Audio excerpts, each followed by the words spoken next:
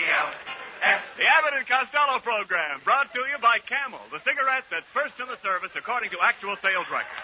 See if your throat and your taste don't make Camel a first with you, too. Find out for yourself. Listen to the happy rhythms of Freddie Rich and his orchestra, the swingy songs of Connie Haynes.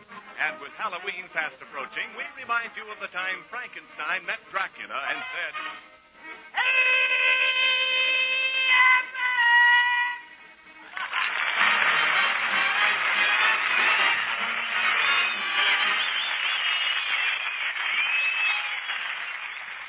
Hey, Costello, where have you been? What? Where have you been? Why are you all dressed up tonight? Oh, Abbott, I just came from my cousin Corporal Hugo Costello's wedding. Oh, so your cousin Hugo finally got married, eh? Yeah. Who did you marry? Who did he marry? Yeah. He married a woman. You dummy, of course he married a woman. Who ever heard of anybody marrying a man? My mother did. Oh, no. Talk sense. Did your cousin Hugo have a military wedding? It must have been. Her father was carrying a gun. Well. Well, I hope Hugo will be very happy. I think he will, Abbott. Marriage is so romantic. So it Just is. think, his ration books, her ration books, Yes. lying side by side on the kitchen table. Yes. That is. Side by side. Side by side. Ration books. That is romantic. Ration books side by side. Yes. That's the biggest hole I'm going to drill right here. All right, wait a minute. No more, I'll guarantee you. Hey, wait a minute. Look. Either you do or you don't. All right, look.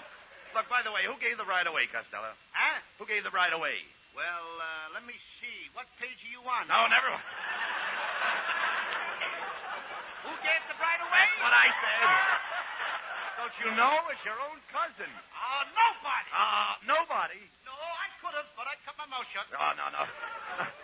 No, Costello. I mean, who led her down the aisle? Nobody let her. She knew the way blindfolded. Look, Costello, somebody had to lead her down the aisle to meet her spouse. To meet her what? To meet her spouse. Hugo is the spouse. Are you lost now? No. No, don't you understand? A spouse. Her spouse. Now, just a minute. Now, I wait a got minute. it. Just a minute. Hugo is her spouse. You can't call Uncle Hugo a spouse. He never touches the stuff. No, I don't. Okay. Then we'll say Hugo was the groom. That's better. He was a groom before he got married, too. Oh, now, wait a minute. How could he be the groom before he got married? He took care of the general's horse. Well, skip it. Okay. Never mind. Look, how did the bride look, Costello? Was she wearing a corsage? Abbott, how can you ask me such a thing? I'm only a young boy. Oh, now, look. I'm only asking you if the bride wore a corsage. No, with her shape, she didn't need one. No. Look, Costello, you saw the bride, didn't you? Sure. Well, what kind of clothes did she wear? Oh, she had a beautiful torso. Torso? Yep. Every bride has to have a torso. No, Costello. You mean trousseau. Did you see her trousseau? He wasn't there. No. Who wasn't there? Robinson Crusoe. No. Listen, Costello. You're talking like a kid. No, I'm not talking that way. Listen, I'll explain it to you. When the bride came into the church, did you notice her train? What train? She drove up in a second-hand Plymouth. No. I'm talking about the train on her dress. Now, with every bridal dress, you get a train. What store is giving those away?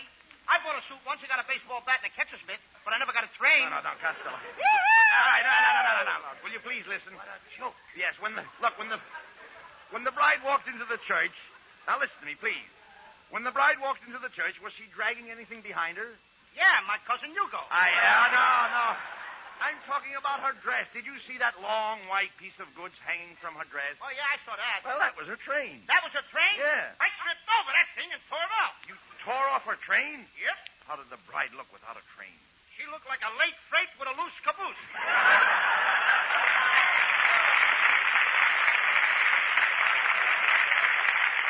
Costello, you're not fit to talk to an idiot. Okay, then I'll have to write you notes. Costello, will you shut up? All right. Shut up. Now, I have a definite reason for wanting to know about this wedding. Now, listen to me, please. I'm still thinking about your $75 that we have in the bank. Yeah. Now, we're going to make that money. Will you listen to me, please? Turn around here. Go ahead. All right, now we're going to Do I take have that to money. look at you? Yes. We're going to take that money and open a matrimonial agency.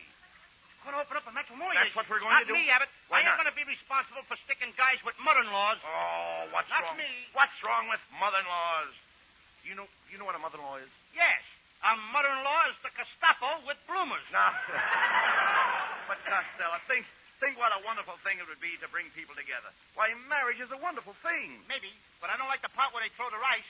They threw rice at my cousin Hugo today, and it's too messy. Oh, come. It's too messy. Rice isn't messy. It is messy when it's mixed with chop suey. Oh, nonsense. Weddings are beautiful. Don't you like the old-fashioned unions? No, they itch me all over. No, cut that out. Please. Your underwear doesn't fit our conversation. My underwear will fit anything. My underwear will fit anything, except me. All right, look. Where am I? I don't know where you're at. Costello, there's no use arguing. I've made up your mind. Well, you always do. Now, look, here. We're going to take your $75 and open a matrimonial agency. Now, look, you know we can make a fortune by uniting people in bonds of matrimony? The bonds of matrimony? Sure. Are they anything like war bonds? No, matrimony has nothing to do with war. That ain't the way I heard it. And besides, Abbott, where are we going to get any customers? A guy has to be making a lot of money nowadays in order to get married. Oh, that's ridiculous. Do you know what I was getting when I was married? Do I know what you was getting when you got married? Yes. No, and I'll bet you didn't either. No, I get out of here.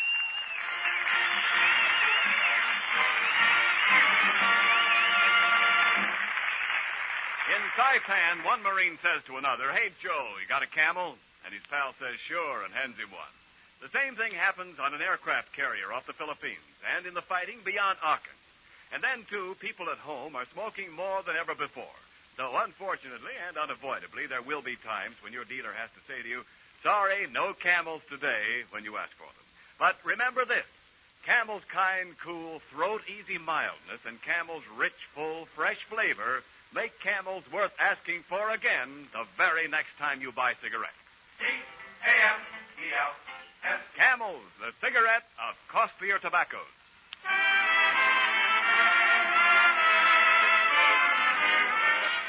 Inspired by Lou Costello's matrimonial venture, Freddie Rich and his musical matchmakers play The Very Thought of You, featuring the trumpet of Paul Giles.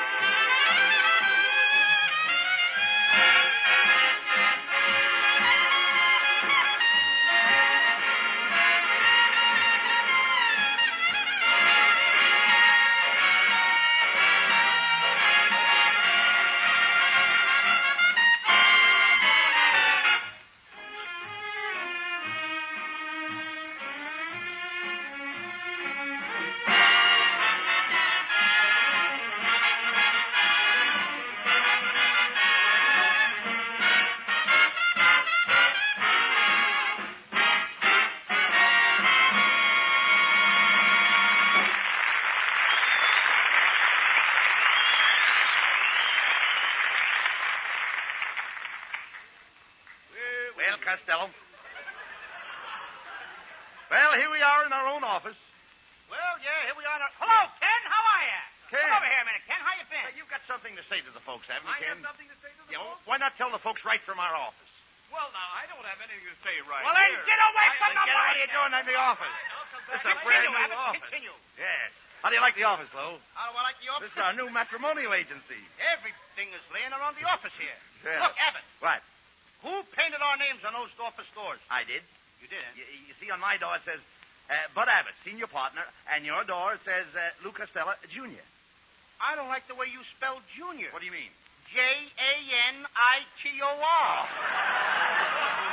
Looks like I'm gonna clean up in this business. Oh, come on, Costello. Answer the phone. It might be a reply to the matrimonial ad that I put in the papers this morning. Hello. Abbott Costello's matrimonial agency.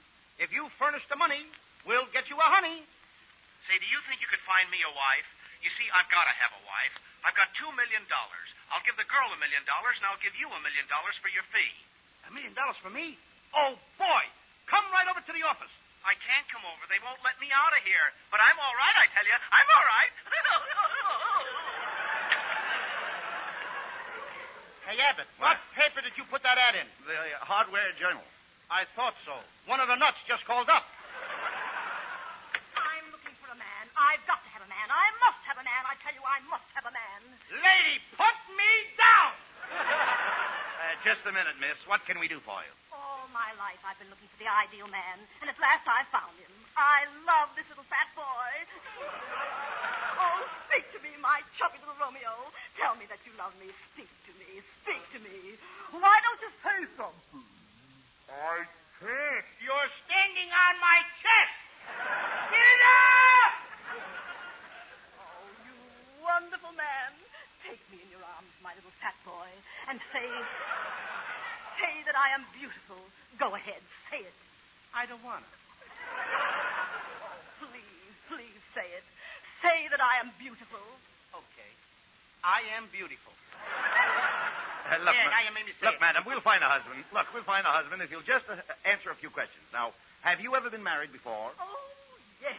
I was happily married for 15 years, but 7 years ago my husband disappeared. I'm afraid the poor man is dead. Costello, just look at this poor woman. Yeah. Her husband is dead. I am looking at her. He isn't dead. He's hiding. Now get her out of here, Abbott.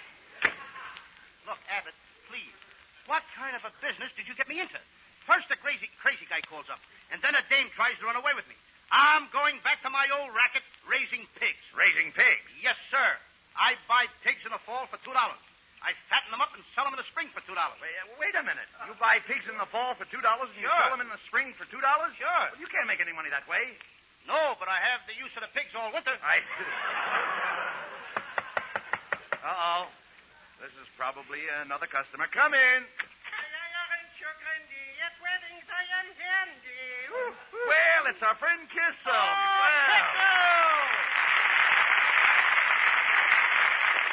Kissel, what brought you here? Well, I heard that you two kiddies were in the matrimonial business, so I left Chicago and I came out here on a Greyhound.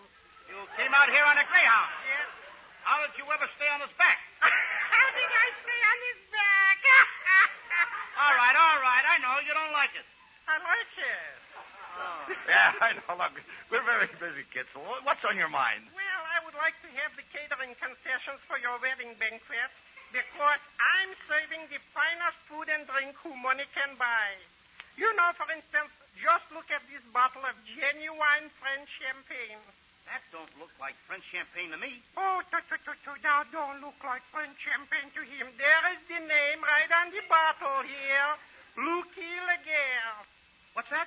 Lucky Laguerre. Lucky Laguerre? Yes. That's Lucky Lager. Lucky Lager. Some foam, huh, kid? Just a minute, Kissel. How much do you charge to put on these wedding banquets? Well, I don't like to disturb you, but I got two prices for banquets here, $5 and $10. For $5, I throw in the dessert. And for $10? Oh, for $10, I carry it in. Gentlemen, I have here a sample of my most delicious dessert. It's called policeman cookies. Policeman cookies? Yeah, cupcakes. I suppose you also make affectionate pie. Affectionate pie? That's where the top crust is stuck on the bottom one. That's my line. Oh, I beg your pardon. Costello, look, will you please cut it out? Kissel is just trying to make an honest living. Yes, that's right, gentlemen, because, you know, I got a very big family to support. Would you believe that right now I got living in my house Uncle Willie and Tilly and a loafer named Billy, Terrence and Clarence, and all my wife's parents, Louie and Fred. They sleep under the bed, Joe and Flo, and on the back porch there's Moo. Not to mention Bert, Merton, that 2-year-old squirt, Annie and Fanny are sleeping with Granny, Mike and 2 tramps are doubling with Gramps, and old Uncle Abe is sleeping with Baby. It's crowded in my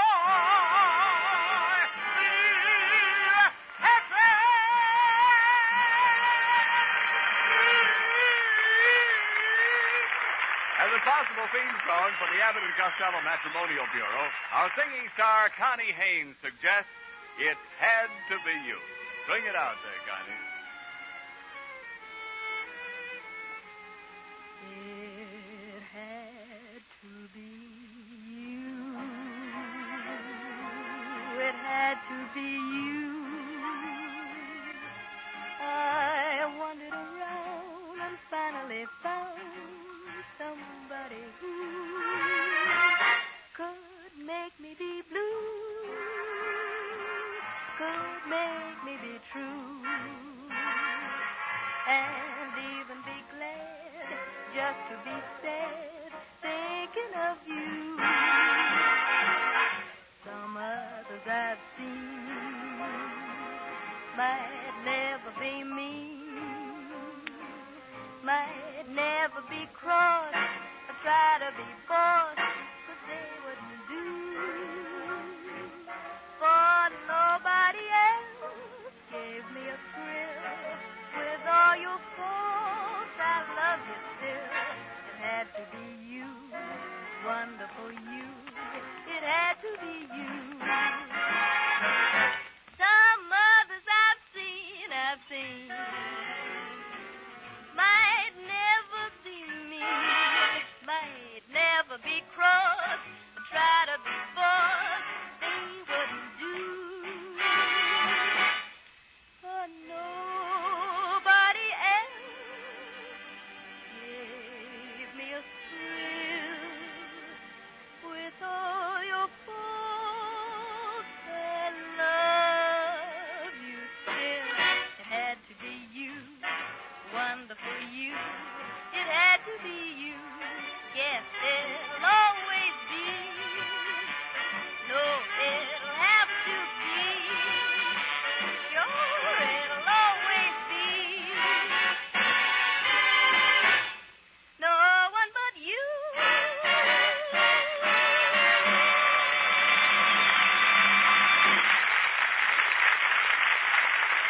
There's a certain young man I wish we had here at the microphone tonight.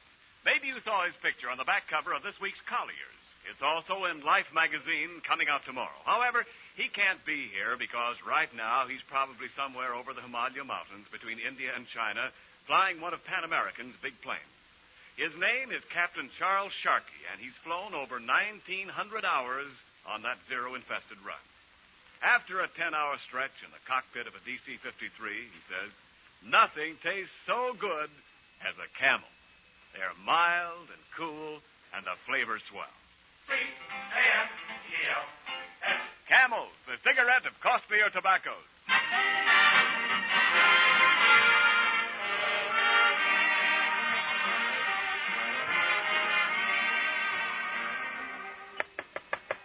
Come in.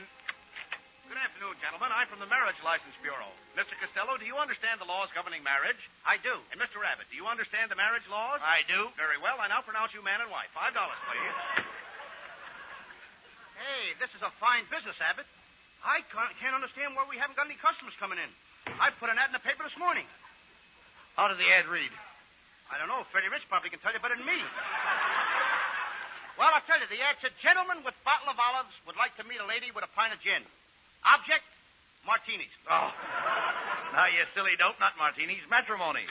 Well, hello, fellas. How's the new matrimonial agency? Well, it's Ken Niles. Yeah, I just dropped over to bring you some business. I have a little niece at home, and she's dying to marry Lou Costello. Oh, why does everybody want to marry me? Sometimes I wish I wasn't so young and beautiful. And All boy, right, look. and charming, Yeah, I know all and that. debonair. Yeah, we know that. And petite. Yeah, that petite, yeah. In French, petite. Petite, all right. In Scotch, petite. Petite, all right, look. In Irish, petite. Well, let it go at that. I Look. ain't got no more. All right, well, let it go. Look, Costello. Niles' idea sounds like a good proposition. Now, has your niece got any money, Ken? Oh, yes. She inherited a very fat dowry from her mother. We don't care about her shape. Has she got any money?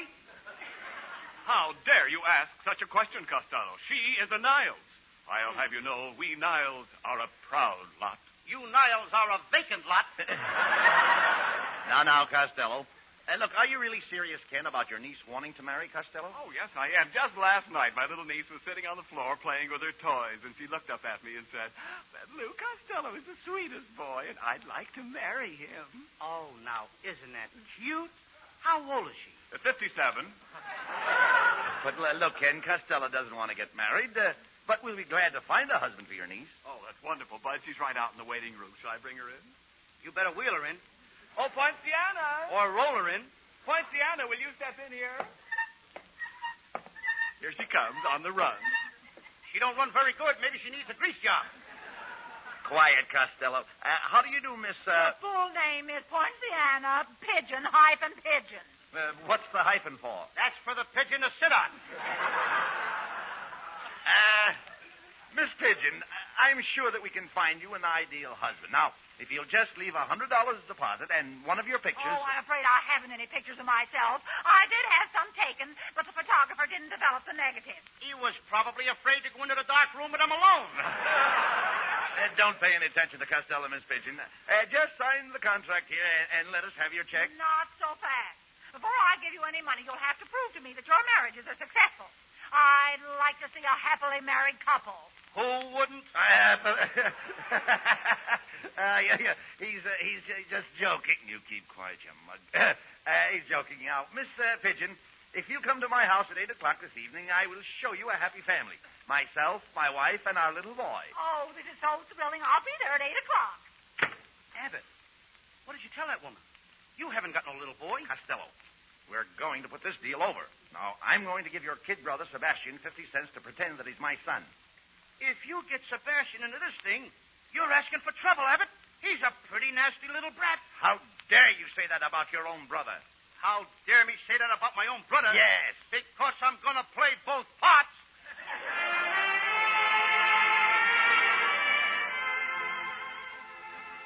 Well, Abbott, I bring my little kid brother Sebastian over to play the part of your son. Yeah, but I ain't gonna do it. Sebastian, you'll do as you are told. Oh, yeah? Yeah. Oh, yeah? Yeah. Oh, yeah? Yeah. High score. Uh-oh. Now, there's Miss Pigeon now. Sebastian, you answer the door, and I'll go in the kitchen and get Mrs. Abbott. Well, good evening, little boy. I'm Miss Pigeon. Hi, Miss Pigeon. Oh, high voice. Hi, Miss Pigeon. Pull up a perch and sit down. Spread your feathers. My, what a quaint little fellow. I just love little boys like you. I wish I had 14 little boys, and I wish every one of them was just like you. You want 14 kids just like me? Yes. Let me smell your breath.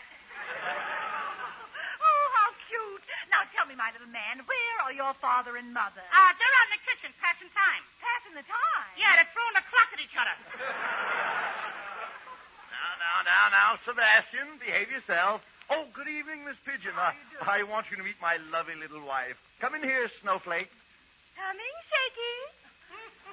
My, what a happy little family. Mrs. Abbott, do you do your own cooking? Oh, yes. I was just out in the kitchen baking some biscuits. Buddy simply loves them. Wouldn't you like to sink your teeth into another one, dear? No, he'd like to get his teeth out of the last one. Oh, dear little Sebastian, he's always joking. I'll kill that kid. Miss Pigeon, won't you stay for dinner? Here, let me take your coat. Oh, no, Snowflake, dear. That coat is too heavy for my itty-bitty you. Let me take it, Snowflake, dear. Oh, Mr. Abbott, you and your wife are such a lovely couple. I decided to let your matrimonial agency get me a husband. If you'll get me the pen and ink, I'll make out the check. I'll get the pen and ink. Oh, no, Snowflake, darling. You get the pen. I'll carry the ink. I don't want you to tire your itty-bitty army. I'll help, too. I'll carry the blotter. We'll be right back. Oh, my, I've never seen such a devoted couple. You're a lucky little boy, Sebastian, to have such a wonderful father and mother. Are they always this kind to each other? Oh, yes. Did you see the lovely upsweep hairdo my mother was wearing? My daddy gave it to her. Oh, now, how could he give her an upsweep hairdo? He hit her on the head with a broom. Oh, you're so quaint. And he's always buying her presents, too, my mother. Only this morning he went downtown and bought her a beautiful present, a nice new shotgun. Does your mother know your daddy bought her a shotgun? it's a surprise. She don't even know she's going to shoot her, and he's going to shoot her. Somebody's going to get shot. A shotgun? Oh, my, he's going to shoot her. Oh, this is terrible. You people are nothing but idiots. I'm getting out of here. What happened, Sebastian? Where's Miss Pigeon? Pigeon just flew to Coop. What did you say to her? I just told her I said... The high voice. Oh, yes. I just told her to get the gag. I told her to gag about the shotgun. Oh, why give me two parts? Come here, Costello. It's about time. It's about time to teach this kid brother of yours a lesson. He just cost us $100. Do you know that? I'll talk to him, Bud. That a boy. Now, Sebastian, I don't know why I have to speak to you all the time. Every time I get a chance to become a big business maggot, you always have to gum up... That's what it says. You always have to gum up the works. I'm sorry, Louie. Anybody would think that the least you could do is to lend a helping hand to your own brother. I'm sorry, Louie. But instead you continually hold up to ridicule and put big blotches on my escutcheon. Don't stand there, Sebastian. Say something.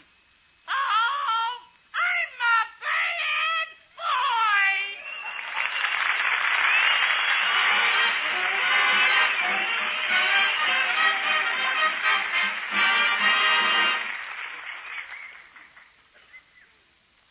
Abbott and Costello will be back with you in just a moment.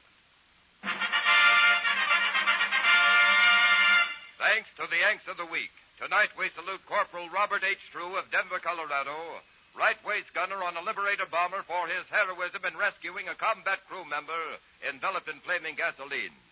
In your honor, Corporal True, the makers of Camels are sending to our fighters overseas 400,000 Camel cigarettes.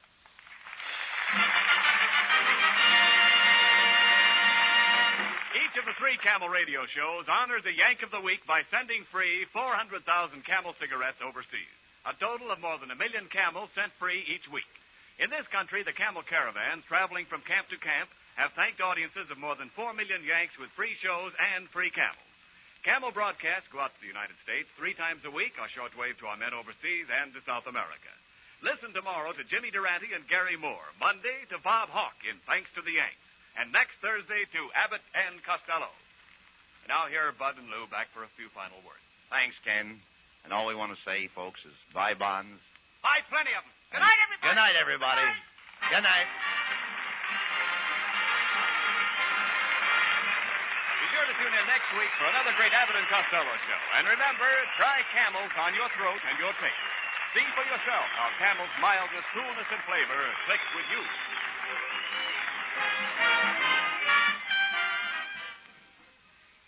Somewhere right now, a man who's had a hard day is sitting in a soft, easy chair, ready to relax as he packs his pipe. He takes a certain famous red package out of his pocket. His nostrils thrill to the rich aroma of fresh tobacco. His fingers notice how firm it packs in his pipe bowl. He lights a match and, what a fragrance. What a flavor, too. Mellow and full-bodied, but mild and so tongue-gentle. Someone near him says, "Say, that smells good. What are you smoking?" And he says, "What I always smoke, Prince Albert." Well, that man is really millions of men all over the map, because more men smoke Prince Albert than any other tobacco in the whole wide world. And price as well as pleasure is one of the reasons, for there are around 50 thrifty pipefuls in one regular 2-ounce package. Start on PA today. The Abbott and Costello show for Camel cigarettes was directed by Dick Mack, and this is Ken Niles wishing you a pleasant good night from Hollywood.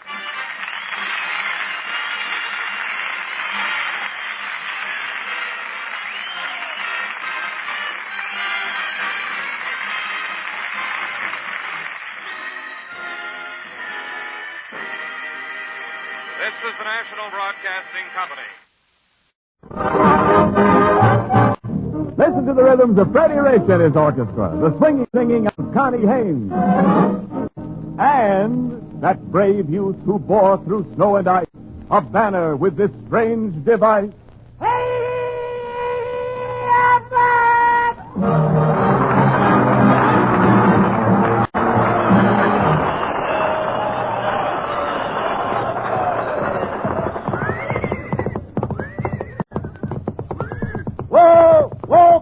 butter. Whoa, peanut butter. Costello, what in the world have you got there? Oh, what do you think it is? It's a horse, isn't it? Tell me it's a horse. What does it look like? A hip-on-pup with a hum-hum and a butt? No. Costello, tell me the truth now.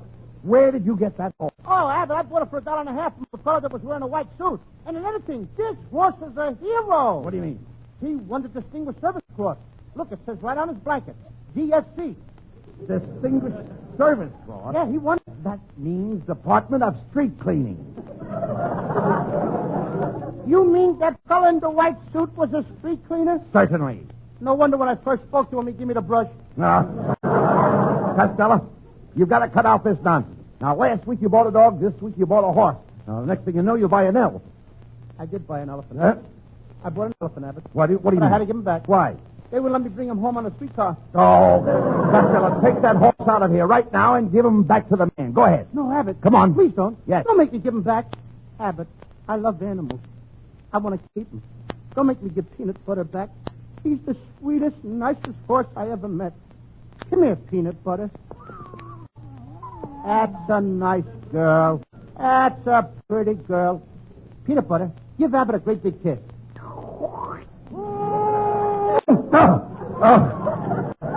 Sure cools you off, don't it? Costello, take that horse outside right now and turn him loose. Wait a minute, Abbott. No, Come on. I can't do that. Peanut Butter is hungry, and I got to feed him. Hey, what does a horse eat? The horse eats his fodder. He eats his fodder. Certainly. Well, that's fine. And what does a horse's fodder eat? He eats his fodder. Well, what do you know? And what does a horse's mother eat? He eats her fodder. What are they, cannibals? Certainly not. Every horse has to eat his fodder. Oh, I see. He eats his fodder, Yeah. and then his father eats his fodder, That's it. and then his mother eats her fodder, and the next thing you know, there won't be no fathers left for Father's Day.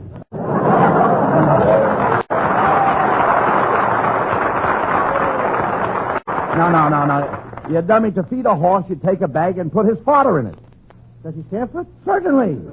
You mean you put his fodder in a bag? That's right. And you hang his fodder on his nose. Now, ain't that a pretty picture? A horse walking around with his fodder hanging on his nose. Well, you talk sense, Costello. Now, if you intend to keep that horse around here, you have to take care of him yourself. You're going to be the horse's groom. I'm going to be the horse's what? His groom. You said you loved the horse, didn't you? Yeah, but I don't have to marry him. Look, Costello, when I say groom, I mean you have to curry the horse. I have to what? Curry. Hurry the horse? That's right. He's big enough to walk himself. Now, look, Abbott. I'm going to take Peanut Butter out to Hollywood Park, and I'm going to enter him in the races. The track is pretty muddy. Do you think he'll be able to race? What is he, a mutter? A what? I said, is he a mutter? How can he be a mother? Ain't a she always a mother? Well, certainly not. Sometimes a he makes a better mutter than a she. What do you know?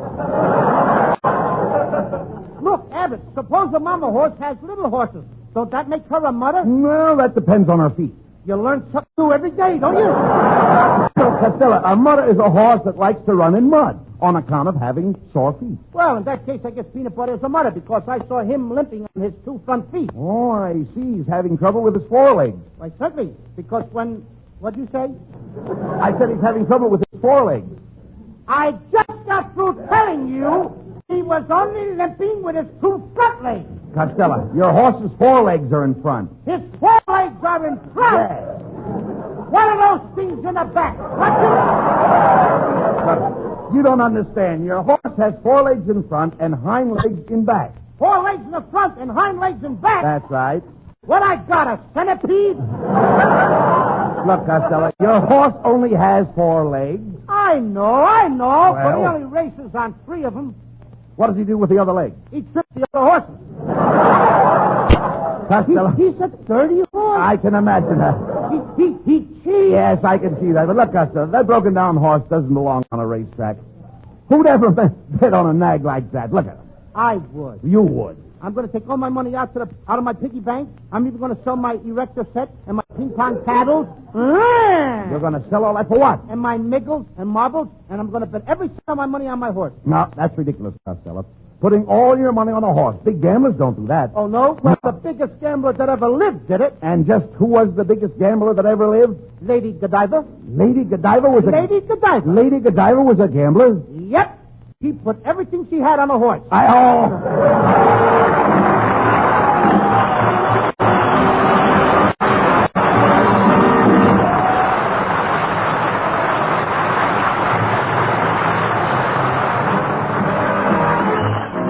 Johnny Haynes sings the season's new hit, Bésame Mucho.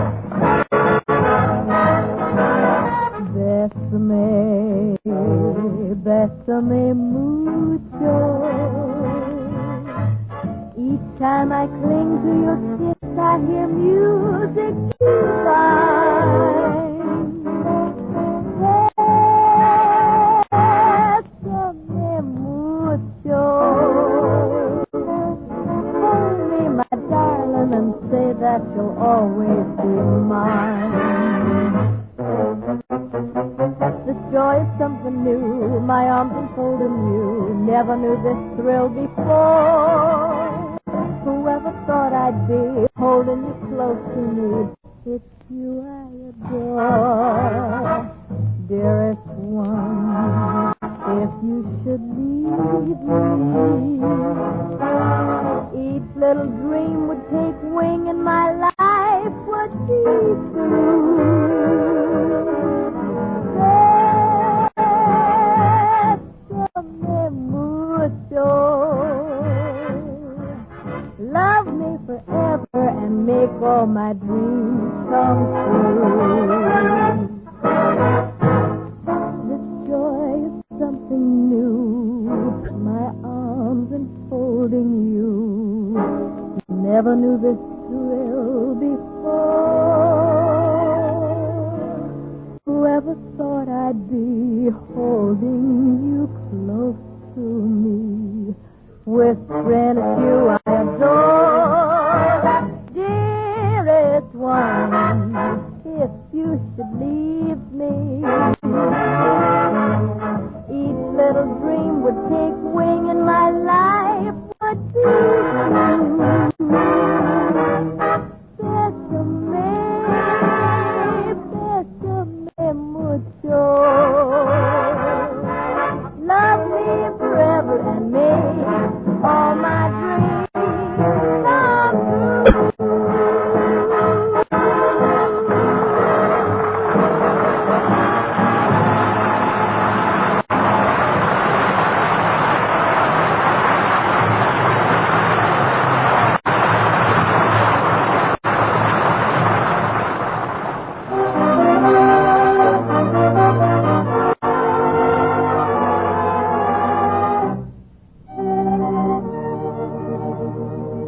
Freddie Rich now in a special treatment of a swell samba hit from Latin America, Tico Tico.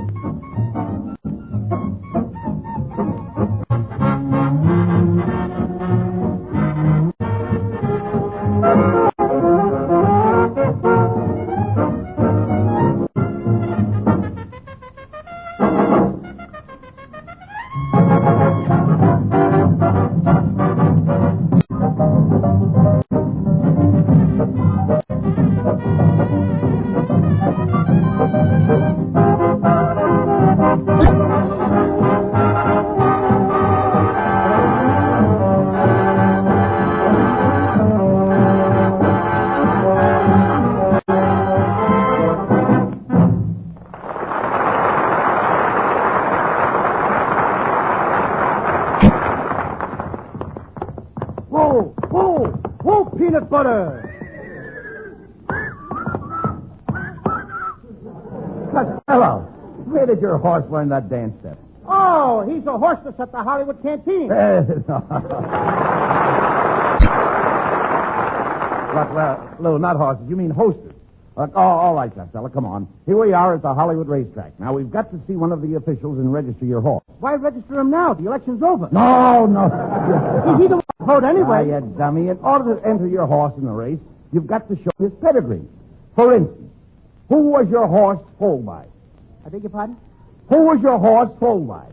He wasn't fooled by anybody. He's a very smart horse, Abbott. No, Costello. My horse is no dummy.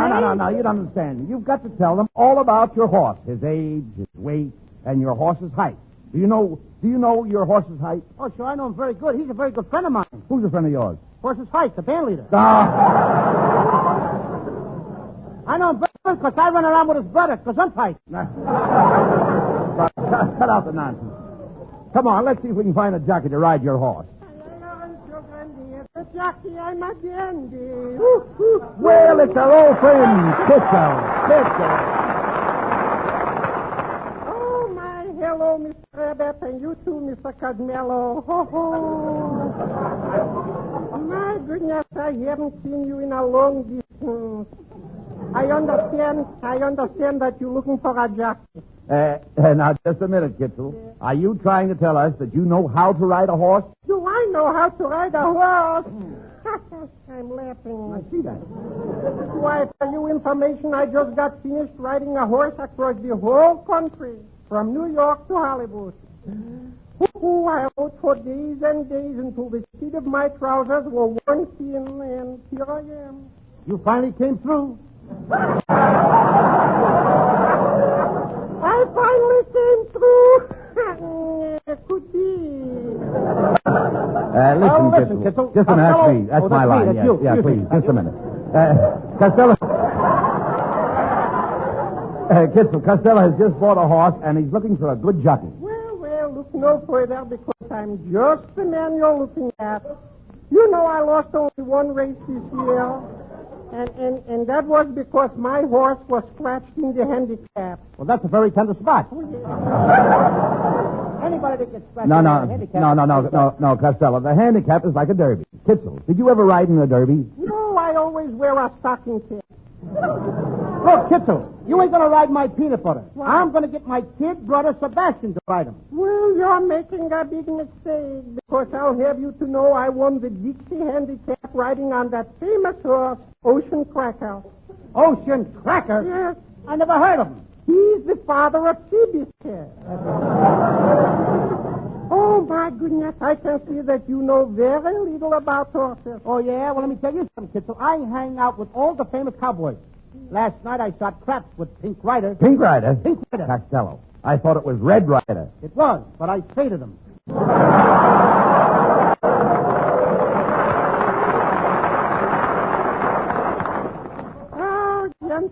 Gentlemen, I can see that you doubt my ability as an equestrian. Yes, I can see it. But I'm going to give you a sample of my fancy riding on my own horse. You see that him over there with the wooden saddle? You ride a horse with a wooden saddle? Oh, certainly. I like a wooden saddle. Watch me jump into it. Ouch! Viva!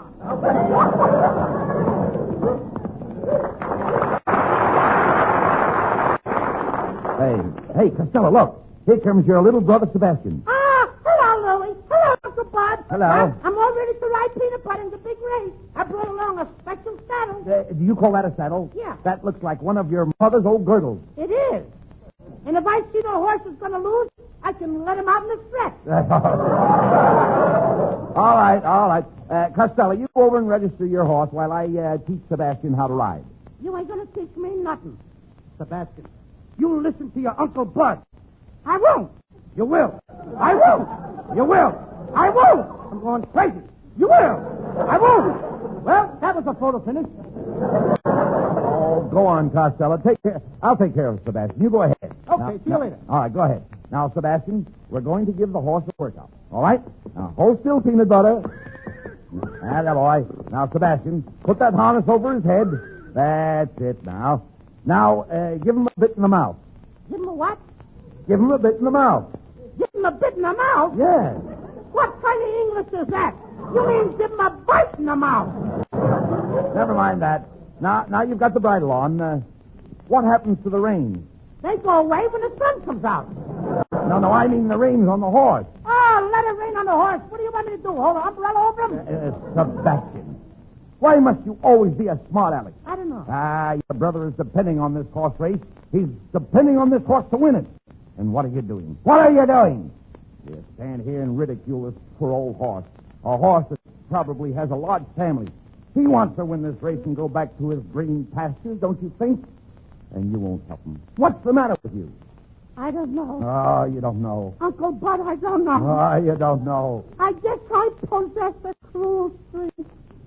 I got a what nature. I have no consideration for dumb animals. I should run the race and let the poor old horse sit in the saddle.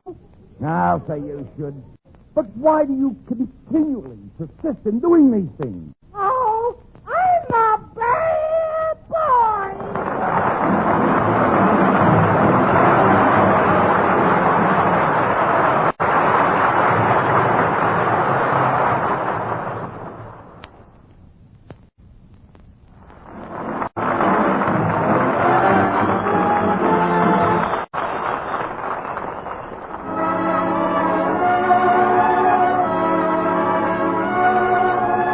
Abbott and Costello are riding their horse out to the Hollywood Park. Let's all take a ride with Connie Haynes on a trolley car. With my high-top collar and my high-top shoes and my hair piled high upon my head, I went to lose a jolly hour upon the trolley and lost my heart instead. With his light brown derby and his bright green tie, he was quite the handsomest of men. I started to yen, so I counted to 10, then I counted to 10 again.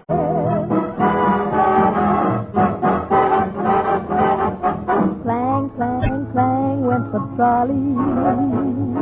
Ding, ding, ding went the bell. Zing, zing, zing went my heartstrings. For the moment I saw him, I fell. Chug, chug, chug went the motor. Bump, bump, bump went the brake. Thump, thump, thump went my heartstrings. When he smiled, I could feel the car shake. He tipped his hat and took a seat. He said he hoped he hadn't stepped upon my feet.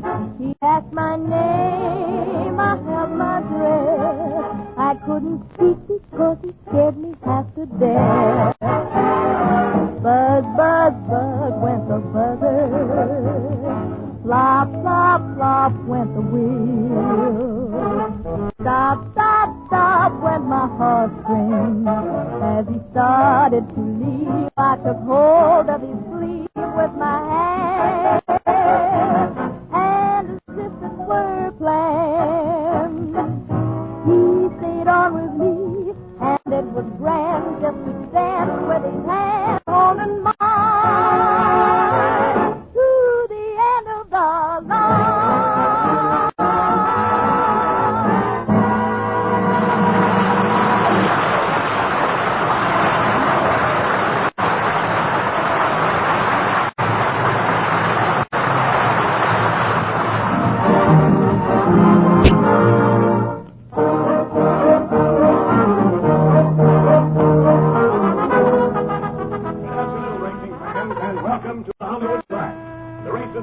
In 15 minutes, and we hope you'll have a wonderful day here at the cleaners. At the racetrack. And above all, ladies and gentlemen, beware of pickpockets. Don't let them get your money. Save it for us. Hey, Abbott! Hey, Abbott, we're in trouble. What do you mean? I just came from the stable. They don't want to let my horse run. They said he wasn't in condition. Who told you that? The That's vegetarian. And not vegetarian, you dope. That's veterinarian. Veterinarian? Yes. That's what my grandfather is. Your father is a horse doctor? No, my grandfather. He's a veterinarian. A veterinarian in the Spanish-American War. Oh, talk sense. What did the doctor say was wrong with your horse? He said he was bugs. He said he had the crickets. He didn't say crickets. Your horse has rickets. Rickets? That's what my father drinks every night. Your father drinks rickets? Yeah, slow gin rickets. Oh. Costello, quiet. Here comes the doctor now. Good afternoon, gentlemen. I am Dr. Nazaro, the racetrack veterinarian. Well, I'm glad to meet you, Doctor. Is it true that Costello's horse can't run this afternoon? Well, I suppose he could run if he had the proper medical treatment. I'll tell you what you do, Costello. Run over to the drugstore and get a tube of sapparies, a little capillaries, and the water for Sailor Mike to take the seat of the horse. Then you buy a hypodermic needle and shoot the medicine in the left artery right above the face. Between the capillaries, you bring all the frost. Don't buy any capsules because that'll be the seed. Then you put in the shoulder forceps right and put it right below the twan. I beg your pardon? I said you put it right below the twan. I could never do that to my horse. You've got it, Costello. Now take your pencil and write this down. Okay. Dear druggist. Yeah. Please give Costello 1 tube of saccharose with little drops of salt and 1 bottle of Cassicipahittin and a jar of Passes salt-free Crucilabrine Hopeless Rivetin. Now, have you got that written down? I got it all but one part. What part did you miss? The part that comes after Dear Druggist. That's because you're not paying any attention, Costello. Yes, I simply told you to get a little bit of a saccharose device that you can rub on the taste. I could tell you to get some hyperface of the hidden secret, but why should I pay this all to me? Louis Revisa Renomatic, and I know what I'm talking about. You and nobody else! Costello, how dare you insult the doctor? I can't understand you. You can't understand me! Listen to him! This is the most outrageous thing I've heard in all my life. I'm a graduate of the Veterinarian College of Francis Straw. You know where Mefford is? Well, it's 7 miles, turn to the rake, over the pass, there's a great big ceremony, and you water it up a steak. I took medicine for 8 years. Yeah, but you forgot to take the spoon out of your mouth. Costello, please. Don't give me any of that. Now, cut that out or the doctor won't treat your horse. That's right, young man. You realize that your horse is suffering from a very severe case of twiggle salt and flint live? Or that it could be worse. You might have Savaries of the mortar, for instance, out before the river. You know that when he's in that condition, why, he's liable to walk out and track and pull the steering. He wouldn't dare. Anything but for the alternative. Never mind, Costello, Doctor. Go ahead and get the horse ready for the race, please. Very well. Where shall I send the bill? Now it's my turn. Bring your bill to room 509 in Baldy-Pong, Jupiter 4 building at the corner of Piccadilly Show. It's right near Circus Big Shakespeare Street. Okay, I'll be there. Where? You said it. What did I say? I mean, hey, Abbott, was that guy real or am I dreaming? I mean, I know it seems silly, but I'm pinching myself. Young man, you're pinching me. I'm not so silly after all. Attention, everybody. The horses are at the post for the first race. Come on, Costello.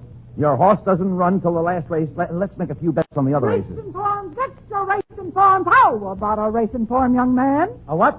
I have the racing form. Well, keep your coat buttoned and nobody will notice it. Costello, this woman is a bookie. She's a bookie. Yeah. Oh, Abbott, What? let's get out of here before her husband comes. I'm afraid of him. You're afraid of her husband? Yeah, everybody's afraid of the bookie man. Oh, quiet, Costello. Let's make a bet. Yes, how about placing a bet with me? What race are you running in? I'd have won the last race of my... Oh, what do you mean? All right, look, come here. Costello. Look, never mind her. The first race is about to start. I'll take your bet, Lou. You're going to take my bet? I'll take your bet. Okay, Abbott, I'll bet $2. Here's the money. They're off. The race is over. You lose. Wait a minute! Wait a minute!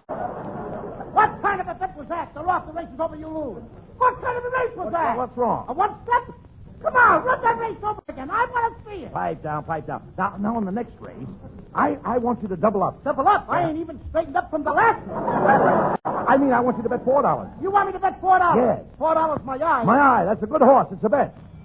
They're off. The race is over. You lose. Will you Wait a minute! Stop squawking.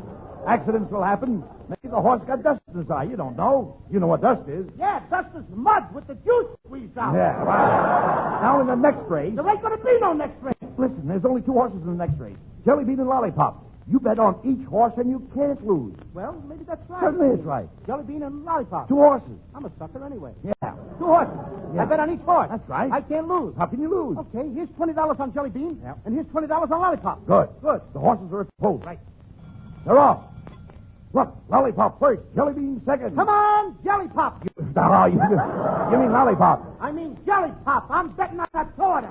Wait a minute. They're rounding the turn. Lollipop first, Jelly Bean second. Come on, somebody. They're in the stretch. Lollipop first, Jelly Bean second. They're under the wire. And the winner, Hershey Bar.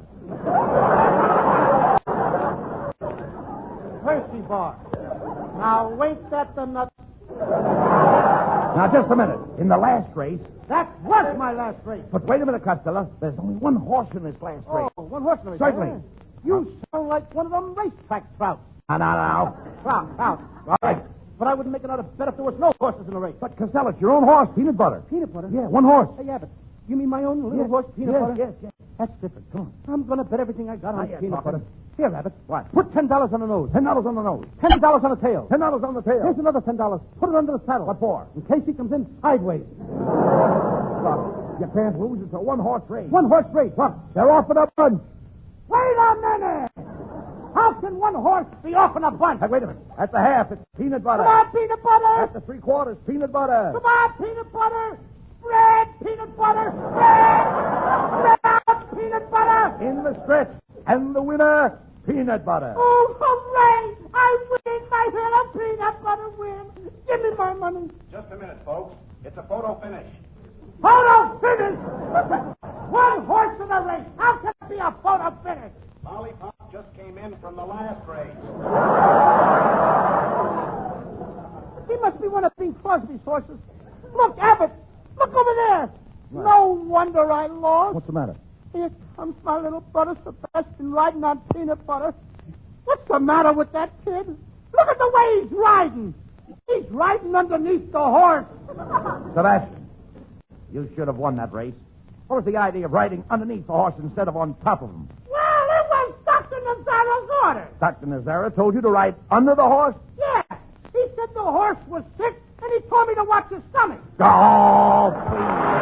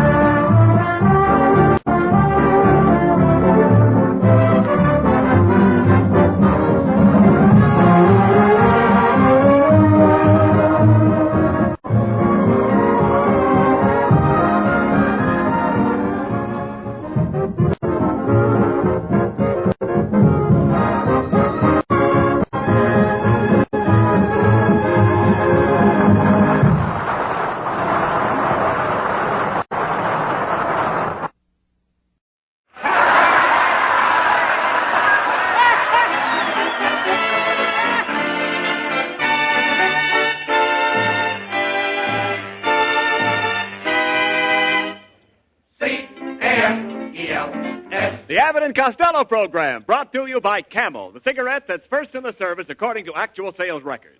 See if your throat and your taste don't make Camel a first with you, too. Find out for yourself. Listen to the great rhythms of Freddie Rich and his orchestra, the swingy singing of Connie Haynes.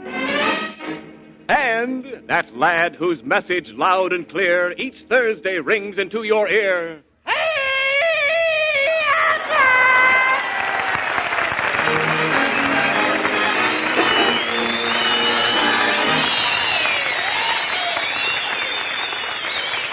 All right, Costello, come here. You're all excited. like me. You're all excited.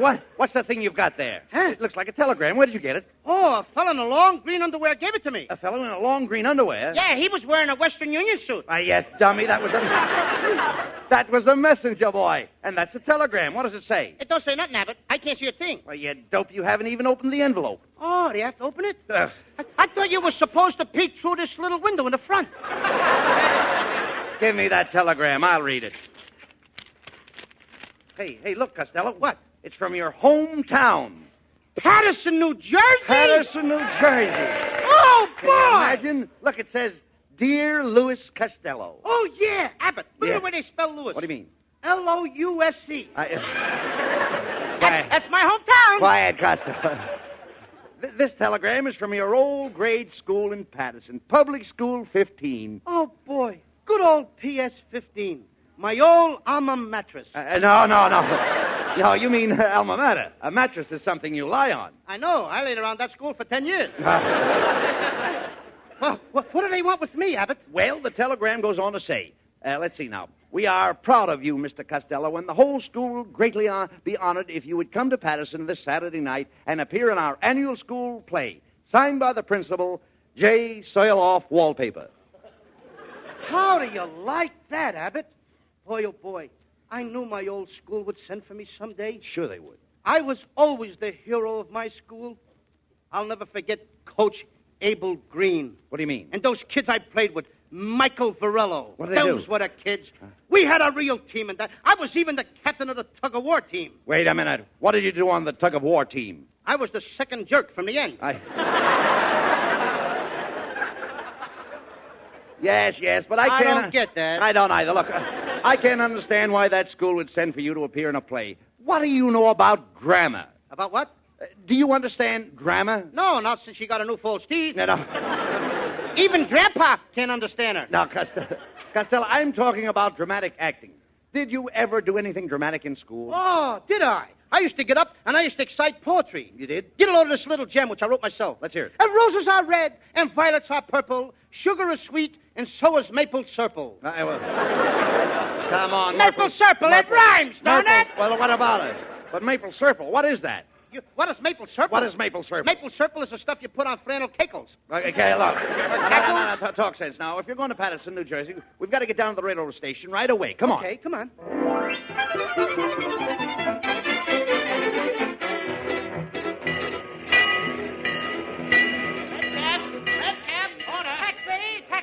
All right now, Costello, let's get our tickets for Patterson.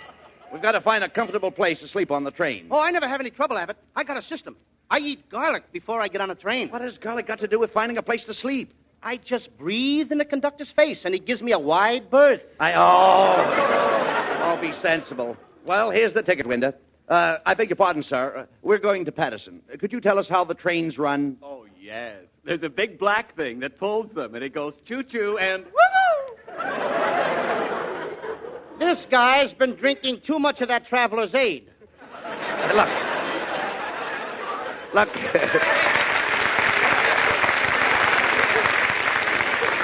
You better let me handle this, Costello. I think I better because I lost my place. All right, never mind that. Look, in order to say, Lou, come here.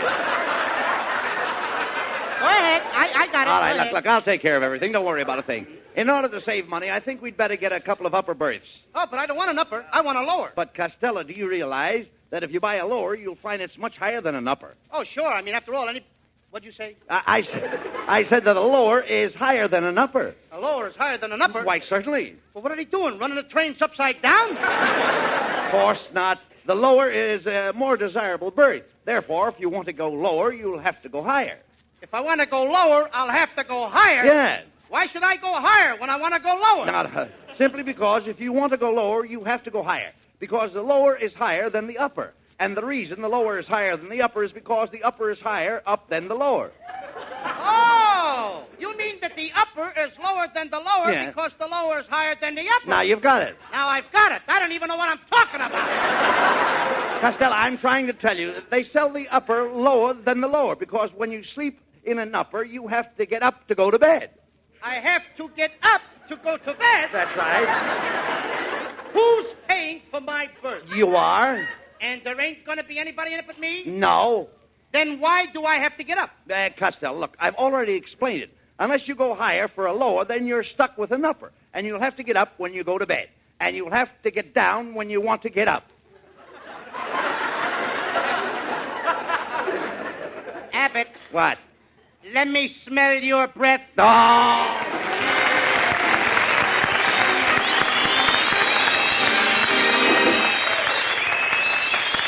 Hey, friends, would you like to do me well, I was just about to say do me a favor, but actually I should say do yourself a favor. Or maybe do your throat and your taste a flavor. Let them judge for themselves which cigarette best agrees with them. Let them answer the question you have so often asked yourself about which cigarette is best for you. Let your throat try Camel's kind, cool mildness. Let your taste sample that rich, full flavor. Because your T-zone, that's T for taste and T for throat, can tell you more about Camels in one puff than I can in 10 programs. C-A-M-E-L-S. Camels, a superb blend of costlier tobaccos.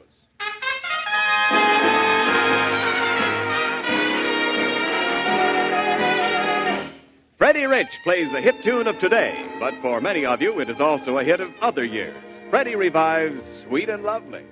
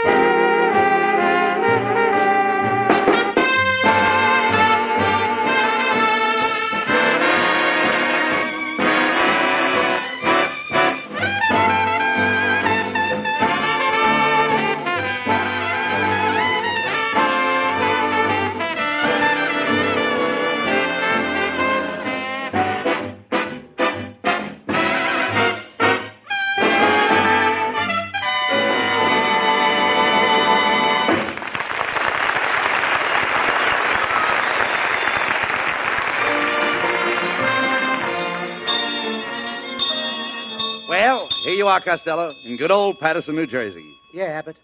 And here's my old school. Do tell. PS 15. As I stand here looking at this old building, I think of the happy days I spent here as a boy. How long did you go to school, Costello? You mean counting kindergarten? Yes. 1 year. Well, come on, let's find the principal's office and see what time we start rehearsing for the school play tonight. Hey, what do you mean? What time we start rehearsing? Not we. Me. This is my old school, not yours, Abbott. What do you mean? I'm going to do this play all by myself. I don't need your help. Oh, how can you say that, Costello?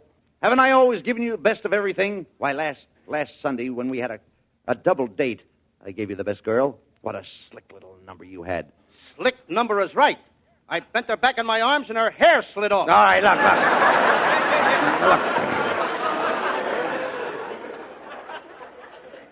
Just cut that out, Costello. Wait a minute. I think this is the principal's office right here. No, not that room. What do you mean? No, that room is where they have the art class. What do you mean? That's where I learned to draw, Abbott. You did? I was a wonderful drawer. My kid brother Sebastian is in there now. He's studying to be a drawer, too. Well, that'll be nice. Just think of it. The Costello brothers. A pair of drawers. Look, never mind that. Where is the principal's office? Oh, I don't quite remember, Abbott. But look. Here's my old first grades room. First grade room? Yeah. Eh? Well, why don't you go in and say hello to your old teacher? Oh, I don't think Miss Sashwaite would remember me. I wonder if she's as fat as she used to be. Why, was she very fat? Fat. Every time she turned around, she used to erase the back blackboard. Yeah. I said it! All right. Well, go ahead. Open the door and see if she remembers you after all these years. Okay. Boy, will she be surprised to see me. Miss Sashwaite! Miss Sashwaite! Yes? Don't you remember me? I'm Lou Costello. Oh, and where were you all day yesterday? Yesterday? I haven't been here for 15 years. If you're absent one more day, you'll have to bring a note from your mother. Just a minute, Miss Sashwaite. I'm Lou Costello. Don't you remember how 15 years ago I always used to pester you by raising my hand? Yes? Well? You can go now.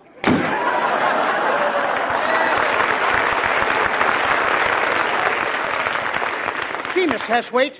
Gee, she's changed. I remember when she used to keep me after school to spank her erasers. All right, look. Come on, Costello. Here's the principal's office right over here. And you'd better let me talk to him. He's a very brilliant man. Go ahead. How do you do, sir? Are you Professor Wallpaper, the principal? Yeah. Oh, you can always tell a Harvard man. Professor, I understand you want Costello to appear in your school play tonight. Yeah, just a minute. I got the telephone tangled in my yo-yo. Now, if you fellas are looking for the rehearsal of the play, it's right in the next room. Oh, all right. Come on, Costello. Oh, I love you, Millicent, my darling. I love you too, Rodney. Kiss me, my sweet. Oh. Hey, you two, cut it out. Shh, wait a minute. Don't stop them, Costello. That's wonderful acting. They're not acting. That's the janitor and the fourth grade teacher. Oh, this is ridiculous.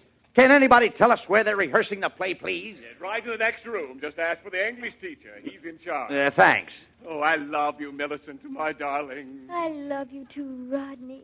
Kiss me, my sweet. Hey, Abbott, What? they've been doing that for 15 years. Why don't they get together? Well, she won't marry him when he's drunk, and he won't marry her when he's sober.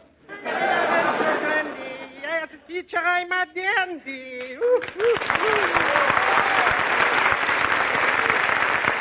Kitzel, don't tell me that you're teaching in this school, too. Yeah, could be, yes. You know, I'm devoting my whole life to teaching the little kiddies how to speak perfectly the King's English.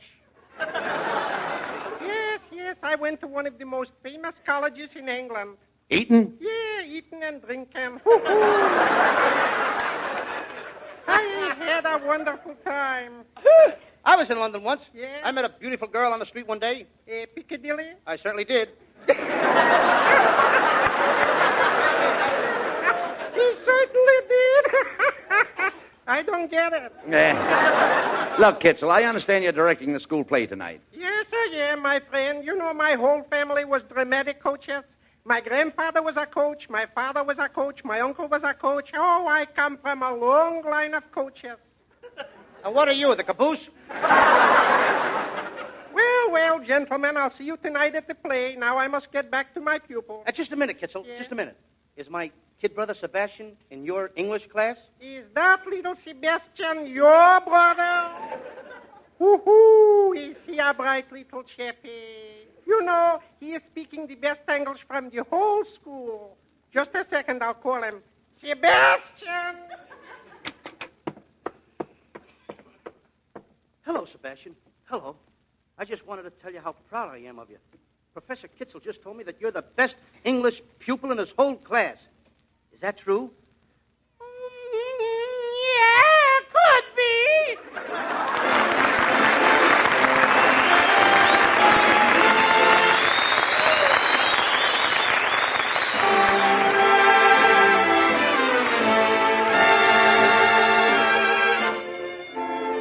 Lovely Connie Haynes and a lovely song together.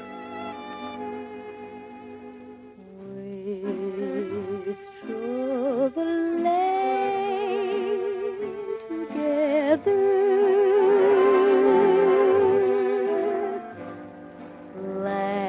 Laughed at the rain together.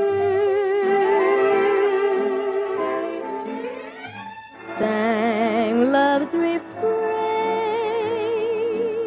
together. And we both pretend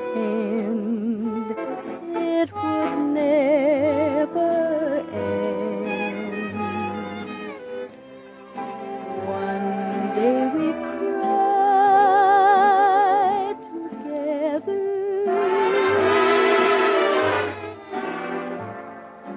Cast love aside together. You're gone from me, but in my memory always will be together. You're gone from me, but in my memory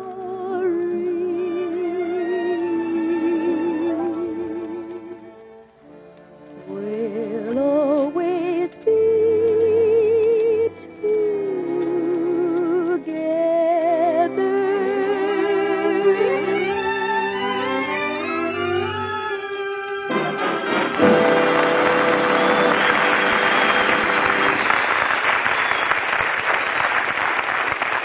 You know, radio sure is a wonderful triumph of modern science, but as yet we haven't found out how to broadcast the flavor of a cigarette over a microphone. Only your own taste can tell you which cigarette you like best, and only your own throat can tell you which cigarette likes you best. So why not give your T-zone, that's T for throat and T for taste, a chance to judge the cigarette it likes best? Give your taste a chance to try the rich, full flavor of Camel's blend of costlier tobaccos. Give your throat the chance to try Camel's kind, cool mildness. Like millions of smokers, you too may find that your cigarette is C-A-M-E-L-S. Camels. Let them tell their own story to your own T-zone today.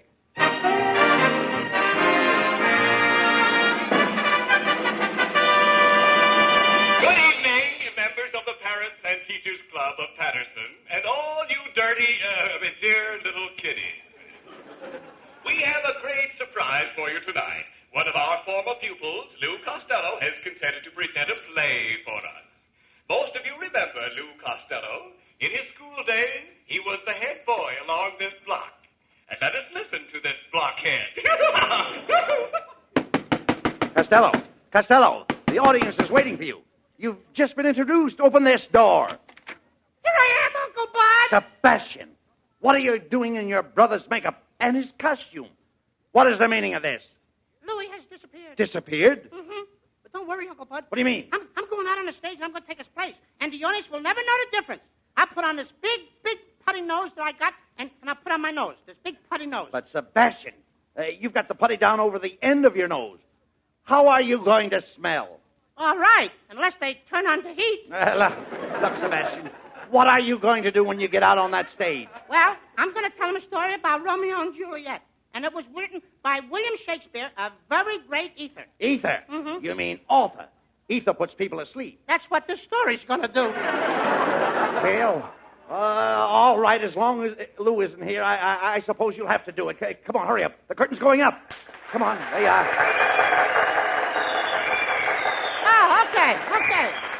Okay, thank you. Good evening, ladies and gentlemen. I'm about to tell you the story of Romeo and Juliet. Now, I don't want any interruptions from you, Uncle Abbott. Go ahead, let's My hear the big story. brother told me how you interrupt him. Well, go ahead. But don't interrupt me. Tell that story. Don't give me that. Go Just ahead, don't go interrupt ahead, me, go that's ahead. all. I lost my place like my big brother. Now, I'm not kidding. Once upon a time, there was a fella named Romeo. Romeo? What did this Romeo look like? I got out of that one. Well, all right, what did he look like? Huh? What did he look like? Well, he was about... How do I know what he looked like? I never met the guy. Then why do you tell stories about people you don't even know?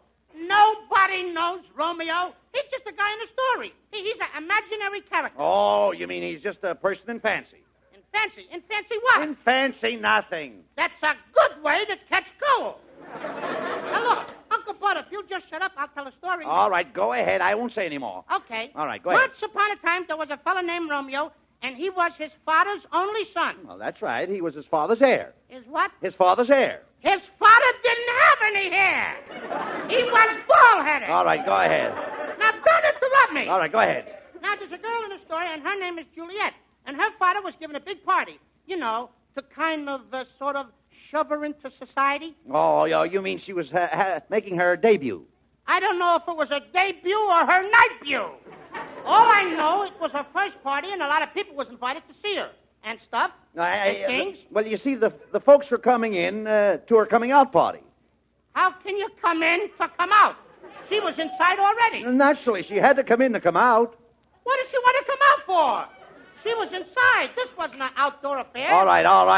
This was inside. I know that. You told me that. All right. Well, if people are going to come in to come out, there's no use of going out to come in. All right. Why don't they stay home? Look, Sebastian, you don't understand. Why don't you stay home? Look, you don't understand, I should Sebastian. stay home Now, with listen, you. please. You want me to tell your big brother on you? Anybody got lozenges? Listen, please. Look, the party brings her out.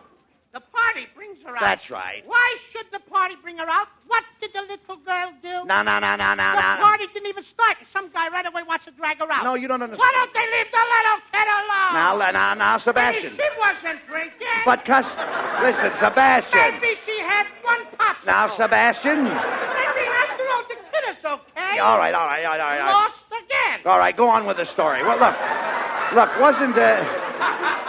wasn't Romeo invited to this party? Talk longer. Look, wasn't Romeo invited to this party is what I want to know, wasn't he? Oh, sure. Sure. No, you see, Juliet's father... Thank you, Mr. Bernard. Juliet's father... I need him. Now, come on, Sebastian. Juliet's father didn't like Romeo, Yeah. so he had to put on a mask, and he borrowed another guy's clothes, and he went away. Oh, Romeo went in disguise. Yeah, in this guy's clothes. I see. All right, I see. You see, Uncle Bud, Romeo and Juliet's fathers was enemies, and they was fighting for 15 years. They didn't like each other. Yeah. Which family brought on the feud? They both brought on the feud, but Romeo wouldn't need it. He was lovesick. He kept getting thin and pale. Oh, I see. He looked wan. Oh, yeah. What did you say? I said, he looked wan. Don't you know what wan is? Yeah, 1 is the number before 2. No. 1, 2, a button myself. No. Wan means peaked. Romeo was peaked. Oh, sure. He was peeked through the keyhole at Juliet. Now, Sebastian. Well, if I was there, I'd have peeked at her myself. Sebastian, will you please go on with the play? Well, anyway, every night Juliet used to sit on the balcony. Why did she sit in the balcony? Because she couldn't afford a seat in the orchestra. Sure. All right. And she liked to sit in the balcony. All right, now, don't Up argue. there she could smoke. Oh, yeah, I understand. Put her feet on the rail. Yes, go on, go ahead. So far, so good. Go ahead. One night, I hope I can hold out. All One right. night, Juliet dropped her handkerchief, and Romeo picked it up and handed it to her. And what did Juliet do when Romeo handed her the handkerchief? As she'd done like anybody else. What? Just what? Well, you know what I Wait, mean. do you know the story, don't you? Oh, yes, Well, what did Juliet do when Romeo handed her the handkerchief? You know, like they always... What did she do? She wiped her nose. All right, now. Gee, did you have to make me say that? Well, all right, never mind. I mean, it's your line. All right, Go ahead. look, Sebastian, as I remember the story, Romeo had a rival, and they fought a duel with lances. Now, what I can't understand is why did the other fellow kick Romeo when Romeo dropped his lance?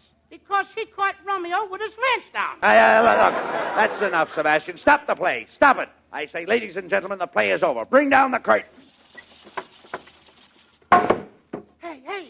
Hey, what's the idea of stopping the play, Uncle Bud? Sebastian, you ought to be ashamed of yourself.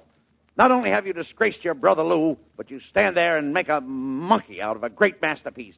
You ridicule Romeo and Juliet, the greatest love story of all time, and you deliberately insult the name of William Shakespeare. Why do you do these wicked things? Oh, I'm a bad boy. Yeah, I'll say you're a bad boy. Oh, I'm the kind of kid my mother won't let me associate with. You certainly are. Now, come here. Now, where is your brother Lou? I think he might be in the 4th grade classroom, Uncle Bud. What makes you think that? Because I locked him in there before the show. Sebastian, unlock that door and let your brother out. He's probably in there crying his eyes out because he missed the play. Go on, open that door. Okay, Uncle Bud. Go ahead. I love you, Millicent, my darling. I love you too, Costello. Kiss me, my sweet. Costello, what are you doing making love with a 4th grade teacher? You know she's the janitor's girl. You're telling me, Abbott, and I'm the new janitor. But you missed the whole play. Oh, don't worry, Abbott.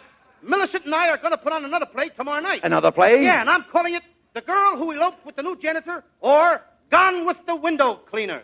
I love you, Costello, my sweet. I love you too, Millicent, my sweet. Oh, he's a bad boy!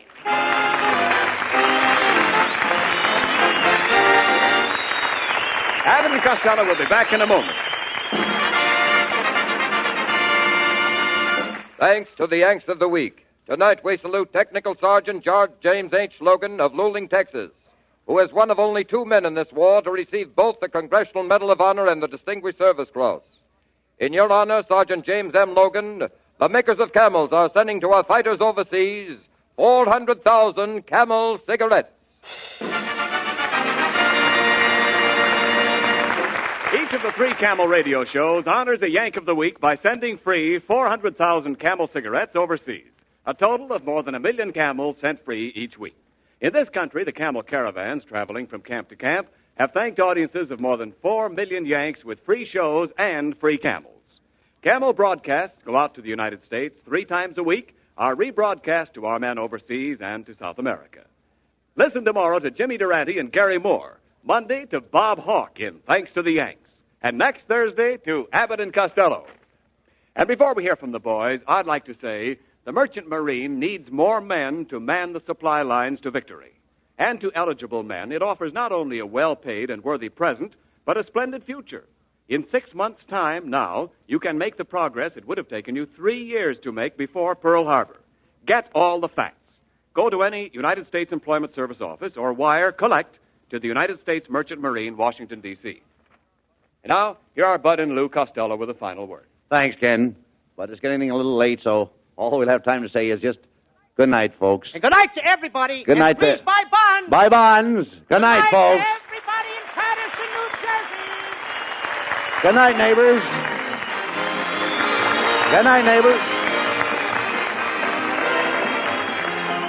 Be sure to tune in next week for another great Abbott and Costello show. And remember, try Camels on your throat and your taste. See for yourself how Camel's mildness, coolness, and flavor click with you.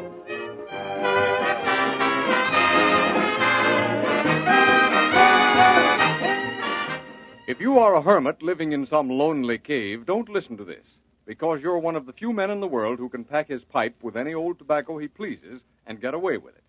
But if you want your pipe to make a hit with people around you as well as yourself, then load up with Prince Albert. That wonderful fragrance, that aged-in-the-wood aroma, gives your pipe real pipe appeal to other folks as well as yourself. Besides that fragrance, Prince Albert has a rich, full-bodied, yet mild flavor. It's no-bite treated for tongue gentleness. It's crimp-cut to pack, draw, and burn perfectly. And what a bargain. Just about 50 pipefuls in one regular 2-ounce package. More pipes smoke Prince Albert than any other tobacco in the world.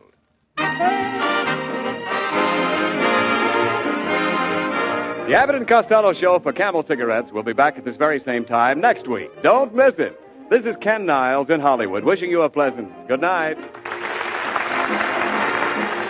This is the National Broadcasting Company.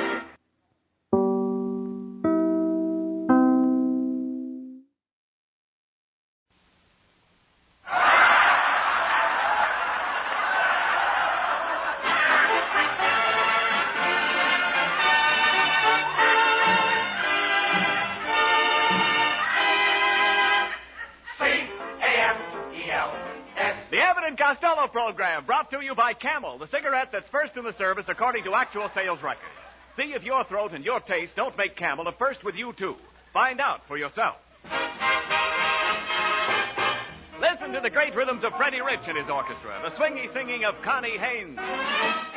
And And that great lover of the screen who softly whispers in the ladies' ears.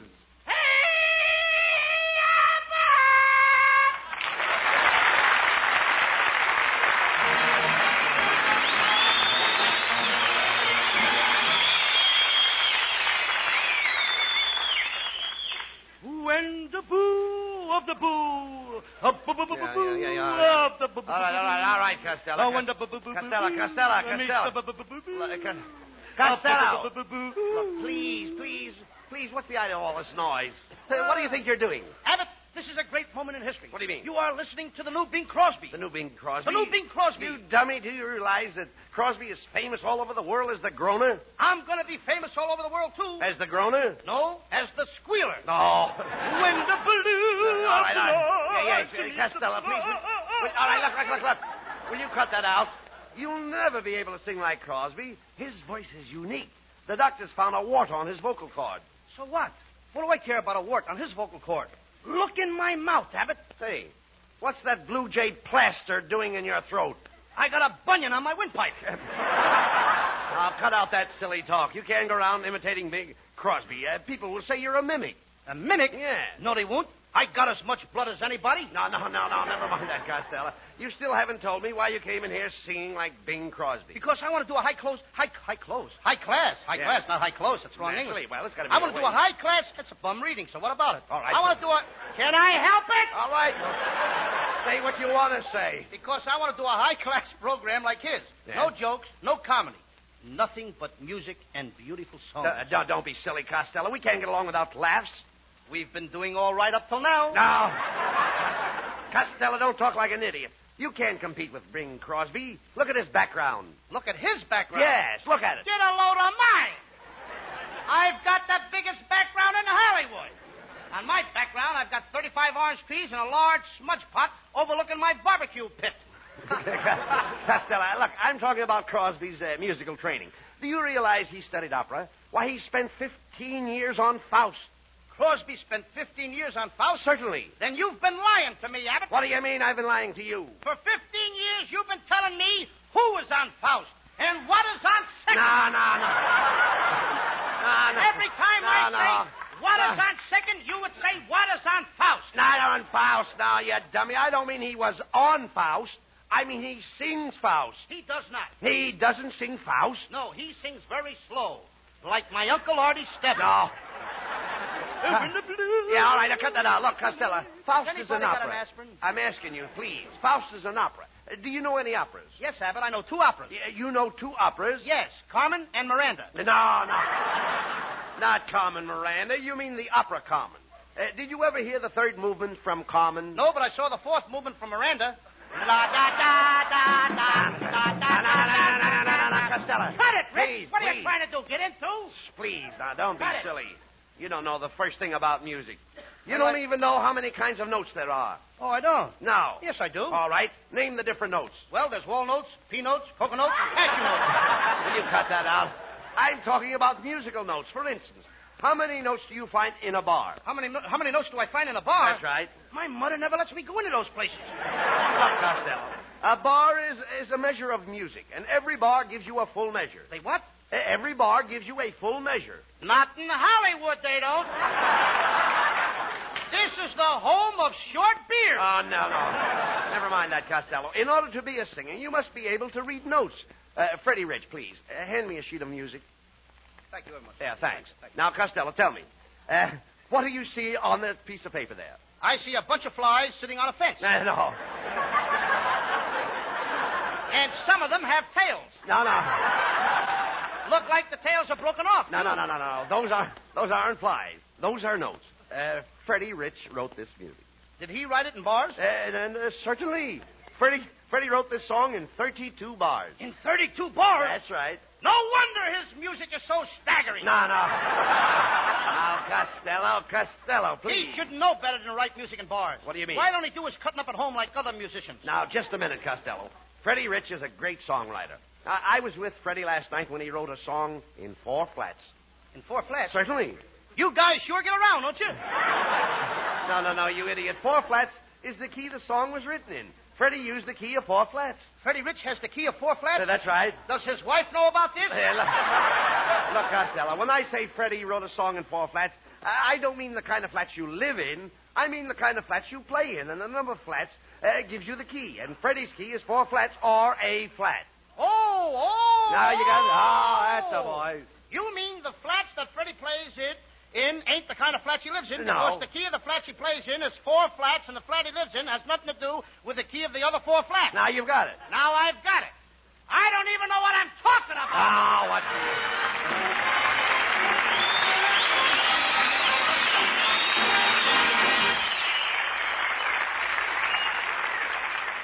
Later on in the program, we'll have our usual salute to the Yank of the Week. But tonight and right now, here's an extra salute to another courageous Yank. His name is Gilbert Bundy, a brilliant artist who has been serving as war correspondent in the Pacific. Take a look at the back cover of Life magazine coming out tomorrow, and you'll see his photograph and many of the on-the-spot sketches he did with the Navy and Marines. You'll also see some interesting things he has to say about Camel cigarettes. Quote, "There are moments when having a cigarette seems like the most important thing in the world. And Camel is the cigarette that rates. Maybe it's the flavor. Maybe it's because it's easy on my throat. But whatever it is, Camel's got it. And you can quote me." Unquote. Well, folks, your T-zone, T for throat and T for taste, will tell you that, too. C-A-M-E-L-S. Camels. Try them on your T-zone today.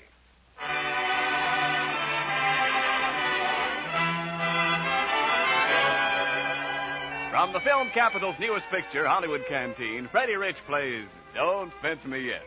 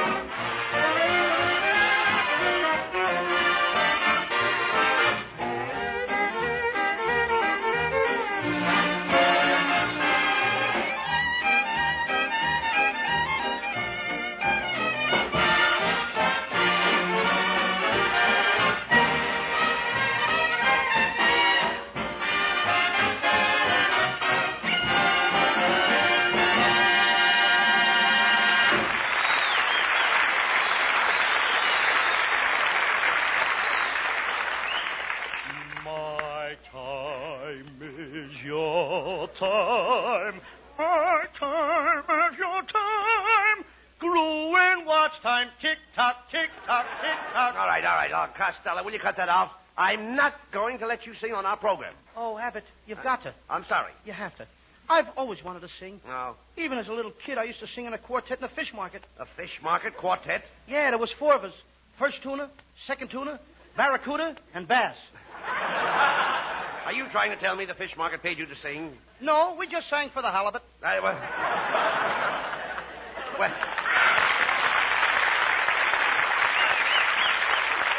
Well, you can't sing on this program.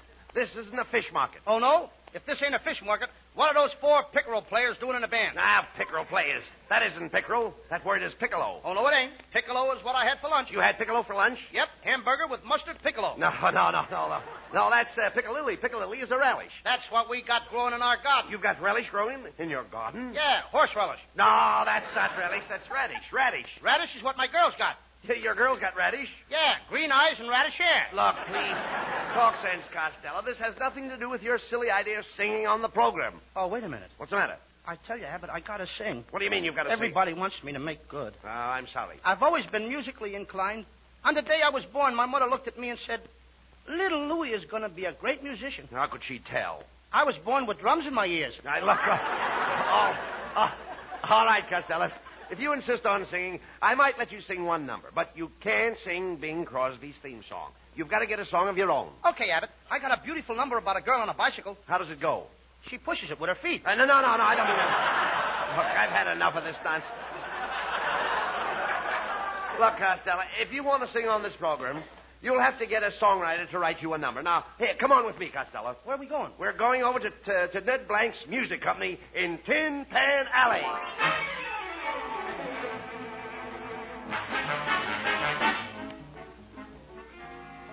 Well, here we are, Costello.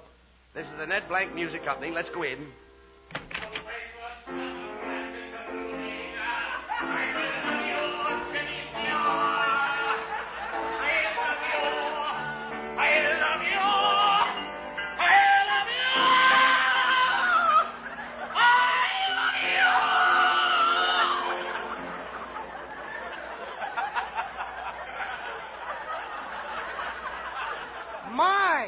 Music is a beautiful thing. Yes, Costello. This is Tin Pan Alley, where all beautiful songs like that are written. Gee, Abbott, I wish I'd have brought along a needle and a thread. A needle and thread? What for? To give to that poor girl that's always dancing with a hole in her stocking. Oh, be quiet. Look, we've got to find the head songwriter. Pardon me, sir. Are you the manager? No, I'm the janitor. Just call me. Ireland must be heaven because my mother came from Der Buchowski. Speak to the secretary over there. Okay. Pardon me, Miss. Just call me. I, of course, replied. Smoke gets in your eyes. Honeysuckle Rose. And who are you, young man? Well, you can just call me. Praise the Lord and pass the ammunition. Lula's back in town. Come down and get you in a taxi, honey. Costello.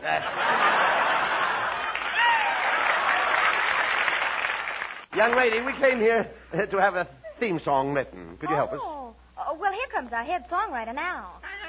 At writing songs, I'm handy. Woo, woo, woo. Kitzel, don't tell me you're a songwriter. Could be. You know I'm the greatest musician in Tin Pan Alley, and I can play any instrument. You play any instrument? Yeah. Have you a fife? Yes, and a couple of keys. No. A fife is a long, skinny thing. Yeah, that's my Sarah. No. Hey, Abbott, why should we listen to this guy? I can play any instrument, too, you know. My favorite instrument is the flit. The flit? Mm-hmm. You mean flute. Flit is a spray. That's me. When I play, I spray. And he plays his sprays. Yeah? I don't like it. Look, Kitzel. Costello's looking for an original song to sing on the program. An original? You a fortunate fellow. I just wrote a song about a lady prize fighter. You wrote a song about a lady prize fighter? Yes, sure. Ponciene. Ponciene. Yeah, but this guy's a phony. No. Yes, you are. Before I give you a nickel, I'm going to sing my own song. It's the most beautiful ballad that was ever written. Oh, Pish Pash, don't tell me that you wrote a ballad. Did I write a ballad? What a song I wrote. It's a song of mystery. What do you call your song? I call it Ah, Sweet Mystery of. Ah, Sweet Mystery of? Of what? That's the mystery. Oh, what kind of...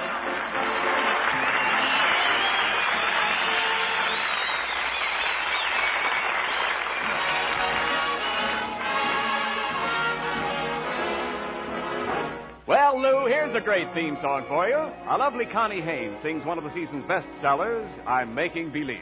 I'm making believe that you're in my arms, though I know you're so far away. Making believe I'm talking to you. Wish you could hear what I say. And here in the gloom of my lonely room, we're dancing like we used to do. Making believe is just another way of dreaming.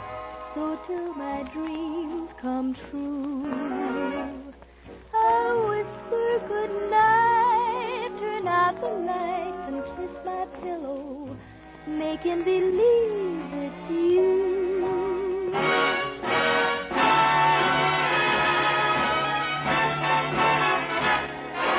Making believe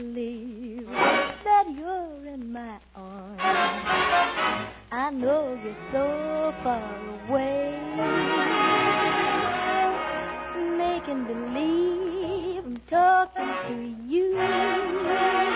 Wish you could hear what I say. And here in the gloom of my lonely room, we're dancing like we used to do. Making believe it's just another way of dreaming. So till my dreams come true, I'll whisper good night, turn out the light and kiss my pillow. Making believe it's you. Nobody else but you.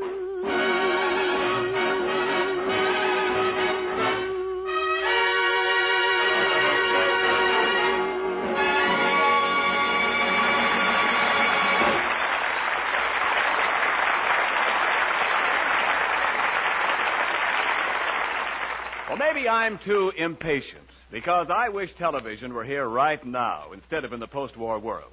But you can't blame me for my impatience. I'd like to be showing you right now a diagrammatic drawing of the human throat, that wonderful, intricate instrument. Then you'd see for yourself why it deserves such care and attention, like the proper choice of a cigarette, for example.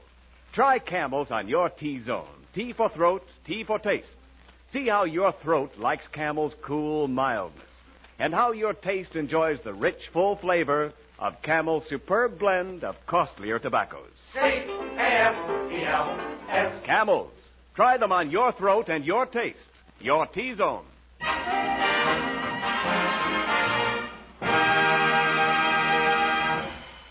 right, Abbott. Get everybody off the stage. Clear the joint out. Wait a minute. Just a minute, Costello. Please don't interrupt me, Abbott. What do you mean? Tonight, ladies and gentlemen, I wish to present my first musical program, starring Lou Costello, better known as the Squealer. I will sing... No, that's not all anything but that I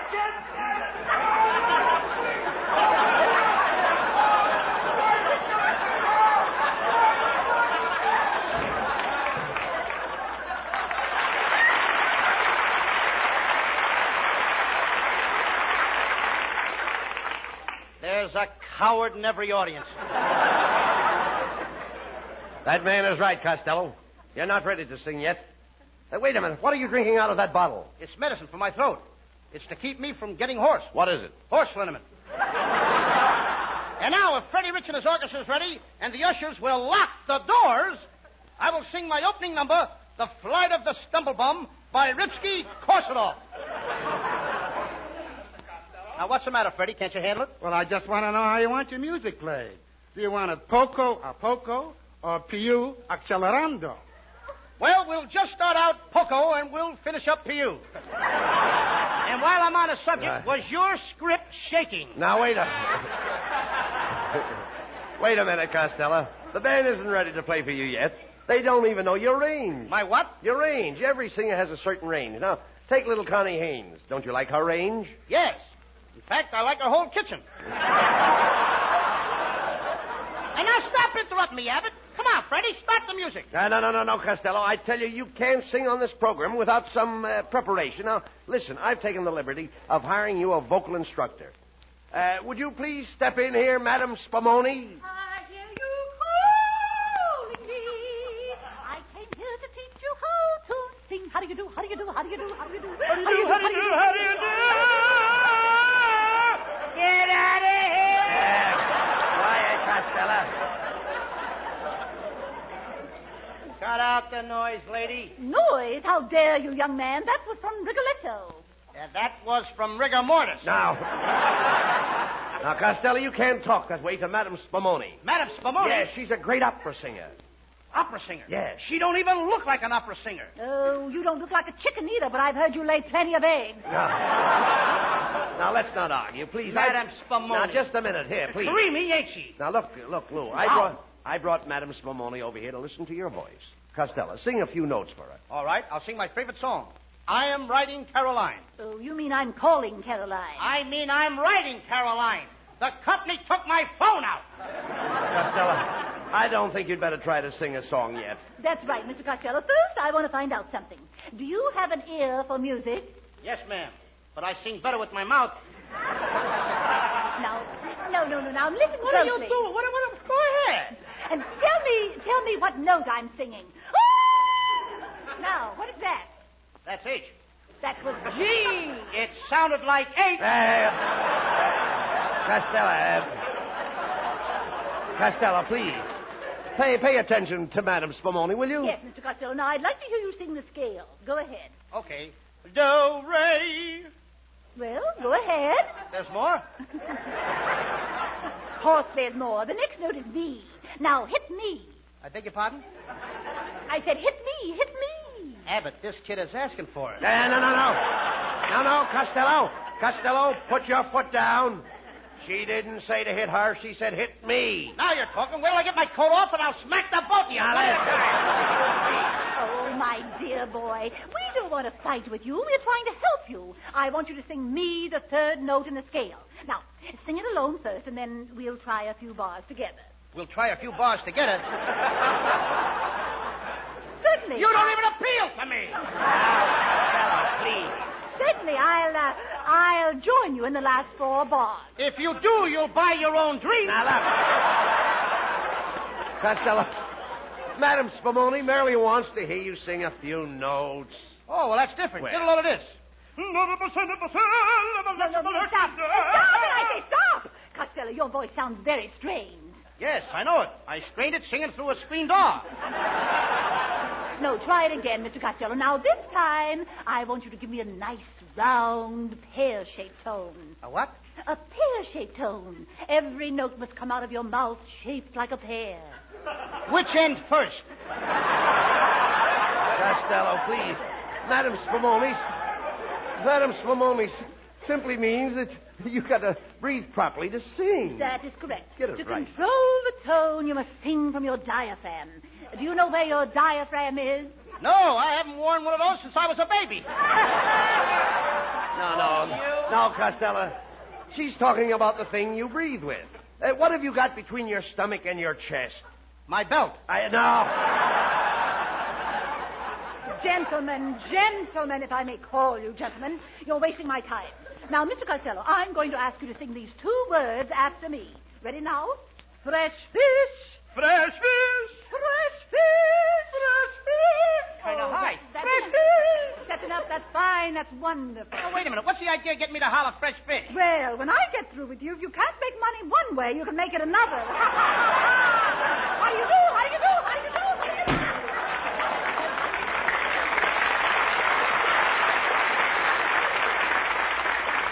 How do you like that, Dame Abbott? I don't need her either, you know. I don't need anybody to help me sing. No, but Costello, you can't sing without music. I ain't going to sing without music. My kid brother Sebastian is going to play for me. Come on up here, Sebastian, and play the piano. Here I am, Louie. Hello, Uncle Bud. Well, how are all the old jokes going tonight? Now, never mind that, Sebastian. Look here. Costello, your kid brother can't play on this program. He doesn't know how to play the piano. Oh, yes, I do, Uncle Bud. I play the piano with my feet. With your feet. What do you do with your hands? I hold them over my ears. I can't stand it. Oh, that's me. Sebastian, sit down on the piano stool. Sit down on the piano stool and play something for Uncle Bud. Okay, Louie. Yeah. What's the matter, Sebastian? Who unscrewed the top off this piano stool? Come, Sebastian. Let's see you play something. Okay. Sebastian! What was that you played? Home, sweet home. Well, that was terrible. We have a terrible home. Sebastian, I'm surprised at you. You can play better than that. I gave you 50 cents for a piano lesson yesterday. I know it, Louie, but I spent the money on my girlfriend. I bought her a peppermint stick. You've got a girlfriend at your age? Yep, and yesterday was the first time I kissed her. You kissed her? Yeah, and we better finish the program fast. I'm getting hoarser and hoarser. I kissed her yesterday, Uncle Abbott, but it was an accident. We were both eating the same peppermint stick, and I ate past my half. Sebastian, here I was depending on you to play the piano for me tonight. I was going to make my debut as a singer, and you deliberately take the hard-earned money I gave you for piano lessons and spend it on a high living and wild women. You have impugned on my good name. Why do you always do these things to me, Sebastian? Oh, I'm a bad boy.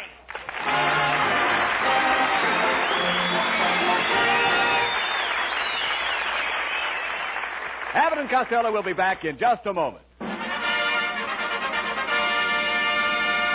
Thanks to the Yanks of the Week. Tonight we salute Technical Sergeant Henry Schauer of Scobie, Montana. In duels with 3 German machine gun nests, his deadly marksmanship killed the entire gun crews. He stood there shooting unprotected, with machine gun bullets tearing up the ground at his feet. The Medal of Honor was presented to him by Lieutenant General Alexander Patch.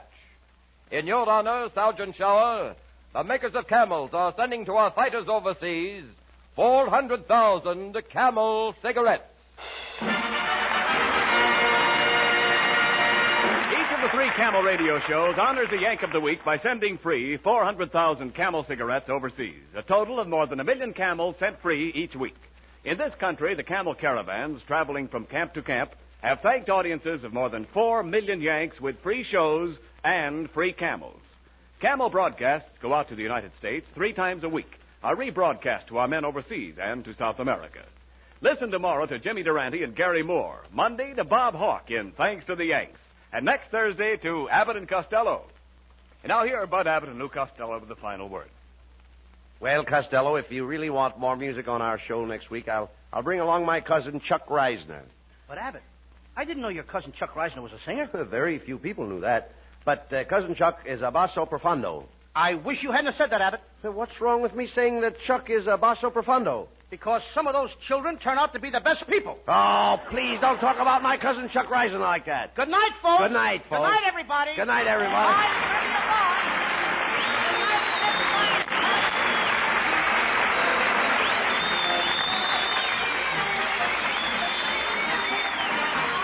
Be sure to tune in next week for another great Abbott and Costello show. And remember, try Camels on your throat and your taste.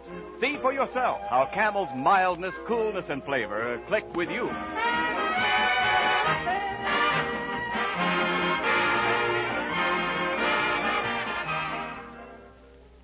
To many a pipe-smoking man, there is one symbol of Christmas almost as familiar as the holly wreath and the evergreen tree itself. I mean that big, cheery, pleasure-filled package of Prince Albert smoking tobacco with the bright Christmas band. Yes, many a Merry Christmas has been made merrier still by that pound or half-pound package of smoking joy. Rich, full, yet mild flavor, aged in the wood aroma, the famous crimp cut for firm packing, easy drawing, and even burning. And then, too, Prince Albert is so tongue-gentle thanks to its no-bite treatment. Look at that Christmas list of yours again. There's many a man's name on it beside which you'll want to write Prince Albert.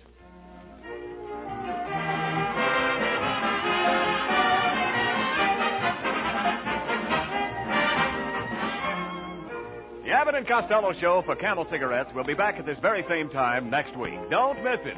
This is Ken Niles in Hollywood wishing you all a pleasant good night. This is the National Broadcasting Company.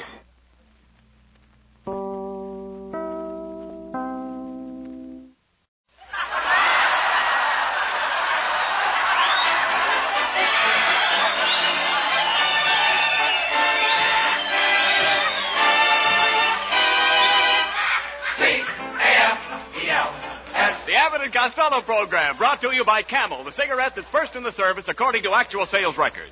See if your throat and your taste don't make Camel a first with you, too. Find out for yourself. Listen to the great rhythms of Freddie Rich and his orchestra, the swingy singing of Connie Haynes. And that great statesman from the Dumbarton Oaks Conference who said,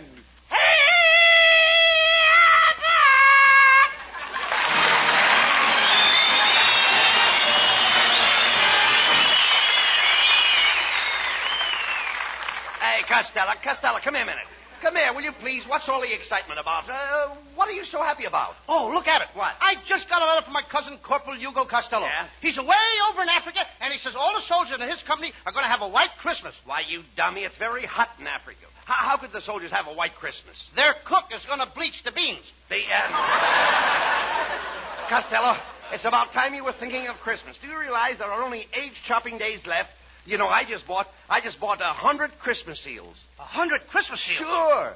For goodness sakes, how are you going to feed them? Look, Costello, are you going to make much out of Christmas this year? Am I what? Are you going to make much out of Christmas this year? I can't tell until I sell the presents I get. Sell your presents? Oh, sure, Rabbit, sure. What are you talking about? I even sold that electric bed warmer you gave me last year. That was no good. Electric bed warmer? That was an electric toaster. An electric toaster? Certainly. No wonder it kept turning me over and throwing me out of bed. Well, Costello, I hope you're getting a present from my wife, Betty, this year. You know, and I'll give you a little tip. Go ahead. What she really needs is a new girdle. A what? A girdle. Don't you know what a girdle is? Oh, sure. A girdle. It's one of those... Well, what is it? You got to have it when you... Yes, what is it? If you don't, you're sort of got Yes, that I know. Come on. You got to... But what is it? It's one of those things that keeps an unhappy situation from spreading. Look, what about your own family, Costello? What are you going to give your kid brother Sebastian? Oh, him? Nothing. What do you mean? I gave him something last year. He didn't like it. And what did you give him? The measles. And did he use a rash word? Oh, talk sense, please. Listen, this year, Abbott, you know what I'm going to do? No, I don't know. I'm going to spend all my money on that beautiful girl who lives next door to me. Ruby Pool Cue. Wait a minute. Ruby Pool Cue? She's beautiful. Why, she isn't beautiful. She is. She's got the worst complexion I ever saw. Well, she can't help that, Abbott. I mean, she got her face caught in a waffle iron. Now she has to pour her makeup on with a syrup pitcher. Look, what are you going to buy for Ruby? I'm going to buy her a piano. A piano? What kind of a piano? Maple, walnut, or cherry? Well, I'm going to get her one of those kind... What kind? What did you say? I said maple, walnut, or cherry. Maple walnut? Do you realize what you just said? Well, what's wrong? Shame on Abbott! Wait a minute. Shame on Bud Abbott! Well, wait a what minute. you said? Now, take it easy. In front of 10 miles, our announcer. No. Shame on Bud Now, wait a minute, Lou. All right, all I said was maple, walnut, or cherry. There you go again. I'm glad I found you out, Abbott. What do you mean? Now, what do you mean? You're a spy from the Jello program. Now, please. A maple, a walnut, or cherry. Now, look, wait a minute. Look, I simply asked you the kind of wood. Oh, wood? Yeah. Well, I know about the wood.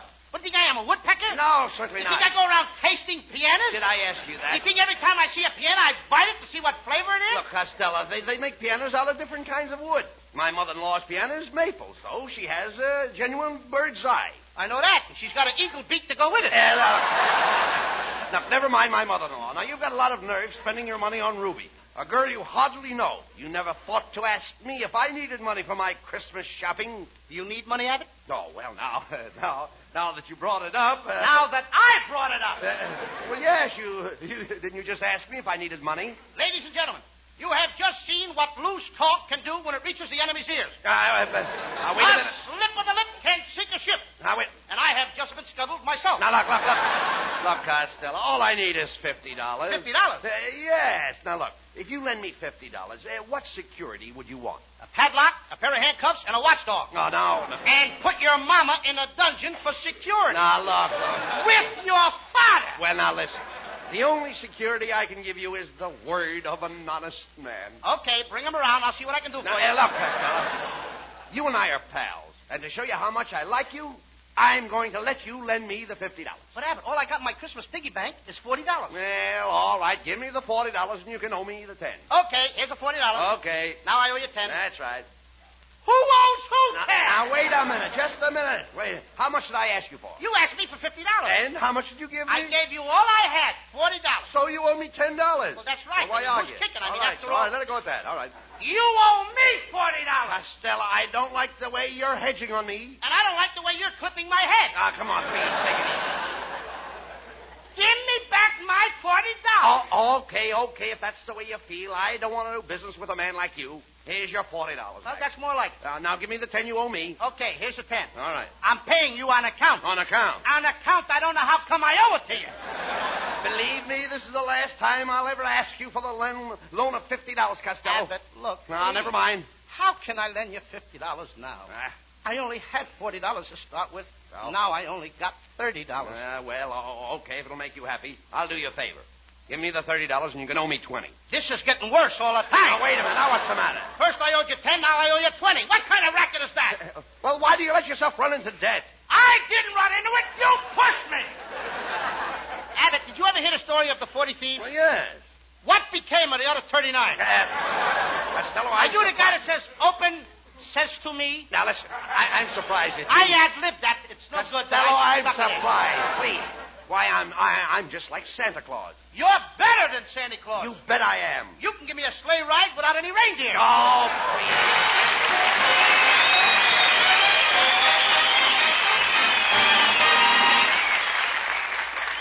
You know, it's never very easy to get serious after an hilarious to-do with Bud and Lou. But your choice of a cigarette is so important to your throat and your taste that I want to take this moment to urge you to try Camels on your T-zone. That's T for throat and T for taste. See how your throat reacts to Camel's cool mildness. See how your taste enjoys the rich, full flavor of Camel's magnificent blend of costlier tobaccos. You may find that your throat and your taste, your T-zone, proclaim Camel your own personal cigarette. C-A-M-E-L-S.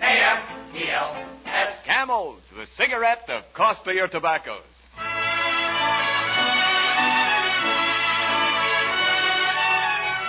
Here's lovely Connie Haynes with her Christmas Shopper Special. So grab your bundles, everybody, and let's all take a ride on the trot. With my high starch collar and my high top shoes and my hair piled high upon my hair, I went to lose a jolly hour upon the trolley and lost my heart instead. With his light brown derby and his bright green tie, he was quite the handsomest of men. I started to yen, so I counted to 10, then I counted to 10 again. Clang, clang, clang went the trolley. Ding, ding, ding went the bell. Zing, zing, zing went my heartstrings. For the moment I saw him, I fell. Chug, chug, chug went the motor. Bump, bump, bump went the brake. Thump, thump, thump went my heartstrings. When he smiled, I could feel the car shake. He tipped his hat and took a seat. He said he hoped he hadn't stepped upon my feet. He asked my name, I held my breath. I couldn't speak because he scared me half to death. Buzz, buzz, buzz went the buzzer.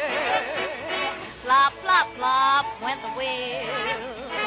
Stop, stop, stop went my heartstrings. As he started to leave, I took hold of his sleeve with my hand. And as if it were planned, he stayed on with me. And it was grand just to stand with his hand holding mine to the end of the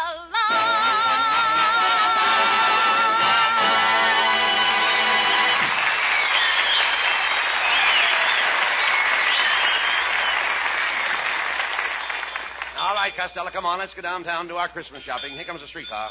Clang, clang, clang went the trolley. All right. A ding, went the Costello, come here. You want to get hit? Get out of there. Come over here. Stand here in the safety zone. In the what? In the safety zone. Don't you know why those safety zones are here? Sure. If you get hit inside the white lines, it don't count. Oh. Be quiet, please.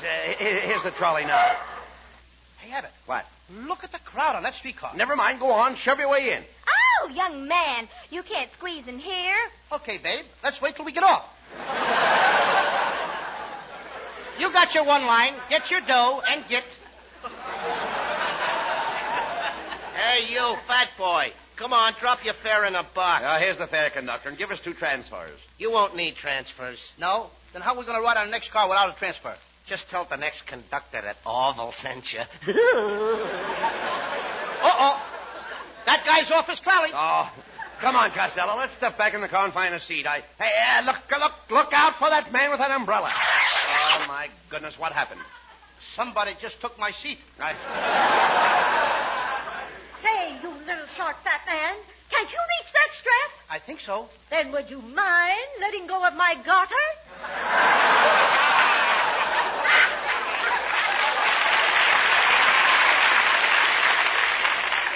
They shouldn't let these tall people on streetcars. You shouldn't bring me on these crowded streetcars, Abbott. My Uncle Artie Stebbins got his eye hurt in this crowded streetcar. Got his eye hurt? Yep. He had his eye on a seat. The fat lady came along and sat on it. Yeah. All right, look, stop this nonsense. Here, the car's stopping. Here, let's get off. We're far enough downtown anyway. Okay, come on, get off. Okay, don't push. I'm not pushing. Get off. Hey, Abbott, look. What? There's a pet shop. I think I'll go in and get my mother a squirrel for Christmas. She needs a squirrel to help her do housework. Oh, how could a squirrel help her with the housework? Well, she can tie his tail up and let him run between the Venetian blinds. Don't be silly. Let's go in here to Bingle's department store. Hey, Abbott. What? Look who's standing there with a carnation in his buttonhole. Hey, it's your kid brother, Sebastian. Come here, Sebastian. What are you doing in Bingle's department store? I'm a handyman, Uncle Bud, and today I'm working as a floor walker. How can you be a floor walker? You're too little. Well, they need a little guy like me. You see, when the people block up the aisles, I bite them on the leg and keep moving. Costello, your kid brother has no business in this store. He should be in school. I ain't going to go to school no more, Uncle Bud. School is nothing but a racket. School is a racket? Yep, the kids do all the work, and the teachers get paid for it. Anyway, I had a fight with my teacher. A fight? Yeah, this morning I held up my hand, and the teacher said, Sebastian, do you want to leave the room? And what did you say? I said, you don't think I'm standing here hitchhiking, do you? Now, look. Sebastian. She let me go! All right. I can imagine. Listen, Sebastian. Now, if you don't go back to school, I'm not going to give you this beautiful animal picture book for Christmas. Oh, now. but let me see No? the animals. Oh, isn't that a pretty nice book? Isn't it pretty? What's the name of this animal over here, Uncle Bud? Oh, you should know the name of that animal, Sebastian. Just look at that graceful body, the slim legs, and the long antlers. And I don't seem to recognize it. oh, come, Sebastian. You know this animal's name. Here, I'll make it easy for you. What does your mother call your father? Don't tell me that's a louse. Hey, look. Hey, Abbott, I gotta beat it. Here comes the manager. Hi, Rancho Grande. As a manager, I'm dandy.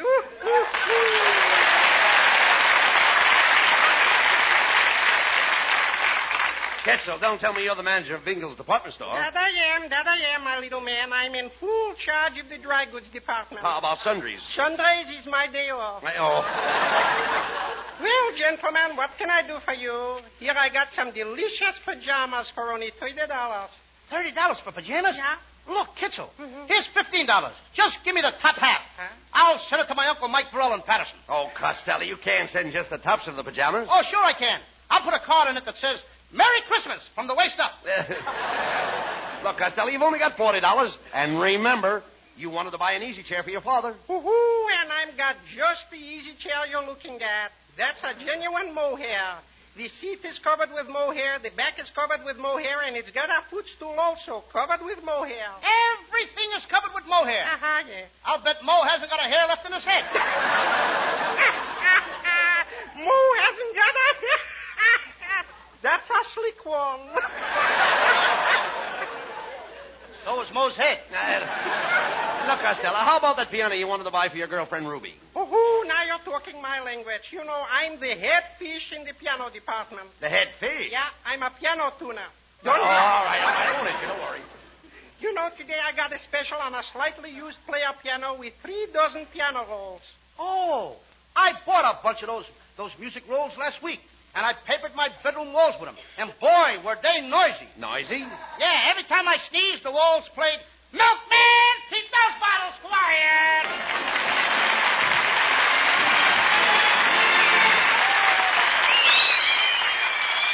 Headlines on front pages, cartoons in the magazines, photographs in the picture publications, all saying the same thing, cigarette shortage. Well, no need to tell you how many cigarettes are going overseas and how much more the people on the home front are smoking these days. And so it's inescapable that sometimes your dealer has to say, no Camels today.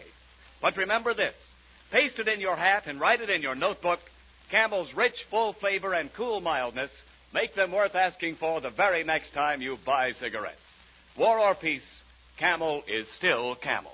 C-A-M-E-L. Camels, the cigarette of costlier tobaccos.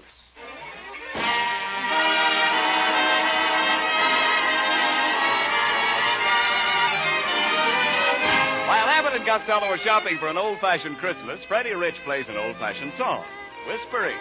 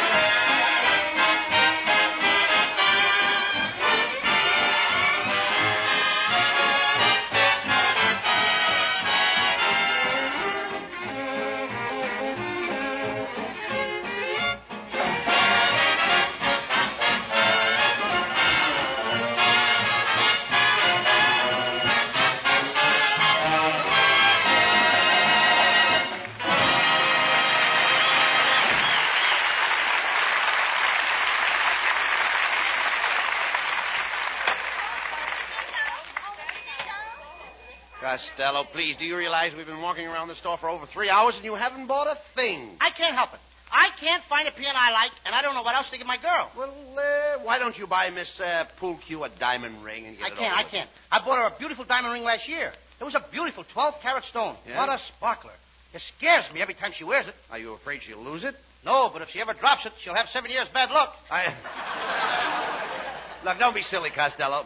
Say, have you noticed how bright and happy and cheerful all the shoppers are? They should be. Have you noticed all that? Swell. Look at that gaiety. Yeah. They're all full of the spirit of Yuletide. Yeah, the Yuletide is all... Yuletide! Yuletide? Yuletide. You mean Yuletide. Yuletide what? No. But speaking of mules, hey, here's the shoe department. Now, that gives me a very, very bright idea.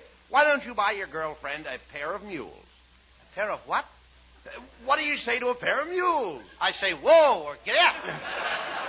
I mean, if he's stubborn, I whip him. Costello, look, I'm talking about I get a jockey like Bailey, I put him on and whip him good. All right, I'll get him in. Will you listen to me, please? I'm talking about a pair of bedroom mules. Oh, what? Bedroom mules. Bedroom mules? Yes. My wife has all kinds of mules in her bedroom. Red mules, green mules. She even has a pair of checkered mules. Abbott, did you see all these different colored mules with your own eyes? Why, certainly Well, why not? I see them every night. In fact, I saw them this morning. All the colored mules? Every one of them. Let me smell your breath. There you are. Oh, behave. Look, you dummy. Doesn't your mother have mules in her bedroom? No, my father's very particular. Look. When your mother gets up in the morning, what does she put on her feet? Corn plaster. That's the... Oh, no. Please, look. She must have some kind of mules. Look, there are two kinds of mules, silk and felt. Felt? Yes. Hasn't your mother felt mules? No, sir. She never touches any kind of animal. Oh, come. Especially when she's cooking. No, look. Forget about the animals, please. Look, every woman likes mules. My wife uses a pair of mules to go around the house in. What's the matter? Is she too lazy to walk? No. Look, when she gets up in the morning, she always slips on her mule. It's her own fault. Why don't she keep them out in the backyard? Right, listen. My wife needs her mules to keep her feet warm. You mean you all sleep in the same bed? Sleep in the same bed? My wife keeps her mules under the bed. For goodness sakes, don't the Board of Health complain? Oh, look, let's get the whole thing. Here I am trying to help you with your Christmas shopping, and what do I get? A lot of idiotic talk. Oh, pardon me, gentlemen. Is there anything I can do for you? We carry a full line of cosmetics, rouge, powder, lipstick, face cream, and cleansing tissue. Cleansing what? Tissue. Well, it seems kind of tilly, but if you want to kiss me, go ahead. You kiss me, and I'll kiss you. Costello, this lady is trying to help you. Yeah. Now, you stop talking like that. No. She's trying to help you. That's what she's trying. Kiss you. No, she don't Well, want to... I have some lovely perfumes here. Take a whiff of this. It's called One Night in Paris. One night in Paris? Yeah. Take a whiff of this. My goodness, what is that? 5 days at the racetrack. Costello, look, let me handle this, please. Look, madam, my friend here is a little confused. He doesn't know what to get his girl for Christmas. Oh, well, maybe I can help. I wish you would, please. Yeah. What kind of a complexion does your girlfriend have? Is she fair, dark, or medium? She's speckled. Speckled? You mean she has a complexion of an olive? Yes, ma'am. Pits and all. Well, from your description of the girl, I imagine she could use one of our facial kits. One of your what? The lady wants to sell you a kit. What I want to buy a kit for? I'm going to get married and have kits of my own. Oh, no. You see, you don't understand. This is a beauty kit with full instructions. All your girlfriend has to do is apply some of this lotion. Then she covers her face with the white of an egg, some sour cream, and a keg of yeast. Oh, she did that once. Yeah, what happened? The next morning, she broke out in biscuits. Kiss you. Get the kiss around. Never mind, quiet. Never mind, no remarks, Costello, Oh, please. you silly boy, you tickle me. Oh, here we go again. You tickle me first. No. Hey, Abbott, you kiss her. I will not, please. Where did I leave off? Costello, look, if you don't buy something pretty soon, I'm going to walk out and leave you. Oh, now, just a moment, boys. Now, how about something... I found it. Go ahead. Yeah. What were you saying? I don't want you to get away now. How about something for the young lady's hair? Does she have a snoot? Certainly she's got a snoot. Yeah? hangs down her back? No. It's a short snoot that turns up at the end. She's a very snooty dame. Costello, the lady is talking about your girlfriend's hairdo. Yeah. What's your girlfriend's hairdo? What's her hairdo? Yeah, that's what I said. It comes out when she combs it. No, Costello, we're trying to find out what does she do with her hair? Does she pile it on top of her head, or does she drop it down her neck? She just hangs it in the closet. No. You dummy, some women wear buns in their hair, and some have rats. Rats? Yes. My mother had a rat in her hair for years. That's no way to talk about your father. Look, Costello, does Miss Poolcue wear her hair off her face? No, it takes too long to wear it off. She has to pull it out with a tweet. Costello, that's no way to talk about your girlfriend. That's slander. Slander? Yes. Don't you know what slander is? Sure, slander. Yes. That's tall and skinny. And that has nothing to do with my girl. She's short and fat like me. Only I'm prettier than she is. Say, you say your girl is short and fat. Yes, I've got just the Christmas present for her. Our special weight-reducing machine called the Melt Your Belt Away Fat Cabinet. There it is, standing right there. Costello, that sounds good. How much does your girl weigh? 240 pounds with her girdle on. Well, how much does she weigh with it off? I don't know. She's never been able to get it off. Well, now, this machine will take your girl's fat off. If you don't believe it, get into the machine and try it for yourself. No, that's fair enough. That's fair enough. I don't think I want to get in Go there. on, get in the machine. Abbott, I said I don't want to get in We'll there. find out if it works. I won't get in Go there. on, get in there. Get in there. There you are. Now, that's a good boy. Now we'll turn on the machine, and you'll see how it melts the fat away in no time.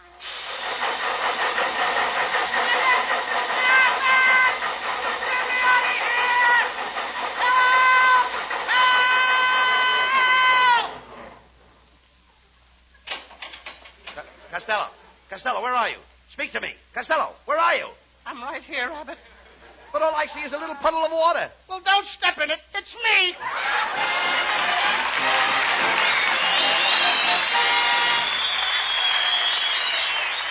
Abbott and Costello will be back in just a moment. Thanks to the Yanks of the Week. Tonight we salute Sergeant Benjamin F. Lambeth of Ashboro, North Carolina, awarded the Silver Star for his gallantry in action in Italy. In one mission, he is credited with killing 25 Nazis, wounding 5 more, and scattering the rest in confusion.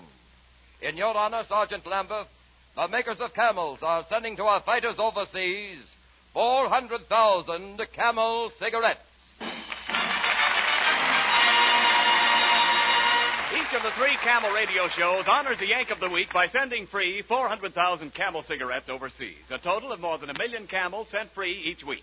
In this country, the Camel caravans traveling from camp to camp have thanked audiences of more than 4 million Yanks with free shows and free Camels. Camel broadcasts go out to the United States 3 times a week, are rebroadcast to our men overseas and to South America.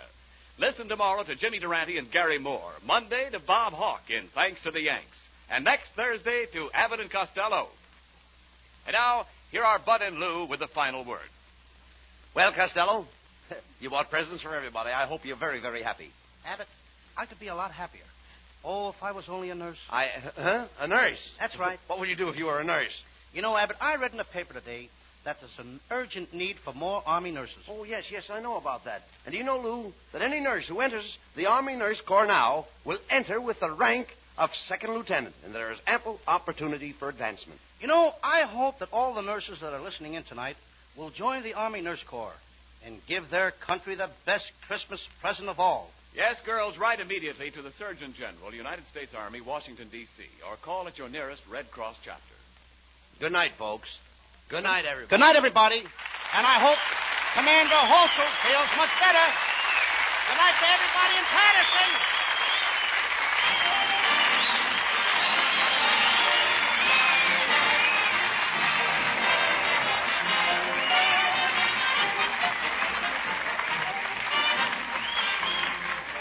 Be sure to tune in next week for another great Abbott and Costello show. And remember, try Camels on your throat and your taste.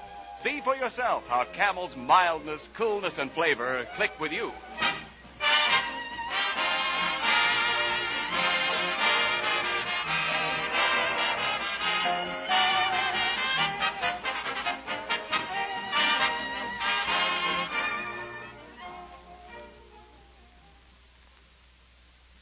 here's a Christmas gift that will bring the man who gets it a lot of pleasure long after Christmas is over. A generous pound or half-pound package of Prince Albert's smoking tobacco with the bright holiday band.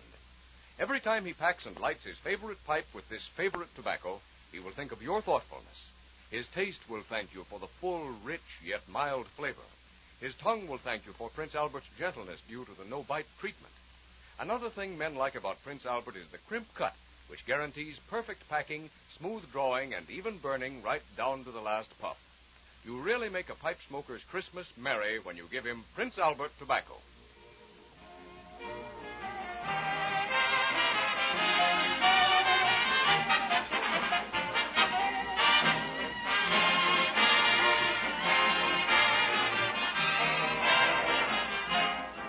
The Abbott and Costello show for Camel Cigarettes will be back at this very same time next week. Don't miss it. This is Ken Niles in Hollywood, wishing you all a pleasant good night.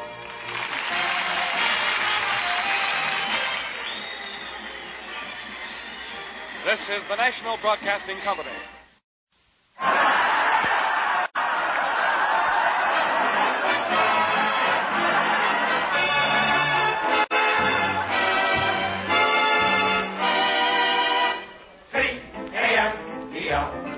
The Abbott and Costello program, brought to you by Camel, the cigarette that's first in the service according to actual sales records. See if your throat and your taste don't make Camel a first with you, too. Find out for yourself. Listen to the great rhythms of Freddie Rich and his orchestra, the swingy singing of Connie Haynes. And that roly-poly little road hog who, whenever he's stopped by a traffic cop, always says...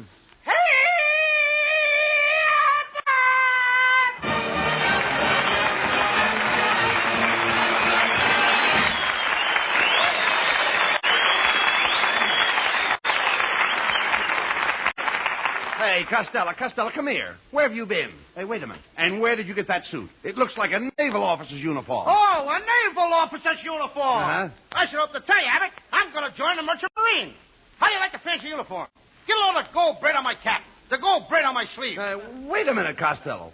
That's a nice uniform, all right, but you've got the pants on backwards. I know. I want to be a rear admiral. Look, you can't get in the Merchant Marine. You couldn't pass the physical examination. Who couldn't, Abbott? I walked in the recruiting office this afternoon. Everybody stood up, and the captain pointed at me and he said, "Boys, there's a whale of a man." The captain said you were a whale of a man? Well, he didn't use them same words. What did he say? He said, "Boys, get a load of that big hunk of blubber." You know, I can hardly wait till I get on my ship, Abbott. Sailing over the bounding New Jersey. Now, wait a minute, wait a minute. That's over the bounding Maine. I come from Patterson, New Jersey. Why should I give a plug to Maine? No, look.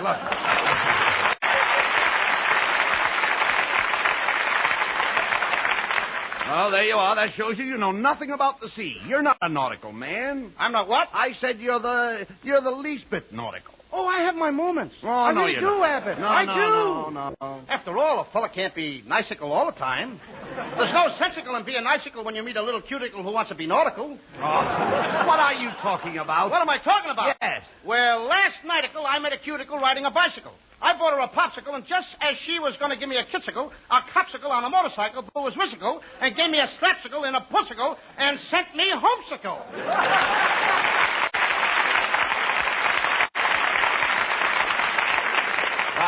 That's enough of that silly talk.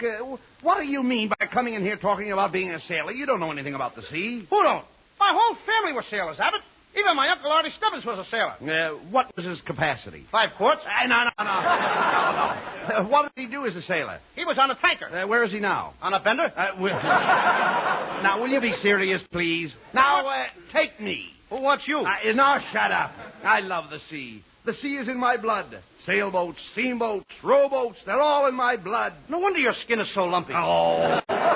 You can joke all you want, but I love the sea. Do you realize that I lived on salt water for 20 years? How can you drink that stuff? Oh, never mind that.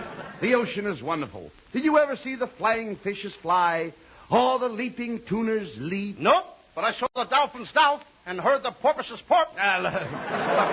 Look, Costello, I'm going to see how much you know about boats. Now, have you ever been down to the docks? Yeah, I was at the docks this morning. Did you see any vessels? Yep, the nurse carried one in. No. I'm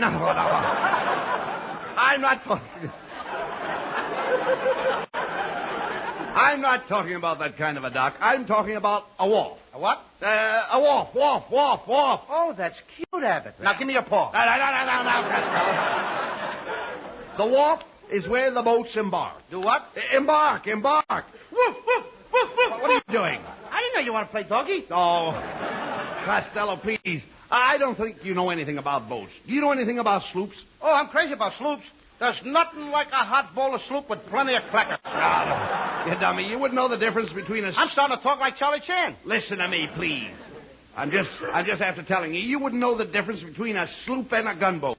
That's what my mother made for lunch. She made what? Chicken gunboat sloop. You please talk sense. Look, how about this boat you're going out on? How fast is it? How fast is it? Yeah. It goes 40 miles an hour. Oh, no. You don't mean miles. You mean your boat goes nuts.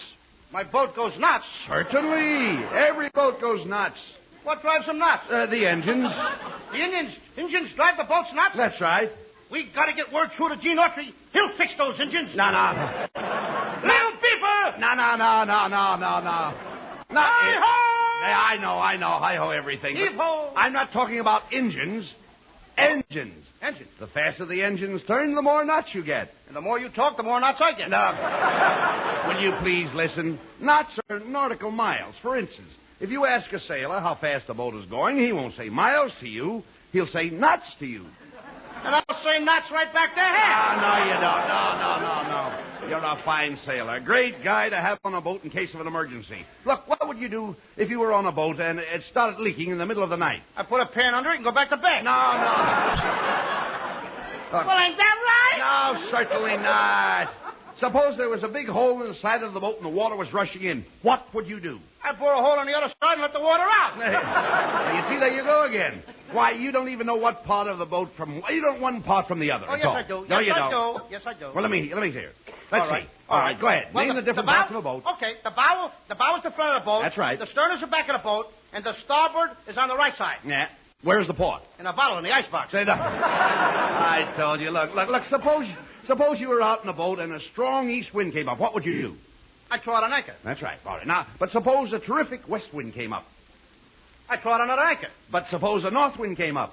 Then I'd throw out another anchor. Hey, wait a minute. Where are you getting all those anchors? Same place you're getting all that wind. Costello, you are without a doubt the most imbecilic moron I have ever met in my life. Thank you, Abbott. That's and all I right. wish you'd tell that to my Uncle Artie Stebbins. Why? He thinks I'm a jerk.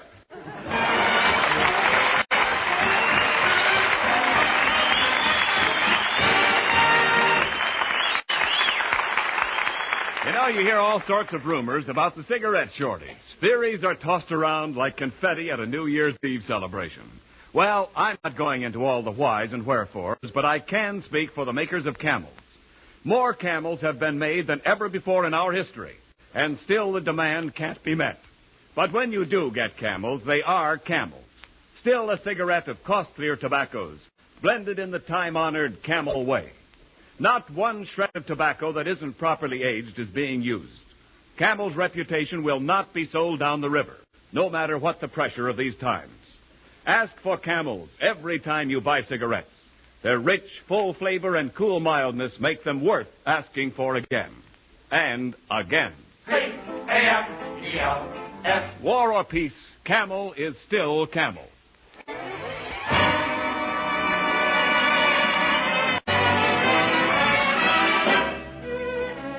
Camel Cigarettes now presents Freddie Rich with a wonderful arrangement of Sweet Dreams, Sweetheart.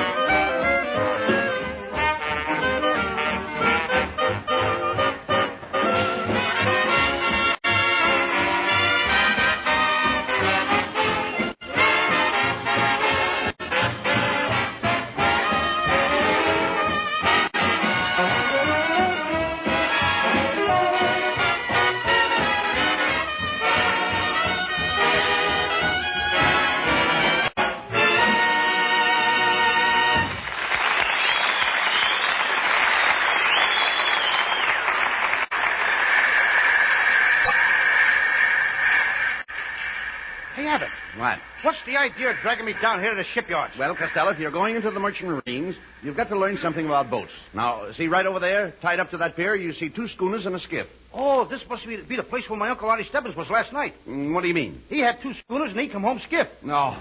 Will you cut that out, please? Hey, Abbott. What? Look. What? What's that funny-looking boat over there without any top on it? Oh, that's one they're just building. That's a hull of a ship. You're telling me. But what kind of a boat is it? Hey there, fat boy, step aside. We're about to christen a ship. All right, lady, break that bottle of champagne over the stern. No! Lady, what's the idea? He said hit the bow, not me. Oh, I'm so sorry. In all this fog, I couldn't tell one tub from another. Let me at the day. Get away from there, Costello. It's not her fault. She mistook you for a ship. I hope I didn't hurt you. Oh, no, you didn't. You just cracked my boilers and my engine room is flooded. I shouldn't let girls around shipyards, Abbott, I'm telling you. Oh, I have a perfect right to be looks like here. a blood transfusion. All right, never mind that now. I said that, didn't I? Perfect right to be here. In fact, they named this boat after me because I have such graceful lines. My friends tell me I look just like a streamlined ship. Well, don't look now, kid, but your cargo has shifted. Hey, wait a minute. What are you 2 guys hanging around here for? My friend Costello here wants to be a sailor. Oh, he does, huh? Yes. Well, come on, fat boy. Grab that duffel bag and follow me. Okay. Oh, put me down, you fool. I'm sorry, Lee. In all this fog, I couldn't tell one old duffel from another. Costello, come on, let's go. Come on, please. Let's get going. Come on. Yeah, step right into this office and we'll examine you. Now, that's it.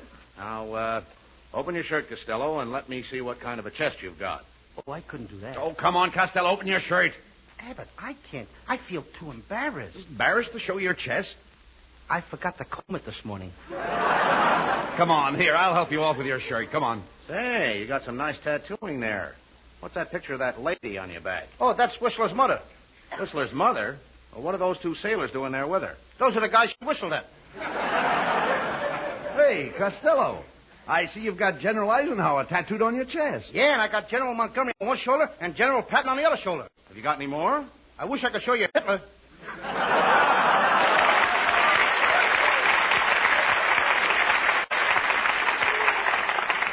Why not? I don't want to take my shoes off. I might catch cold. Well, Costello, you seem to be all right physically. Now, just step in the next room and see the officer in charge of personnel. So grande, on the poop deck, I'm a dandy. Hey, look, Costello, it's Kitzel. Can you imagine? Well, for goodness sake. What can I do for you, boys? I'm in charge of the CBs. CBs? Yeah, could be. Now, just a second, Costello. What are you doing with your hand? I'm saluting you. That's a very funny salute. Can I help it if my nose itches? Costello, behave yourself. Kitzel, could you use a man like Costello on one of your ships? Oh, yes, indeed. You know, I've got a ship leaving tomorrow for the Underwear Island. The Underwear Island? The West Indies. Oh, I was down there last summer with a picture company. In the West Indies? I was making shorts. He was making shorts. Oh, I get it. Making shorts. I don't wear them. Listen, Kitzel, where else does your boat go? Well, after it leaves the West Indies, it goes to Cuba, Puerto Rico, and Haiti. And what comes after Haiti? Haiti 1, Haiti 2, Haiti 3. Oh, Abbott, this guy is nothing but a big no-bab. What is a no-bab? Spelled backwards, baboon. Who are you calling a baboon? In my country, that means fight. Well, in my country, that means fight, too. Well, how do you like that? We're both from the same country. Costello, quit arguing or Kitzel won't give you a job. Yes, sir, Mr. Costello, and you know I got just a job for you. We're looking for a brave boy like you to fight man-eating sharks in the water. I'm afraid I couldn't take that job on account of my middle name is Earl. What's your middle name got to do with it? Earl and water don't mix. Costello, don't be such a coward. Why don't you admit that you can't swim? Who can't swim? Every night I go swimming after dinner. You mean you swim on a full stomach? No, I swim on my back. Last night I was out swimming in the ocean. I saw a school of whales swimming 8 feet above the water. Now, just a second. How could a school of whales swim 8 feet above the water? This was a high school. Oh, for goodness sake, a high school. Well, we're going to see how much you know about swimming. I challenge you to a swimming race right now. There you are, Costello. Kitzel is calling you bluff. Yep. All right, Kitzel, tell you what I'll do. Do you see that little red light way out in the water? Yes. Well, we'll swim out to that red light and back. And the guy who makes it in the fastest time wins. Okie dokie, I'll go for you. Go ahead. Well, there he goes, Costello. He's swimming straight for the red light. You'd better be ready to try it when Kitzel gets back. Kitzel ain't coming back. Isn't coming back? What do you mean? That red light is on the back end of a boat going to China.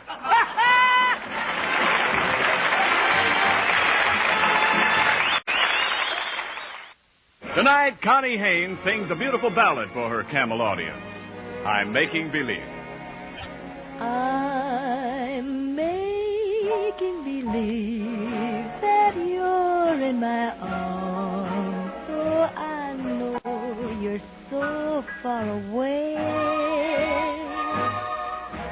Making believe I'm talking to you. Wish you could hear what I say.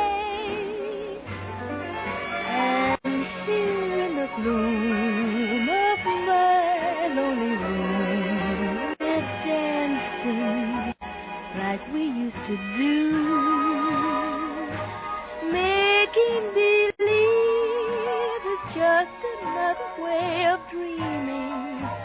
So till my dreams come true, I'll whisper goodnight, turn out the lights and kiss my pillow, making believe it's you.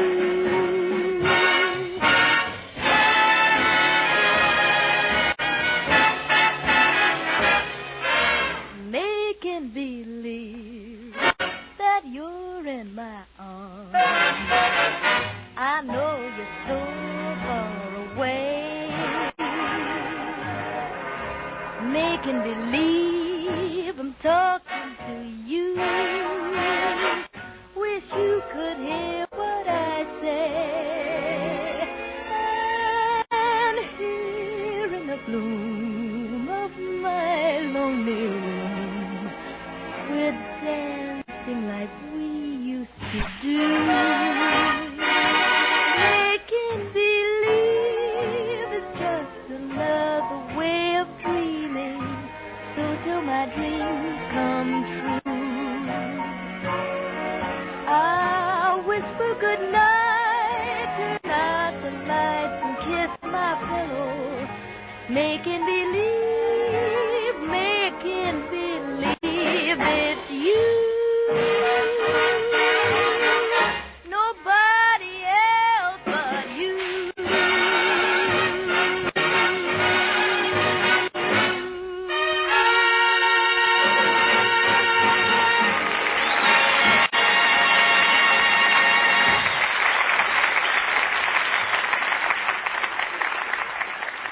On the corner of Main and Catalpa Streets, two men were talking. So I said to him, Frank, I've been buying from you for 14 years. You've got to give me some camels. Yeah? Then what? Stoop down under that counter, I said. Come around here and see for yourself, he said to me. No camels? No camels. Yeah, same with me, too. So I've been smoking this brand and that. Huh. Remember how those guys on the radio used to say, compare camels with other cigarettes? Huh. Now when you gotta compare, whether you want to or not, you really begin to catch on to what great cigarettes those camels are. Yeah, mild, but boy, what a flavor. You knew you were having a smoke of camel. Yeah. But I keep on buying camel, asking for them every time I buy cigarettes. Get them, too, sometimes. And do you know I was talking to a Yes, friend folks, of mine keep on asking for Camels. Costlier tobaccos really aged and still blended in the traditional Camel way. This is one brand that will not be sold down the river. C-A-M-E-L-S. Camels, war or peace, Camel is still Camel.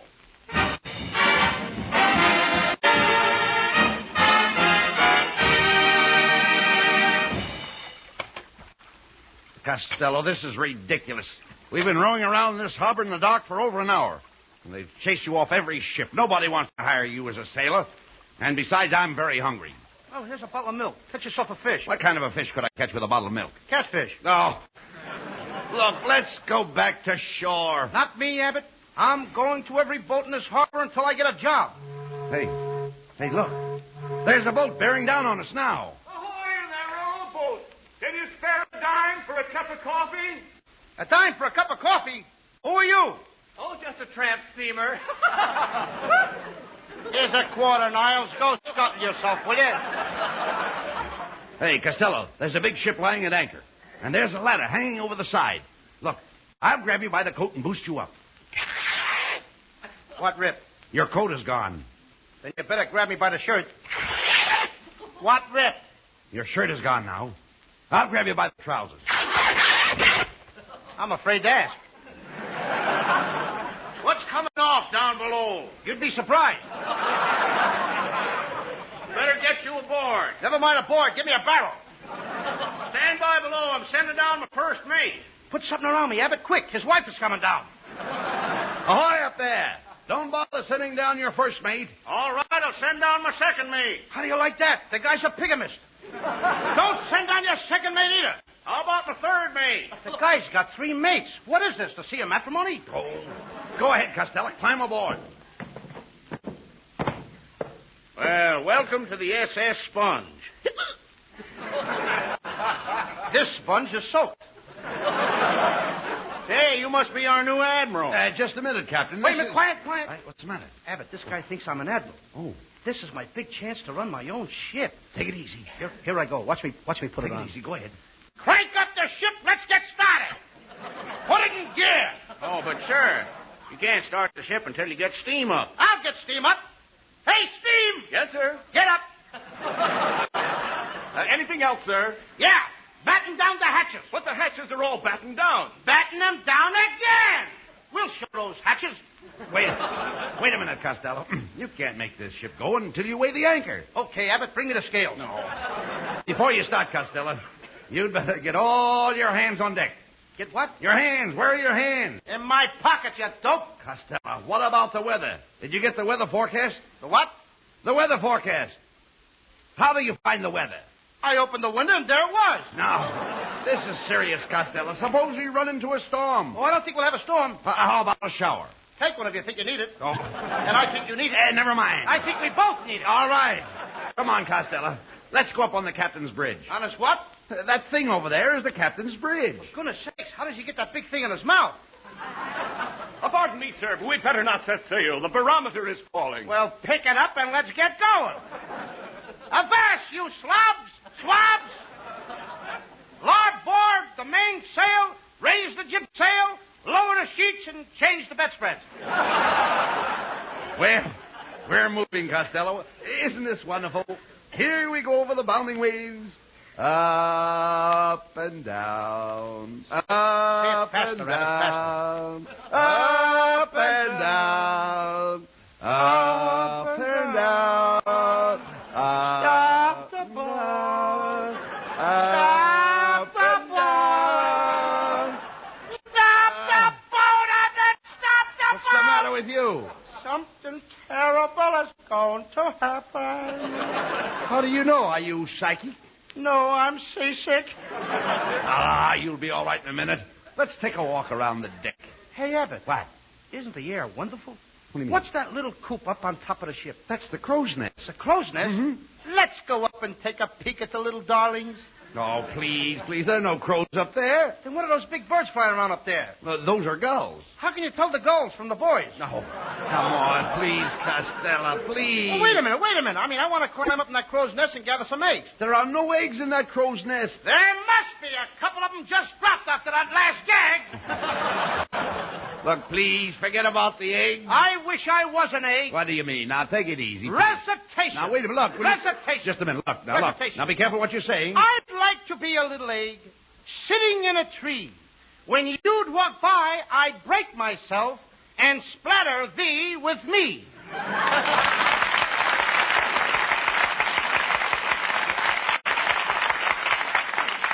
Some yolk. Yes, plenty. Costello, please, cut that kind of stuff out. Well, I think I'll go below and get something to eat. Where do I eat? Well, you can mess with the captain's wife. Not me. I ain't messing with nobody's wife. Oh, pardon me, sir. We'll have to turn back. We're going to run into a squall. A squall? What's an Indian's wife doing out here in the ocean? Costello, look. There's something looming up ahead of us in the fog. Shadow. Hey, do you see it? Something looming up ahead of us in the fog. Yeah. He's trying to run into us. Yes. Hey, you! Don't you know the rules of the sea? Get out of the way. Do you want us to run into us? What do you mean, run into you? This is a lighthouse. Well, get it out of the way. You're on the wrong side of the street anyway. And dim your lights. You're blinding me. Costello, you'd better let me take that wheel before we're all killed. Don't you get worried, Abbott. Don't you worry. I can steer this boat. I know every rock along this coast. That must be a strange one. Hey. Costello. What? I think you struck a reef. A what? Reef. You were barking much better in the first spot. Hey, we're moving again. Look out, Costello. There's a little fishing boat dead ahead. Fresher clams at 25 cents a dozen. Fresher clams at 25 cents a dozen.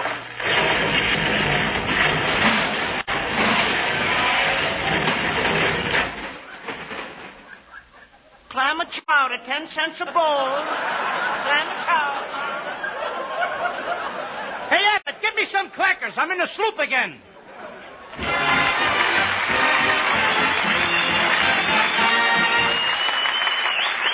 Abbott and Costello will be back for Camel cigarettes in just a moment.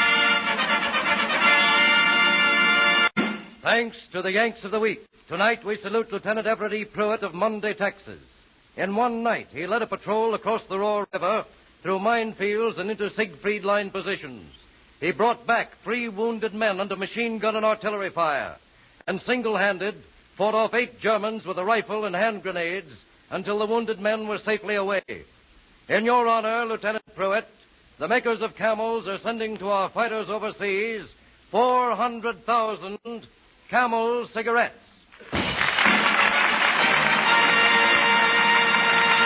Each of the 3 Camel radio shows honors a Yank of the Week by sending free 400,000 Camel cigarettes overseas. A total of more than 1 million Camels sent free each week. Camel broadcasts go out to the United States 3 times a week, are rebroadcast to practically every area in the world where our men are fighting, and in cooperation with the Good Neighbor policy also to Central and South America. Listen tomorrow to Jimmy Durante and Gary Moore. Monday to Bob Hawke in Thanks to the Yanks. And next Thursday to Abbott and Costello. And now here, Bud and Lou back with a final word. Say, Costello. Yeah? Did you know that your kid brother Sebastian was sitting in the control room all through the show tonight? Yeah? What's he doing in there? I'm going to find out. Hey, Sebastian. Come on out here. Hello, Uncle Bud. Hello, Louie. I came down here tonight to ask you guys to do me a favor. Well, what's on my mind? I mean, what's on your mind? Abbott, if I'm going to play these double parts, I want more money. Come on, Sebastian. What do you want? Well, Uncle Bud, I'm thinking of starting a program of my own. And I got a couple of good guys to help me do it, Midgie Shields and Tommy Lamb. And we want to put on a nice program. Now, you know all the big shots in radio. You can help me. Well, we'd like to help you, Sebastian, but really, we don't know anybody. Don't give me that. I heard this program tonight. You must know somebody. Now, look, Sebastian, I'm surprised at you to think that you would come out here on this microphone and deliberately try to discredit the acting ability of her brother Lou and myself. How can you be so ungrateful? What in the world is the matter with you? Oh, I'm a bad boy. Good night, folks. Good night, folks. Good night, everybody. Be sure to tune in next week for another great Abbott and Costello show. And remember, Camels are worth asking for every time. See for yourself how Camel's mildness, coolness, and flavor click with you.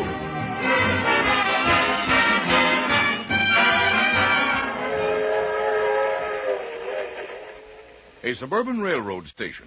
2 men go into the smoking car. As I was saying, George, that's one of the best-looking pipes I've ever seen. Beauty, isn't it? My son Tommy, one of the 8th Air Force, he's home on furlough. Brought me this from London, but, Yes? Well, I hate the kids' feelings, but the goddamn thing burns my tongue brutally. If it only smoked as good as it looked. Why, oh, why doesn't someone tell the grieving gentleman about Prince Albert smoking tobacco? Real He-Man tobacco flavor and yet gentle to the tongue as a mother with her babe. No bite treated to take out all the bite and parch. Crimp cut, too, for perfect packing, smooth drawing, even burning. And a bargain. Just about 50 pipefuls in one regular 2-ounce Prince Albert package. The Abbott and Costello Show for Camel Cigarettes will be back at this very same time next week. Don't miss it. This is Ken Niles in Hollywood, wishing you all a pleasant good night.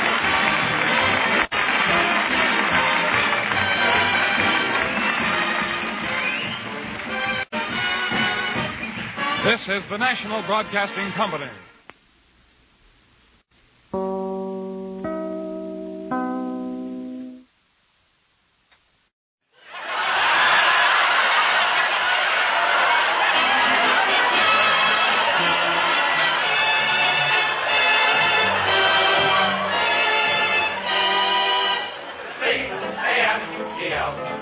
The Abbott and Costello program, brought to you by Camel, the cigarette that's first in the service according to actual sales records. See if your throat and your taste don't make Camel a first with you, too. Find out for yourself. Listen to the great rhythms of Freddie Rich and his orchestra, the swingy singing of Connie Haynes, and that pop-eyed little weather prophet who saw the groundhog this morning and calmly said,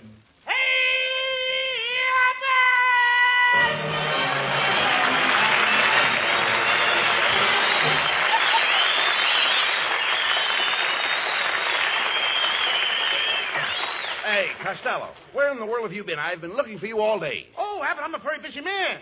I spent the whole day in my backyard hanging prunes on my orange tree. Hanging prunes on your orange tree? Who told you to do that? My gardener. He said the orange tree needed pruning.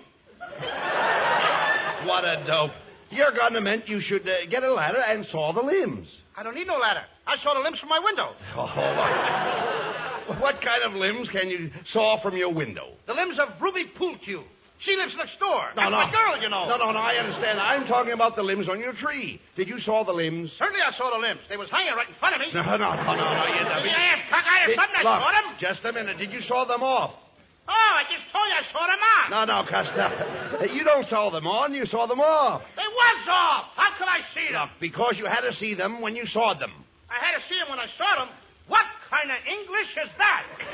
Costello, when I say saw, I don't mean the kind of saw you saw when you see. I mean the kind of saw you saw when you saw. Oh, you don't mean the kind of saw you saw when you see. You mean the kind of see you saw when you see saw. Now you've got it. I don't even know what I'm talking about.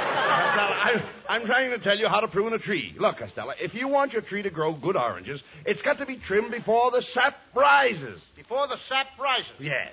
Mm-hmm. That's right. What time do you get up? Yeah. Will you talk sense? Look, what kind of oranges grow on your trees? Oh, the regular kind, round ones. No. Are they Valencias or navel oranges? Oh, these are navel oranges. How do you know? I saw a sailor picking some. No. How can you be so stupid? You can tell the difference between oranges by the color of the juice. Did you ever squeeze one of your oranges? Oh, yeah. And what came out? Milk. Milk? Yeah. How could your oranges have milk in them? I got the trees from the nursery.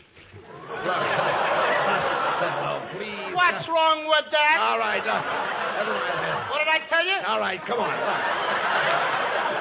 Come on with me, Costello. We're going out in the backyard and look at your tree. Hey, wait a minute. Look out that window. There's a big crow sitting up in your tree. Hey, Abbott, that crow's got a lot of nerve. Hand me my sawed-off shotgun. All right, here it is. Hey, wait a minute. This gun hasn't got any handle on it. How do you like that? I sawed off the wrong end. Watch what you're doing. You're pointing that gun right at me. Do you want to shoot me? Don't worry. I got my finger over the hole. Hey, stand back, Abbott. All right. I'm going to teach that crow not to eat my oranges. Watch me get him. Hey, was that a crow? That was the old buzzard that lives next door. Come on, Costello. Let's see what happened. Costello, that was your neighbor, Mrs. Beanbag. That's the one you shot. And here she comes. Oh! There you are, you little fat assassin. How dare you shoot at me when I was up in that tree putting oranges in my bucket? That'll teach you to keep your bucket out of my tree. After all, I'm tired of people stealing my oranges. Your oranges? My oranges! It so happens that your orange tree hangs over into my yard, and the law says that whatever hangs over my fence belongs to me. Oh, yeah? Yeah. Well, look at here, Mrs. Beanbag. Did you ever see a fat man standing at a bar? Yes. What about it? Does the part that hangs over the bar belong to the bartender?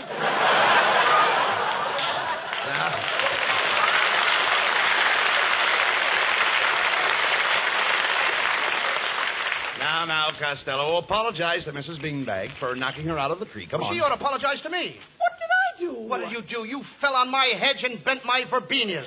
Costello, will Not you only stop- that, you stamped on my... Yes, listen. What are the kind of flowers I got there? Never mind that. Will you stop fighting with the Stamped lady? on my hollyhocks. Never mind. I could say the word. All right, well, just don't fight with the lady, please. Yes, young man, you have very bad manners. In my day, men didn't fight with women. In your day, the men were too busy fighting the Indians. That did it. I've heard enough. I'm going to call my husband. Homer! Oh, there you are. Homer! I've just been insulted. Come here and speak to this ruffian. Yeah, I'm going to speak to her. Speak to her. Yeah. All right, Homer. We're only on a half hour. Come on. I'm going to speak to her. Hello, ruffian. Look, Mr. Beanbag, Costello made a very serious mistake. He shot at your wife. Oh, he made a worse mistake than that. What could be worse than Costello shooting at your wife? He missed her. Oh. Oh, no, Beanbag. You made a worse mistake than that. Yeah, what's that? You married her. Oh, yeah. Oh, Homer Beanbag, are you going to stand there while this man insults me? No, I'm not going to stand. Bring me a chair. I've had enough of both of you. Mr. Costello, I'm taking you into court. I'll teach you to fire your shotgun at a defenseless woman. All I was doing was picking a few oranges. Picking a few oranges. Now, look here, Mrs. Beanbag. I've been watching you for weeks. I didn't mind when you reached up and took a few oranges for breakfast. I didn't even mind the times when you came out and filled your apron with my oranges. But today, when you climbed my tree with your bucket and hung from a branch by your nose so you could pick with both hands, you not only impute on my citrus grove, but you have filched my marmalade.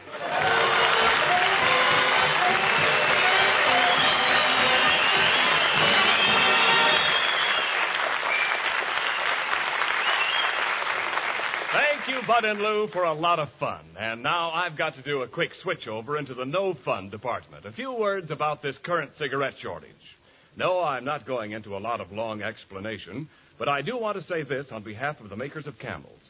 They made more Camels in 1944 than ever before in their history, and production schedules for 1945 provide for even more. Still, the demand for them cannot be met. But when you do get Camels, they're still Camels. Rich, full flavor, wonderful cool mildness. The Camel brand will not be sold down the river. Camels would not be Camels if they were made of green, insufficiently cured tobaccos. So every time you buy cigarettes, ask for Camels. The mildness and flavor of their costlier, properly aged tobaccos make them worth asking for again and again. C-A-M-E-L-S.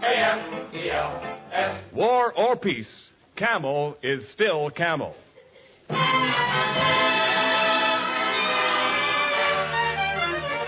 Camel Cigarettes now presents Freddie Rich with a wonderful arrangement of Begin the Beguine.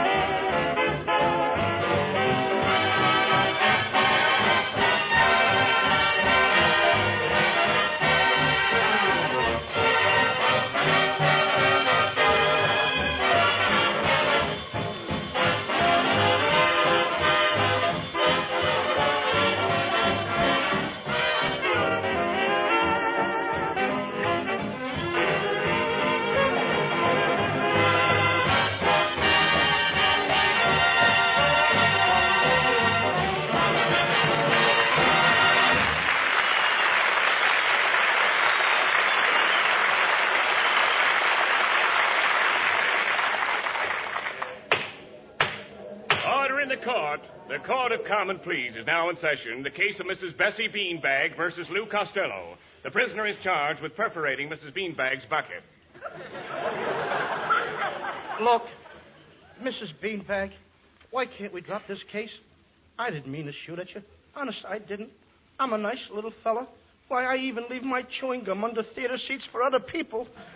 Please, Mrs. Beanbag. Well, Costello, I'm willing to drop the whole case if you'll pay me 50 cents to get a new bucket. Gee, you're a swell woman. Here's your 50 cents. No, you don't, Costello. Abbott, let me pay the 50 cents. You'll do nothing of the kind. I shoved her into this. Let me pay her. I said no. Now, listen. If you give that woman that money, it shows you're guilty. We're going to fight this case. I've hired you a lawyer. I am Grandi. As a lawyer, I am dandy. Hey, look. It's Kitzel. Yes. Hey, Abbott, now get this guy out of here. I'll get my Uncle Artie Stebbins to defend me. This Kitzel ain't no lawyer. Now, just a second, Mr. Can't smell you. Can't smell me. Yeah. Costello! All right, well, I'll have you to know I happen to be one of the greatest legal minds in the world. In my first case, I defended Dreyfus. Alfred Dreyfus of Devil's Island? No, reckless Dreyfus from Coney Island. Oh, now don't give that stuff, Kitzel. You don't look like a lawyer to me. Oh, Pish-Pash, you don't look like a lawyer to me. And why don't I look like a lawyer to you? You've got your hands in your own pockets. I got my hands in my own pockets. What do you know? I'm broke. Look, Abbott, please let me pay Mrs. Beanbag the 50 cents, and then I can get out of here. Who over my debt habeas corpus, Mr. Castillo? You know, we can't lose this case. Just remember that old saying, a bird in the hand is worth. Go ahead. There's more. Everybody rise. Presenting His Honor, Judge Sam Quentin Leavenworth. All right, bailiff. Bring in the first. Bring in the next. Bring in the whole case.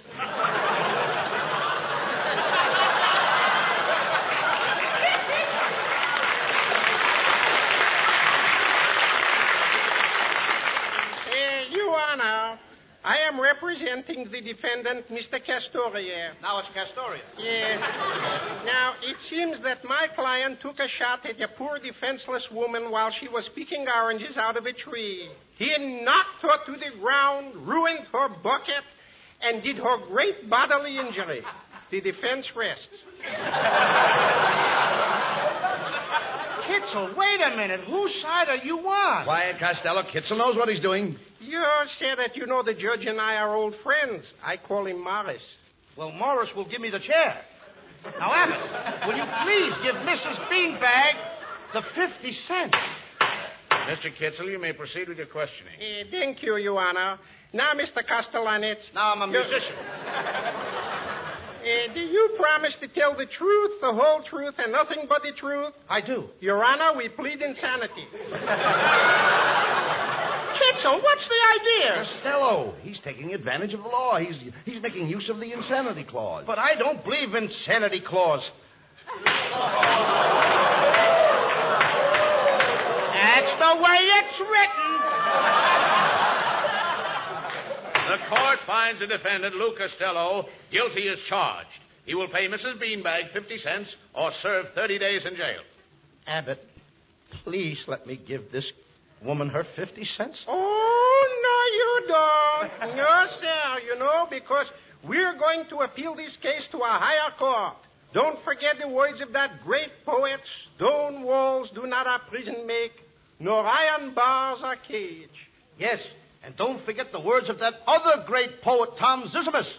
He says 30 days has September, April, June, and Lou Costello.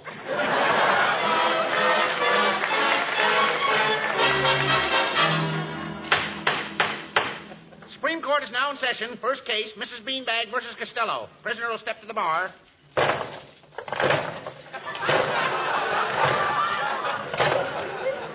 Costello, are the chains heavy? Abbott, would you mind holding up this 500-pound ball? Why don't you please let me pay Mrs. Beanbag the 50 cents? Your Honor, I would like to ask my client just one question. Request granted. Thank you.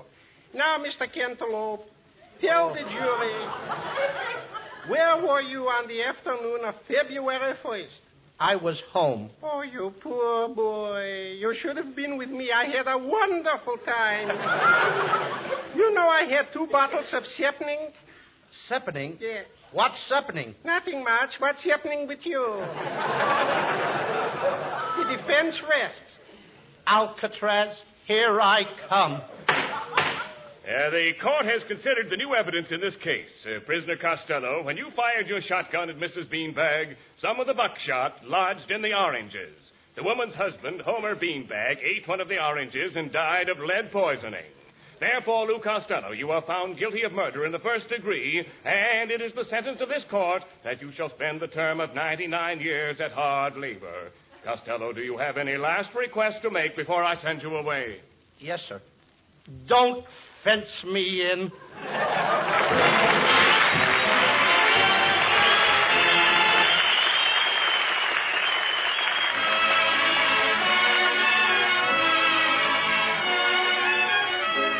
Responding to hundreds of requests from her Camel fans, Connie Haynes repeats her treatment of the trolley song.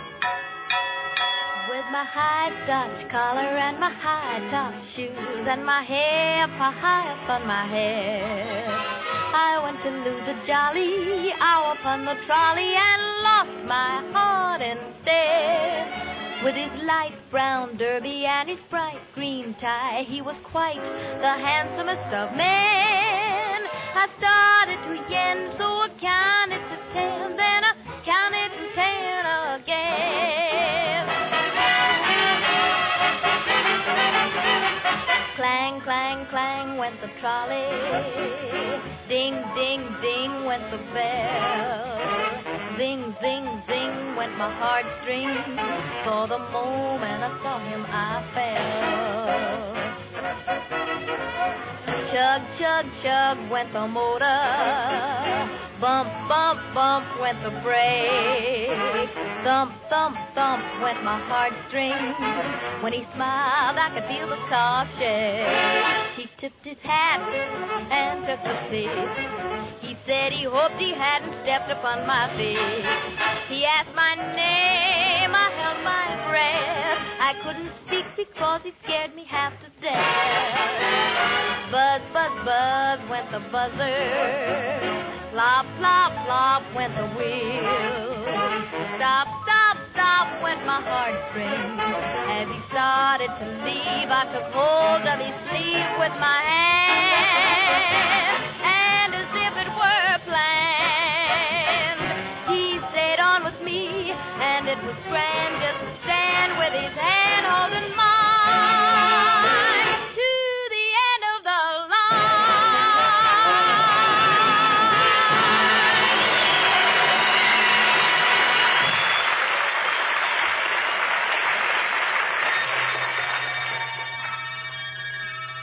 Package of Camels, please. Certainly, sir. Or would you like a carton? Or a couple of cartons?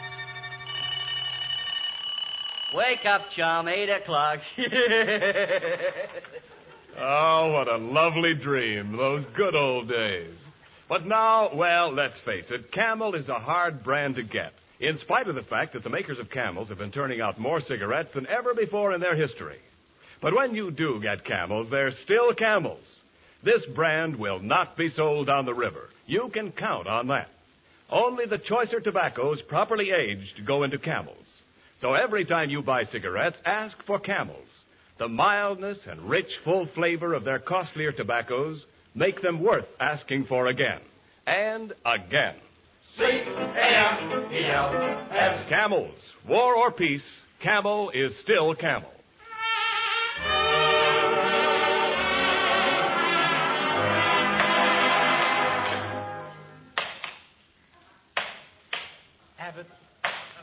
Abbott, Why? will you please get me off this rock pile? Costello, why are you always complaining? You should be thankful that I got myself a job as guard so I could be with you. Mrs. Beanbag to see prisoner Costello. Oh, Mr. Costello, there's been a terrible mistake. My husband Homer didn't die of lead poisoning after all. The doctors removed all the buckshots. Thank heavens. Homer got the lead out.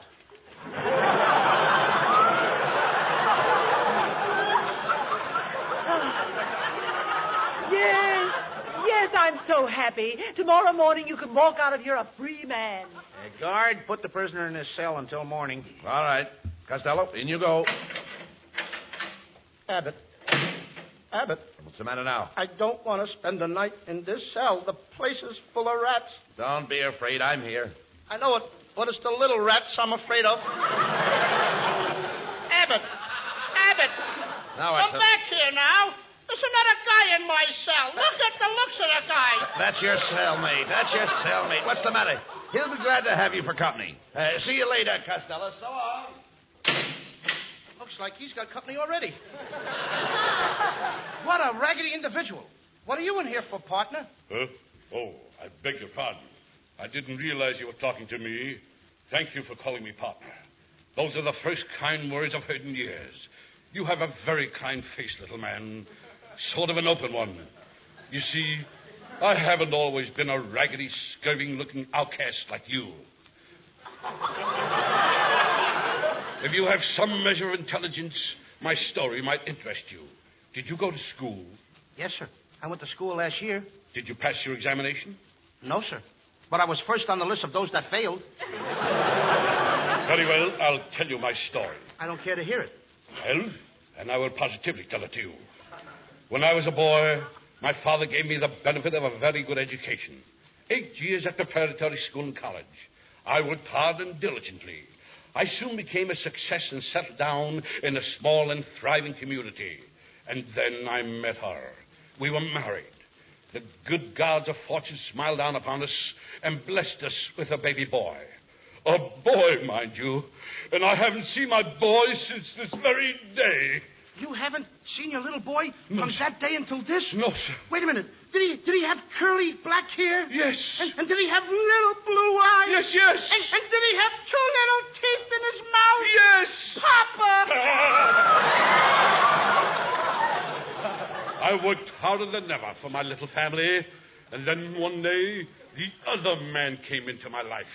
He was a poor man, broken in health and spirit. I welcomed him into my home gladly. I said, make my home your home.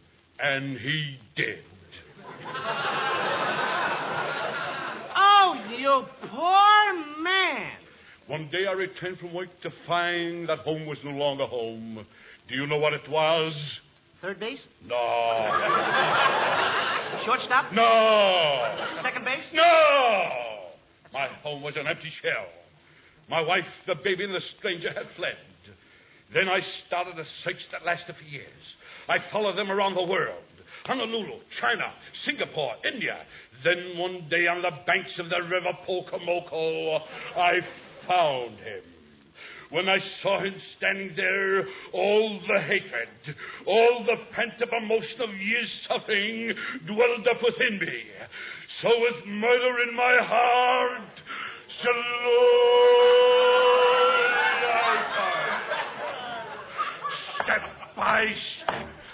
Step by step, I have crept upon him.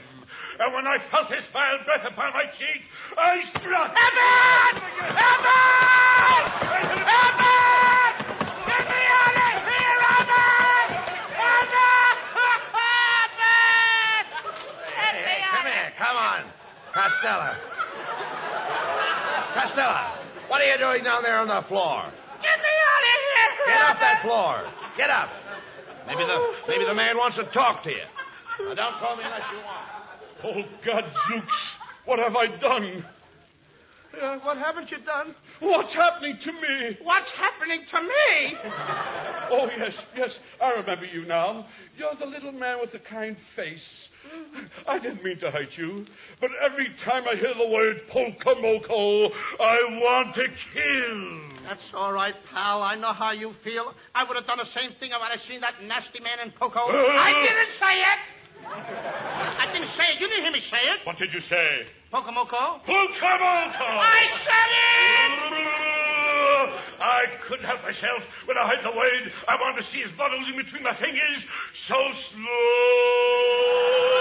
I tried.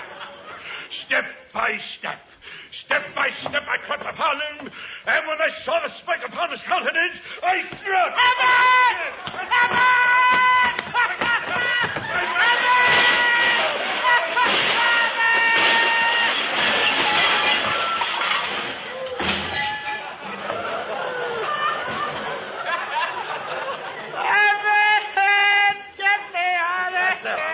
Costello, what are you doing on that floor? Oh, I put you in here to keep the man company. Get me Now, out. get up.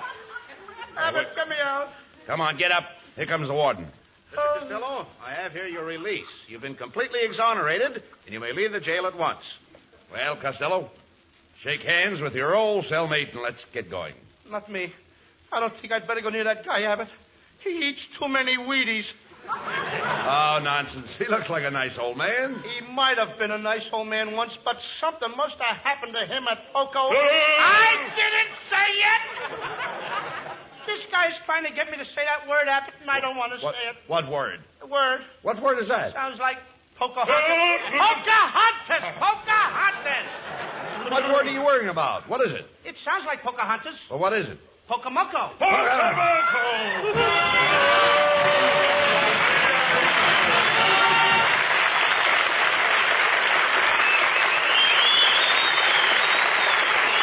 Abbott and Costello will be back for Camel cigarettes in just a moment. Thanks to the Yanks of the Week. Tonight we salute Lieutenant Betty Barry of Forest Hills, Long Island, just awarded the Air Medal for meritorious achievement in the China-India-Burma Theater. She is one of the first women in this area to be given this coveted decoration. In your honor, Lieutenant Barry, the makers of Camels are sending to our fighters overseas 400,000 Camel cigarettes.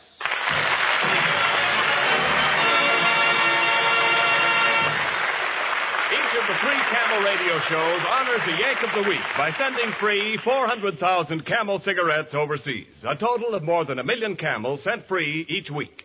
Camel broadcasts go out to the United States 3 times a week, are rebroadcast to practically every area in the world where our men are fighting, and in cooperation with the Good Neighbor policy, also to Central and South America. Listen tomorrow to Jimmy Durante and Gary Moore, Monday to Bob Hawke in Thanks to the Yanks, and next Thursday to Abbott and Costello. And now, here are Bud Abbott and Lou Costello with the final word. Well, Costello, you had a pretty rough time tonight. How about coming out to my house for some refreshments? Gee, Abbott. Yeah, where do you live? 2964 Pocomoco Street. Pocomoco! Slowly I turn. Get me out of here! Good night, folks. Good night. Everybody. Good night to Ann. Good night, everybody.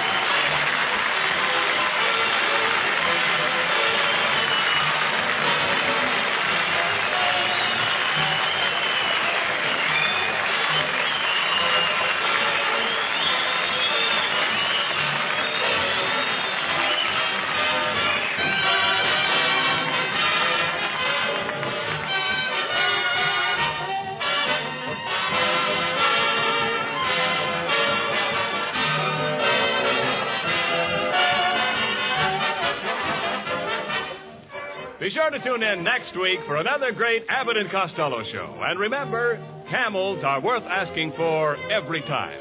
See for yourself how Camel's mildness, coolness, and flavor click with you.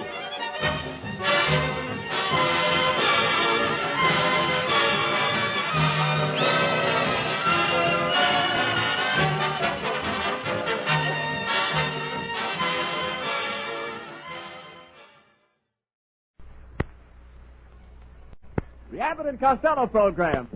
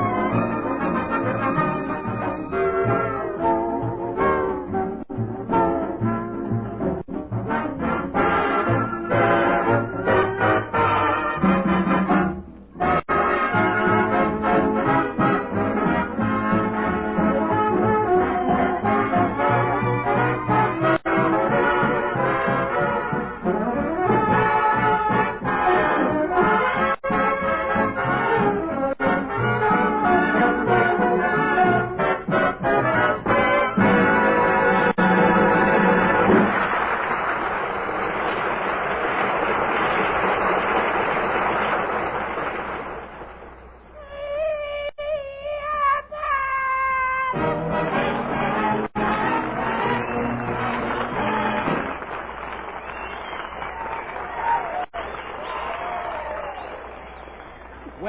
it's about time you got here, Costello. This is going to be a big night on our program. I've invited Rudy Valley to be our guest. Rudy Valley? Yep. But his program follows our program. You mean to tell me he's going to be on our program and then sing for a half hour on his own program? What's wrong That with... means he'll be on the air for a whole hour. What's wrong with that? His nose is going to be awfully tired. No, Costello. Rudy Valley does not sing through his nose. That's false. Oh, I'm sorry to hear that. I didn't know he had a false nose. He hasn't got a false nose. It's the rumor that's false. The rumor is false? Certainly. And why is he taking that kind of rumor? No, he doesn't take in rumors, Lou. Some people say that Rudy Valley sings through his nose, and I found out it was a false rumor. Oh, you mean Rudy's a ventriloquist? No, he's not a ventriloquist. Then why has he got a rumor singing through his nose? Costello, there's no rumor singing through his nose. When I say rumor, I don't mean a rumor like a baller. The kind of rumor I mean is spreading false tales. The rumor is spreading a false tale? That's right. That I gotta see.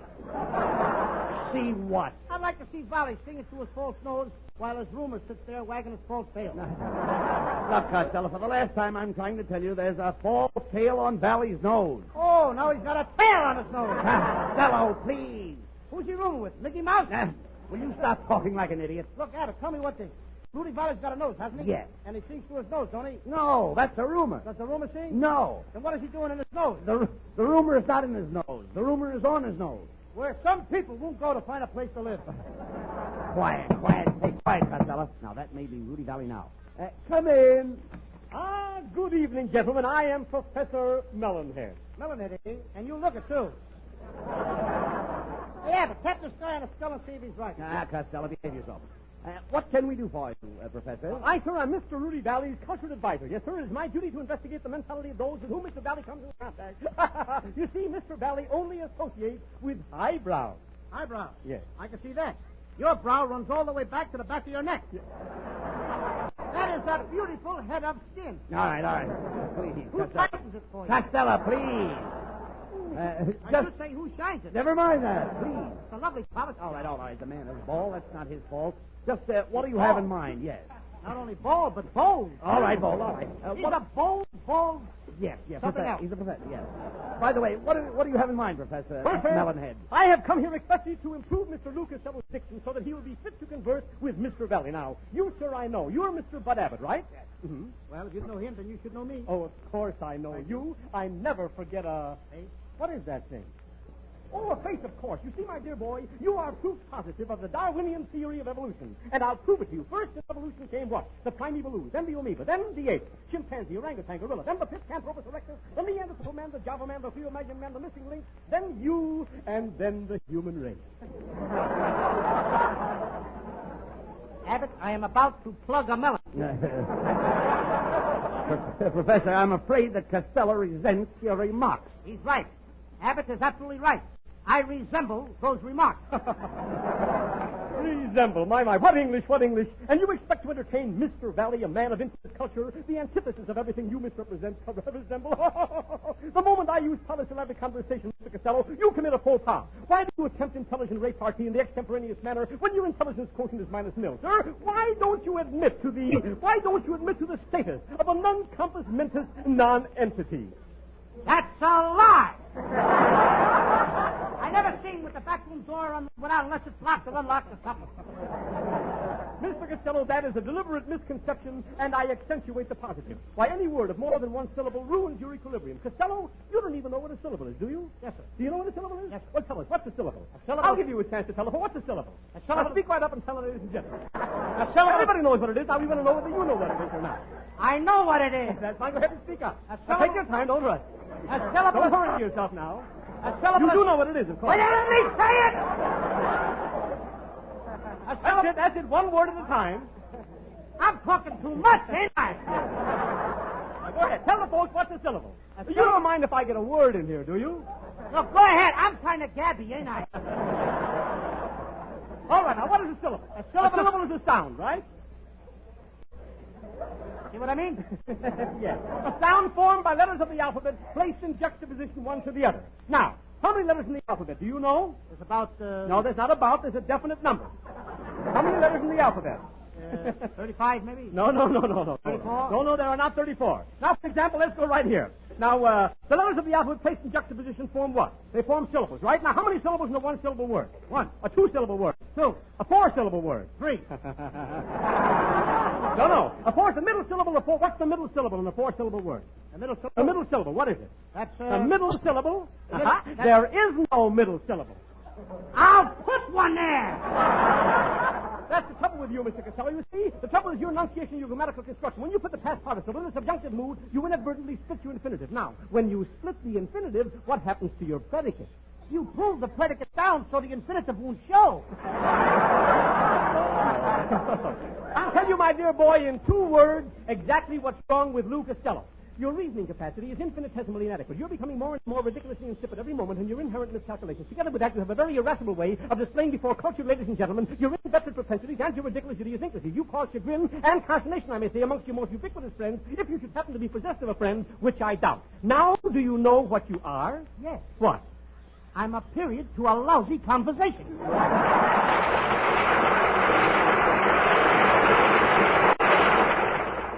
Freddie Rich with the wonderful arrangement of The Very Thought of You.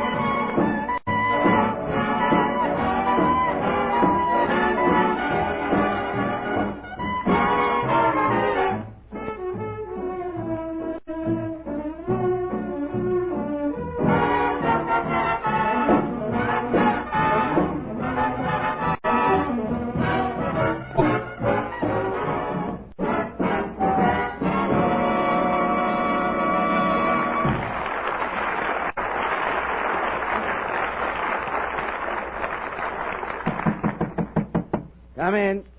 I beg your pardon. Are you the Costellos Mr. Valley is working with tonight? Yes, I'm Bud Abbott, and this is my partner, Lou Costello. All right, boys. Bring in the screen and place it in front of Abbott and Costello. Oh, wait a minute, lady. What's the idea of putting us behind a screen? It's made of antiseptic gauze. Mr. Valley doesn't want to be contaminated by you two bums. Who does that guy Valley think he is? He must think he's our penis. Our penis? What is our penis? Sinatra, spelled backwards. Costello, you're jealous of Rudy because he's a great ladies' man. And by the way, I got to talk to him about that, too, Abbott. What do you mean? He's just stealing my women. Stealing your women? Yes, I don't mind him grabbing off those 18-year-old girls. But when he starts fooling around with the dames over 65, he's cutting in on my territory.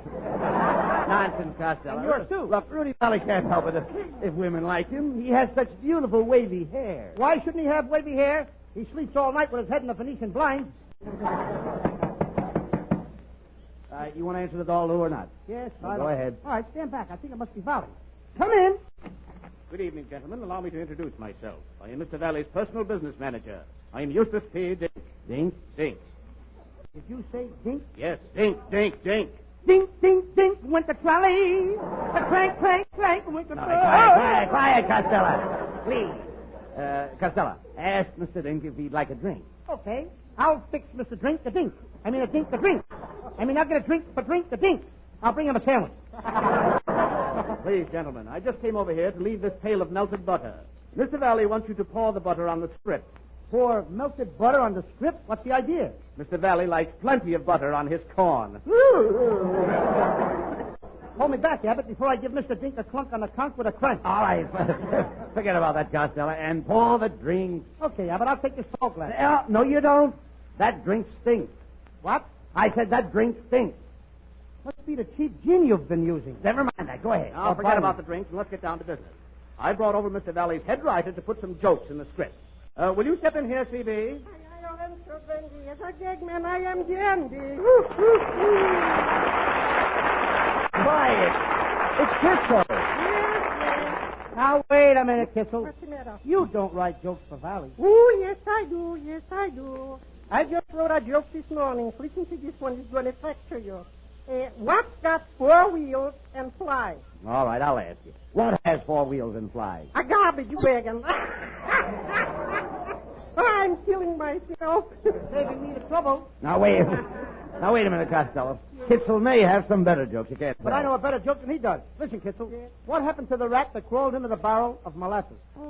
What happened to the rat who crawled into a barrel of molasses? That fixed me. Stuck the other rat, too. It stuck the other rat, too. Like it? No.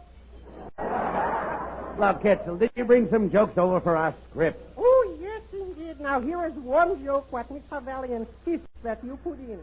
What is the difference between an animal with long horns, a 10-carat diamond ring, and a jackass? No, now, Kitzel, please. Everybody knows that joke. Well, all right, you're so what, smart. What I mean, an animal with long horns is a reindeer. You're right. And a 10-carat diamond is 2 deer. That's right, Abbott. But what about the jackass? That's you, dear.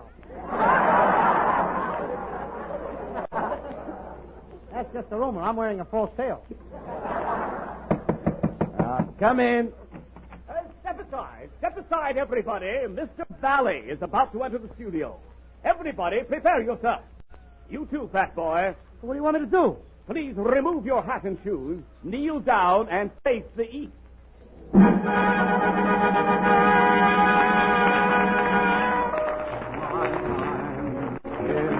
time is my time.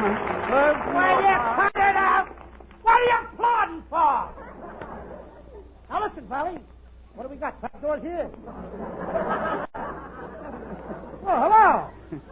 I mean, what's the idea of coming in here singing? All right. Take it easy. Wait, just a minute. Take it easy, Lou. Now, don't minute, please. Lou! Please. Better. Please. Lou, now don't insult our guests.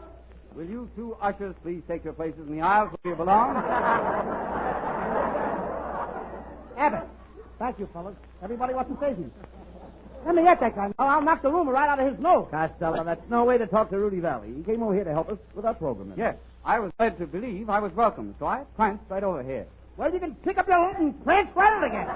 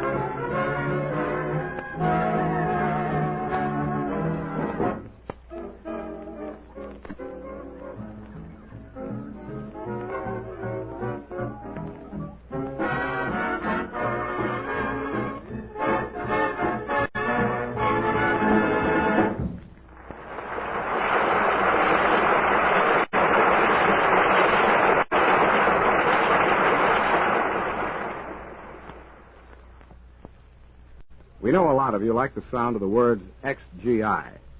We can't think about it too much at present, but it sounds good. But being an XGI will mean other things, too. For example, it'll cost a bit of money. The Retail Menswear Association says the average XGI will have to spend some $300 just to get by during his first civilian year. There'll be furniture for your home. You'll probably want and need a new car. You may want to travel. Well, these and a dozen other items will be cropping up to hit you below the money belt. That's why it's wise to save now. Hang on to every dollar you can spare. Invest your extra cash in GI bonds or soldier's deposit. The easy way to save is the regular monthly savings plan. See your first sergeant or company clerk and work out a savings plan to meet your rate of pay. Costello, I asked Rudy to come over here, and he's an old friend of mine. Indeed I am. How well I remember when Bud and I were barefoot boys in tan. We used to go camping together in the forest. Many's the time that we roasted ham over an open fire. I can smell the ham roasting now. Yes. You'd better step back from those hot footlights. Look, Rudy. Just how did you plan to build up our Thursday night audience? Well, between us, we've got to win over every member of every family. I know that all the men will listen to you, Bud, and naturally all the women and children will listen to me. If there are any cats or dogs listening, this is Lou Costello. I don't feel that way, Costello. I've written a little play for you to do tonight in which you play the starring role. The play is called Jack and the Beanstalk. I'll be back in a few minutes with the play. Now, wait a minute. Look, Rudy, isn't that the play where the goose lays the golden egg? That's right. Get your baskets ready, folks. We'll be laying them in the aisles tonight.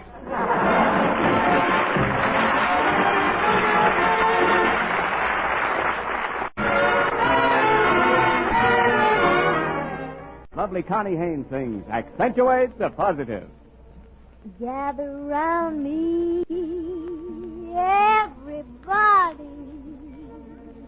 Gather round me while I preach some.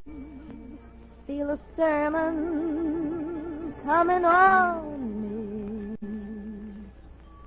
The topic will be sin, and that's what I'm again.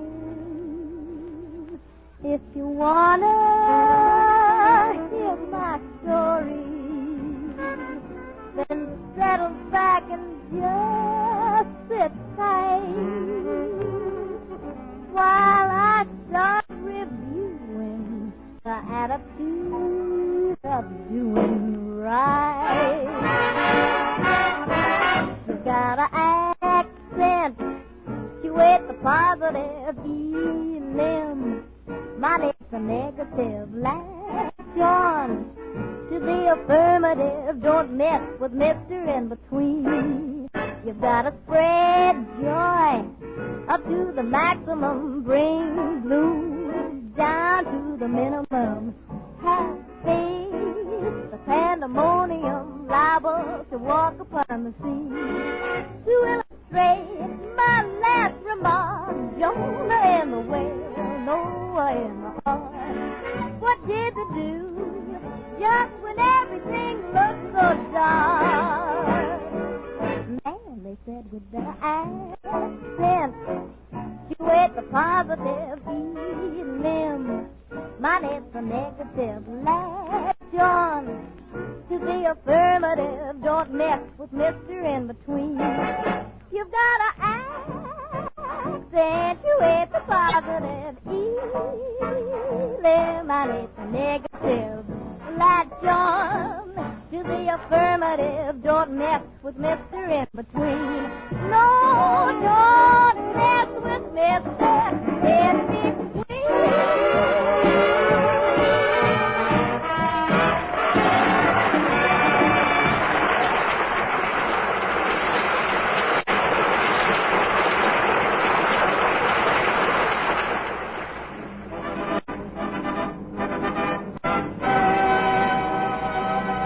Ladies and gentlemen, we now present a stirring drama entitled Jack and the Beanstalk, starring Lou Costello in the title role, assisted by Rudy Valley and Bud Abbott.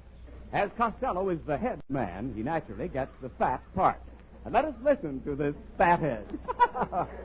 All right, Costello, take your place at the microphone while Rudy sets the scene. That's very sweet of you, Bud, to ask me to set the scene. I didn't come over here for that purpose. Costello is the star of the play, but of course, if you insist. Who's insisting? Thank you. Remember, Costello, I'm only here to help you. Now, let's get on with the story. Ladies and gentlemen, once upon a time there lived a poor old lady and her son, Jack. That's me, folks. I'm the star. That's right. Jack and his mother had no food to eat in the house, so Jack's mother said to him, Jack, my son, we have nothing to eat and we have no money. Just a minute, Rudy. Are you playing the part of my mother? Of course, Costello. Anything to help you out. Oh, for a minute I thought you was butting into my play. Of course. Okay. Now the mother goes on to say, Jack, my son, to take our cow into the city and sell it, we need the money. So little Jack goes trudging down the road with the cow. Clump, clump, clump, moo, moo, moo. Now, wait a minute. Are you doing the sound effects, too? Certainly. I'm here to help you. I'm putting you across. You're putting me across a barrel? When do I talk? Be patient, Costello. You'll be on in a minute. Get me on while I'm still young. All right. Now, as Jack trudges down the road with the cow, he meets a funny old man who stops him and says, Good morning, Jack. How'd you feel this fine morning? I feel... You're looking good, too. What have you got there in the end of that rope? It's a cow, eh? Pretty good looking cow. Reminds me of the cow I used to have. She gave buttermilk, of course. What else can a poor cow give but her milk? What kind of a cow is it, son? Don't tell me it's a Jersey cow. I can tell by her license plate. I'm killing the people. And you're murdering me, too. Abbott, will you get the guy out of here? Costello, please don't interrupt me while I'm speaking. This guy is more repulsive than my Uncle Artie Stephen. Costello, Rudy is only here to help you. Now, let's get back to the story. Okay. Now, my mother told me to take this cow... Please, Costello, the old man isn't through speaking. I'm sorry, I talk too much. Excuse me. I'm as bad as that secretary you sent over. Oh, that's all right. Now, son, let's get down to business. What will you aim to do with that cow? Sell it. Do what? Sell it, sell it. That's it, Costello. Get your lines out. I want you to be heard. Sell it! Sell it! Sell it! Costello! Costello! You said that line once. Costello, you said that line once. I know I did. I like the line. I may not get another one. I want to sell it. Sell it! Costello, please. Costello, please. You're stopping the play. Go on, Rudy. All right, son. You said you all want to sell that cow. I'll give you 5 magic beans for the cow. 5 beans? My mother will kill me if I only bring home 5 beans. Just a moment. Who's playing the part of your mother? You are. Well, if I'm your mother, am I going to kill you? No. I'm only here to help you. I'm your friend. I'd like to have you for a dead cousin. Well, anyway, Jack takes the 5 magic beans and trudges back to his house. Plump, plump, plump. The cow goes away with the old man. Moo, moo, moo. The cow's got more lines than me. Costello, please. Can you be quiet? Go ahead, put something in here for me. Keep quiet. When Jack's mother discovers that he sold the cow for 5 beans, she throws the beans out the window, not realizing their magic power, and then sends Jack to bed without his supper. The little fellow climbs into bed. Wait a minute. Before I climb into bed, I got to take off my shoes. 1, 2, 3. Costello, do you wear 3 shoes? Yeah, since my last line, I grew another foot. Now, Abbott, all these people out here, they come to see me. When do I start to do some acting? Right now, Costello. You wake up in the morning and look out the window. That's a nice piece of business. The magic beans your mother threw out the window have grown into a huge beanstalk that reaches up into the sky. Now, Costello, this is your big moment. Ladies and gentlemen, Mr. Costello will now climb the beanstalk. Oh, boy. At last I'm going to act. Here I go. Well, Costello, you don't have to breathe so loud. Yes, I do. I want the audience to know I'm here. Watch me climb. Costello, don't overplay it. Don't pant so loud. Look, Valley, you've stolen everything else. I ain't going to lose my pants. All right. That's enough climbing, Costello. I'll give you the rest of the story very quickly. At the top of the beanstalk, you meet a big giant. I'll bet that's you. How did you guess? I'm quick at those things. ILP 5 thumb and chase after you. You reach the ground, cut down the beanstalk, and I crash to the ground and lay there, dying. That's the best thing that happened all night. All of the rest of the lines are mine. But I don't die instantly. You wouldn't. You're a stubborn type. Now, Costello, would you deprive Rudy of a few dying words? Oh, no, I couldn't do that. Go ahead, Rudy. Give us your last word. Very well. A little sad music, please, Freddie. My time is your time. Wait a minute, will you? Will you wait a minute? Holy stop! Wait a minute. Well, what's the matter, Costello? You were right, Abbott. It sounds like the room with the false tail is holding Valley's nose. That's right.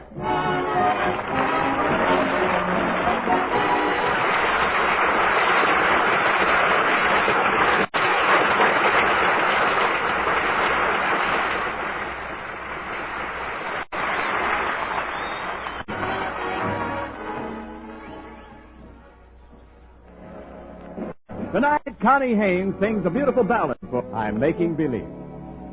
I'm making believe that you're in my arms. Oh, I know you're so far away.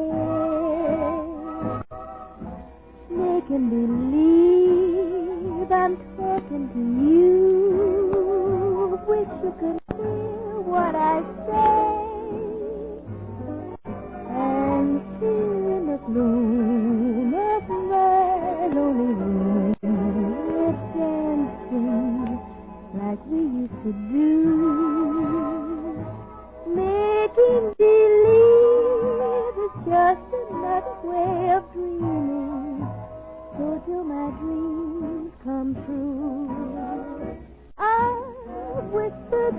night, turn out the lights and kiss my pillow, making believe it's you.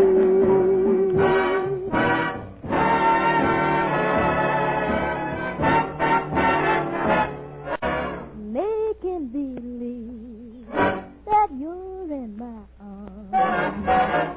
I know you're so far away. Making believe I'm talking to you. Wish you could hear what I say.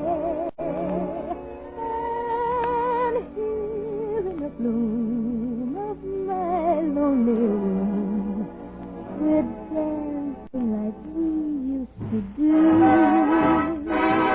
Making believe it's just another way of dreaming, till my dreams come true. I'll whisper goodnight, turn out the lights and kiss my pillow, making believe it's you. Nobody else but you.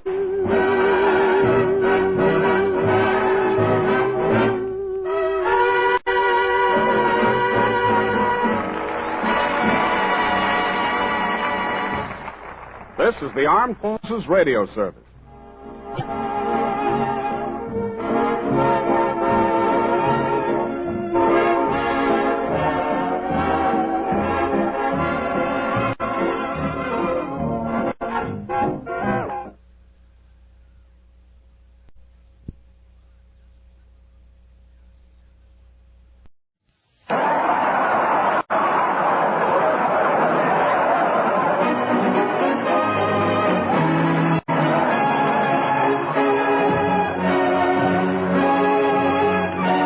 Costello program.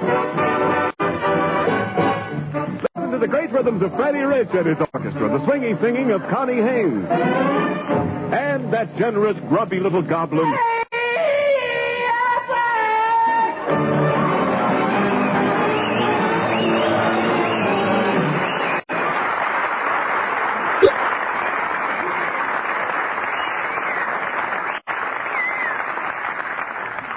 Costello, I've got a big surprise for you. Who do you think is coming over here tonight? Is it Lana Turner? Nope. Paulette Goddard? Nope. Betty Grable? Nope. Then I don't care. Oh, Costello. I'm surprised at you. All you think of is women. Don't you realize that here in Hollywood, pretty girls are a dime a dozen? A dime a dozen? Certainly. And I've been spending my money on jelly beans. Oh. And then sometimes I would buy Sirocco. Sirocco? That's licorice spelled backwards. Oh, talk sense, Costello. Look, I've invited the greatest press agent in town to come here and handle your public relations. Not so fast, Abbott. What do you mean? I'll handle my own relations. I couldn't turn poor old Aunt Minnie over to a stranger, you know. Before I do that, I'd rather send her back to the kennel. No. I'm not talking about your relatives. I'm talking about public relations. Now, you're famous for your funny stories, and this man will publicize your anecdotes. He wouldn't dare. He hasn't got the nerve. What do you mean? I don't mind being amateurized. Well? But when you're going to start with my anecdotes, that's enough, brother. Now, wait a minute. Look. Nobody's going to try to make me famous at such a price. Lou, that'll make you famous. I still have my pride, you know. All right, listen, Costello. My amortization's gone, but I know. have pride. Listen, Costello, this man has great contacts with all the picture studios. He knows Cary Grant from RKO lot, Spencer Tracy from the MGM lot, Humphrey Bogart from the Warner lot. Does he know Cockeyed Louie? Where is he from? The parking lot. Can't be Frank Sinatra. He can't knock that hard. Oh, listen, please. He was here last week. Now, that may be the publicity man. Come in. I beg your pardon. Which one of you is Mr. Costello? I'm Lou Costello. Well, I'm so glad I got here in time. I'm Mrs. Crutch, Mr. Costello. And my daughter's very sick. She's got the measles. Oh, that's too bad. Yes, and she listens to your program every week, and I come here to ask you a great favor. What's that? Please don't go on tonight. We want her to get well.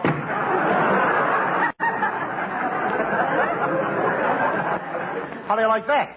She gets $40 for that one measly joke.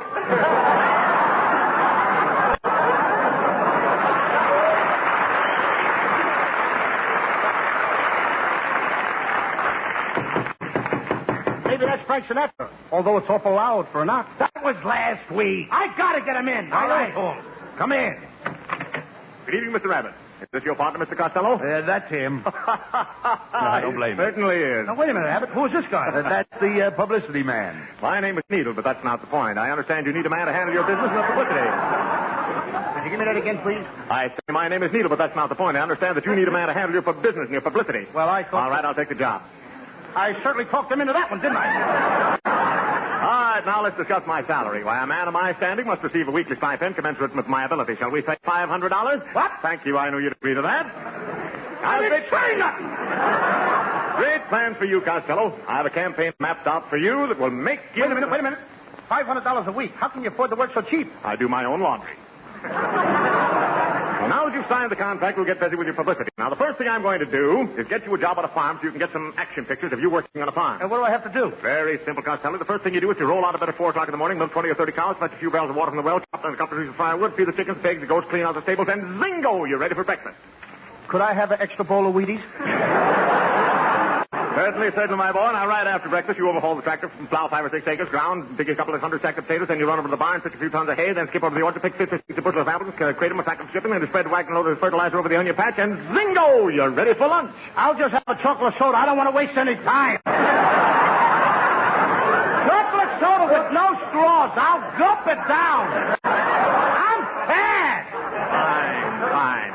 Now, right after lunch, you get out your shovel, you dig a drainage ditch around the barn, repair all the fences, clean the silos, churn the butter, thresh the wheat, and spread the potatoes, prune the trees, trim the hedges, weed the cabbage patch, fill all the lands, bed down the cows, curry the horses, and zingo! You're ready for supper.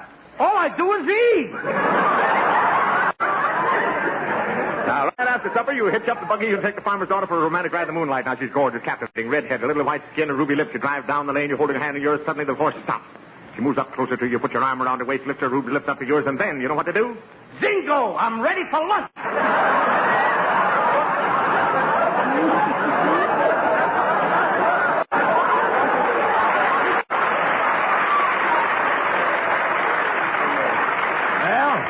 You see, Costello, this is the man you need. Hey, Abbott, where have you been? Where were you when I was working on that farm? I mean, I've never been through so many zingos in my life. Now, Costello, Mr. Needle is an honest man. He is? Needle, look me in the eye. Yes, sir? You wouldn't stick me, would you? Of course not, Costello. I'm here to build up your program now. Last week you had Frank Sinatra as your guest. Who have you got on your show this week? Abbott and me. Brother, you're in trouble. But we'll let that happen again next week. We're going to have a great universal ticket coverage. Turan Bay as your guest. Good night, gentlemen. Did you ever see such a breeze in your life? Hey, isn't that wonderful, Costello? Turan Bay is going to visit us next Thursday. Is that what he said? That's what he said. Oh, Didn't you hear him?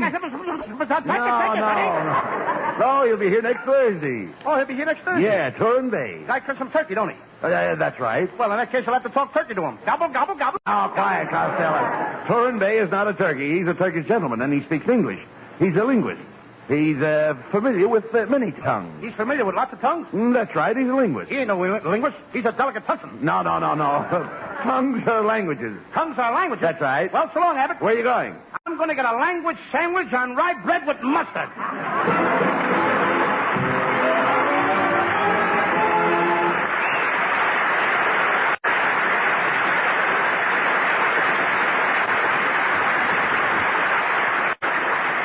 Lovely Connie Haynes sings Accentuate the Positive. Gather round me, everybody. Gather round me while I preach some. Feel a sermon coming on me. The topic will be sin, and that's what I'm again. If you wanna hear my story, then settle back and just sit tight while I start reviewing the attitude of doing right. You gotta accentuate the positive feeling. Mine, it's a negative laugh. John. To the affirmative, don't mess with Mr. In Between. You've got to spread joy up to the maximum, bring blues down to the minimum. Have faith, the pandemonium liable to walk upon the scene. To illustrate my last remark, Jonah and the whale, Noah and the ark. What did they do just when everything looked so dark? Man, they said we'd better accent the positive, eating them. Money for negative, latch on to the affirmative. Don't mess with Mr. In Between. You've got to accentuate the positive, eliminate the negative. Latch on to the affirmative. Don't mess with Mr. In Between. No, don't mess with Mr. In Between.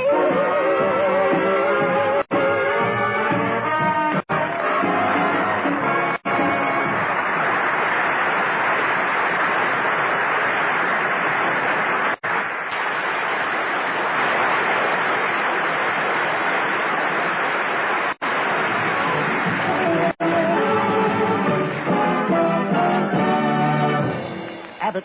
Right. You had no business letting that guy Needle invite Turn Bay over here next week. Why? I don't know nothing about Turkish actors. Well, what do you have to know? The only Turk I know is he's a Turkish civilian. A Turkish civilian? What's his name? Hasn't been drafted. But Costello, surely you've seen... surely you've seen Torrin Bay on the screen. And his lovely leading lady, the Princess Ben Ali? Princess Ben Ali? Yes. His leading lady? Yes. I know her brother, Bowling Ali. Oh, no. Hey, what was that? I am the Princess Ben Ali, Turn Bay's leading lady. Leading lady? Get a look at that pulse. He must lead her around by the nose. Quiet, Costello. Quiet. She may be a member of his harem. With that kisser, she must be the harem scarum. Quiet. We made a picture called Lost in a Harem. I know. Never mind that. Where we lost. All right. My master, Sahib Turn Bay, has instructed me to prepare you gentlemen for his visit. I have written a play of the Far East, which should put you in the mood to receive the master. Come, let us enter my tent so you may settle your part. Abbott, she's been living in the tent so long, she's flap happy. Well, nevertheless, we're going to do as she says. We can't offend Turn Bay. Come on.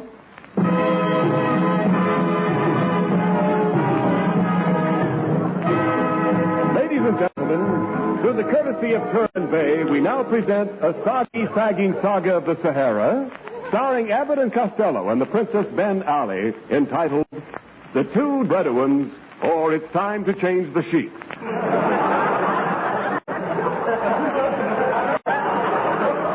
As the scene opens, we see two footsore and weary Arabs trudging across the desert. Abbott, I can't take... I can't. I can't take... How do you like that English? I can't take another step. The sand is terrible. What are you complaining about? I've got a hole in the side of my shoe and the sand keeps pouring in. Why don't you cut a hole on the other side and let it run out? Be quiet, Costello. Hey, look. Here comes a man staggering towards us. Sand everywhere. Sand all around me. And I forgot my bucket. Hey, who are you? Oh, just an old air raid warden. We should have saved him for a blackout. Well, we should have saved him for a blackout. I heard it. Somebody's killed. All right. Quiet. No place for two blackouts. We must hurry, Costello. The lovely Princess Ben Ali is being held captive by the wicked Sultan Atfay Ali Bey. That Atfay Ali Bey has certainly gone to pot. Quiet.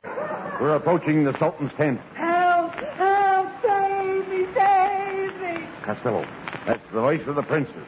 It's coming from this tent. Hello there! Hello there, Princess! It's me, your friend, the Rip! Hello, Rip. What do you hear from the raft? Things are pretty rough with the raft. Rip up. All right. Quiet, Costello. Hey, it's dark in this tent, Princess. I can hardly see. There she is, Abbott. Boy, she sure has gotten skinny. You're looking at the tent pole, stupid. I mean, I'm the one over here with the turban on my head. My, but that's a pretty turban. Yes, it was designed by Diana. How do you like that? The new Diana turban. Come, Princess. We will help you escape from the swift Sultan. Hey, wait a minute. Someone's coming. Listen. The world will always welcome lovers as time goes by. Moonlight and love songs never out. Who is that? That's Humphrey Bogart. He's still walking back from Casablanca.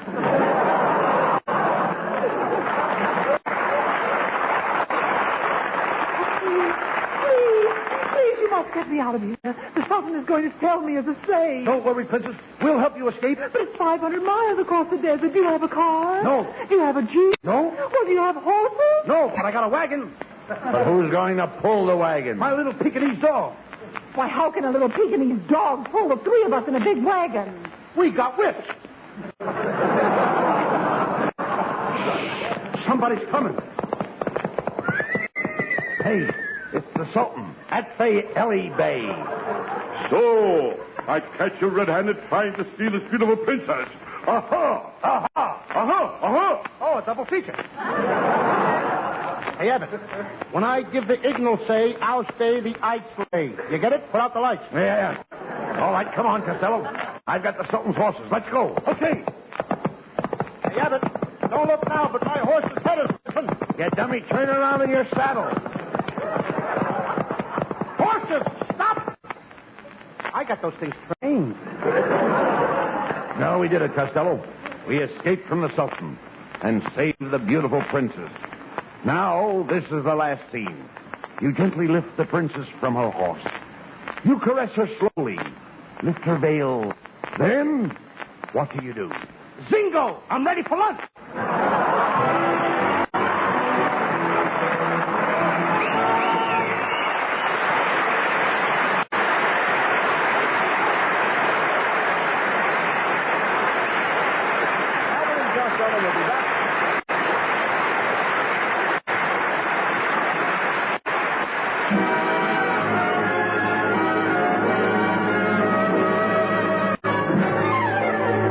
And the orchestra play an old favorite, I Get a Kick Out of You.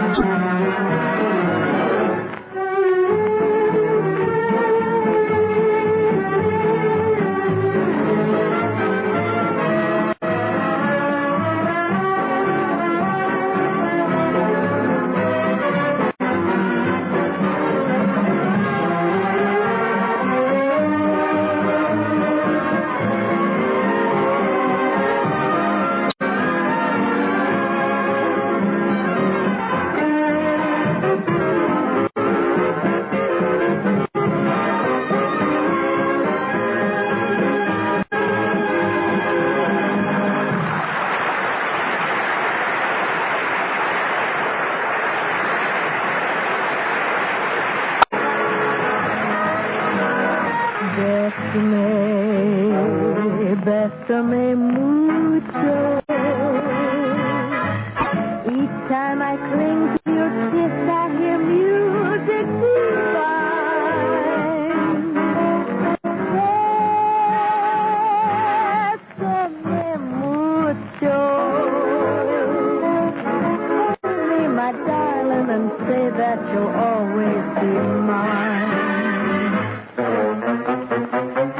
joy of something new. My arms enfolding you. Never knew this thrill before. Whoever thought I'd be holding you close to me. It's you I adore. Dearest one, if you should leave me, each little dream would take wing and my life would be through.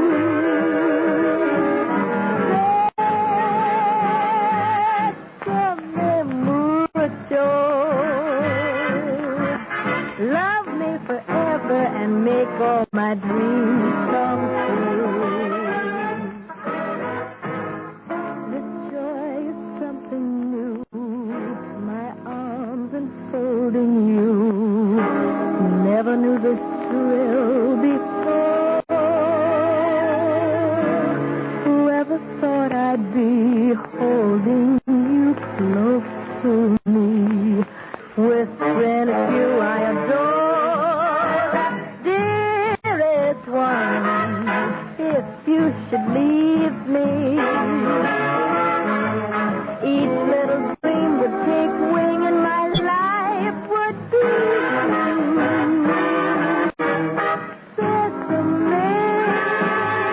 Bésame mucho. Love me forever and make all my dreams come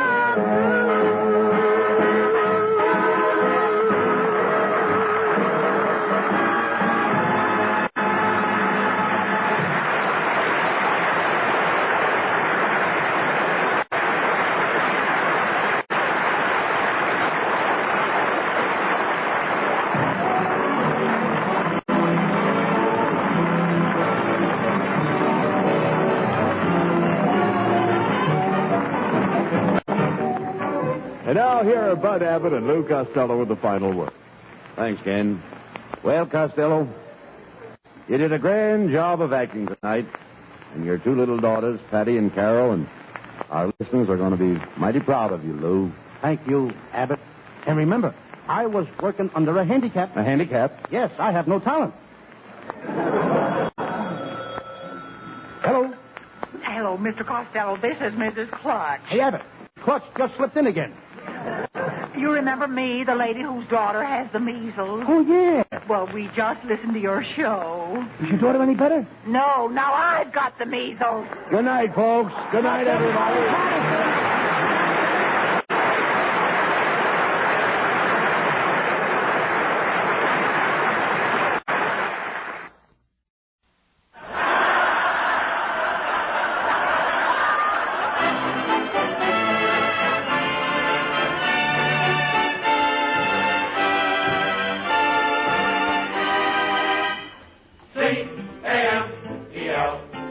The Abbott and Costello program brought to you by Camel, the cigarette of costlier, properly aged tobaccos. See if your throat and your taste don't make Camel a first with you, too. Find out for yourself. Listen to the great rhythms of Will Osborne and his orchestra, the swingy singing of Connie Haynes. And that dumpy, dumpling-head little diplomat who, when he heard that Mussolini and Hitler were dead, had this to say.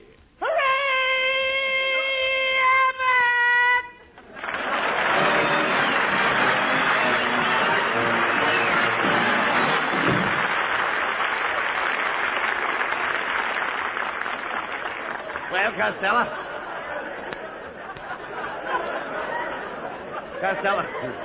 it's about time you got here. What were you doing at the music shop down on the corner? Oh, I went in there to get a record of that song about Molotov. A song about the great Russian diplomat, Molotov? Yeah. What is it called? I came here to talk for Joe.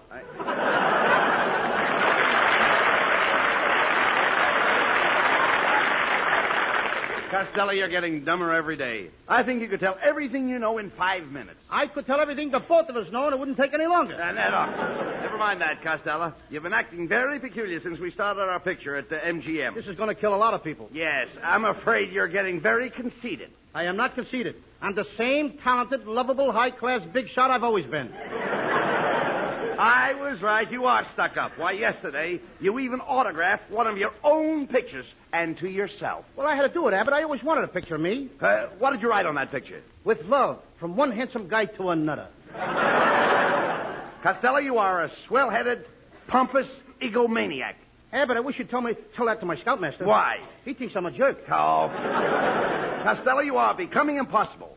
Everybody at the studio is talking about you. Yeah, but they're all saying nice things. Yeah, I wonder. Sylvan Simon, Martin Gosh, Yeah, Al I know, Lickman. I They're all know. speaking so nice Yeah. of me. Just yesterday, Margaret O'Brien paid me a compliment. Margaret O'Brien is just a little child, and I heard what she said to you. You did? Yes, Margaret O'Brien said you had a face that only a mother could love. Yeah, but did you ever see her mother? Costello. Banana!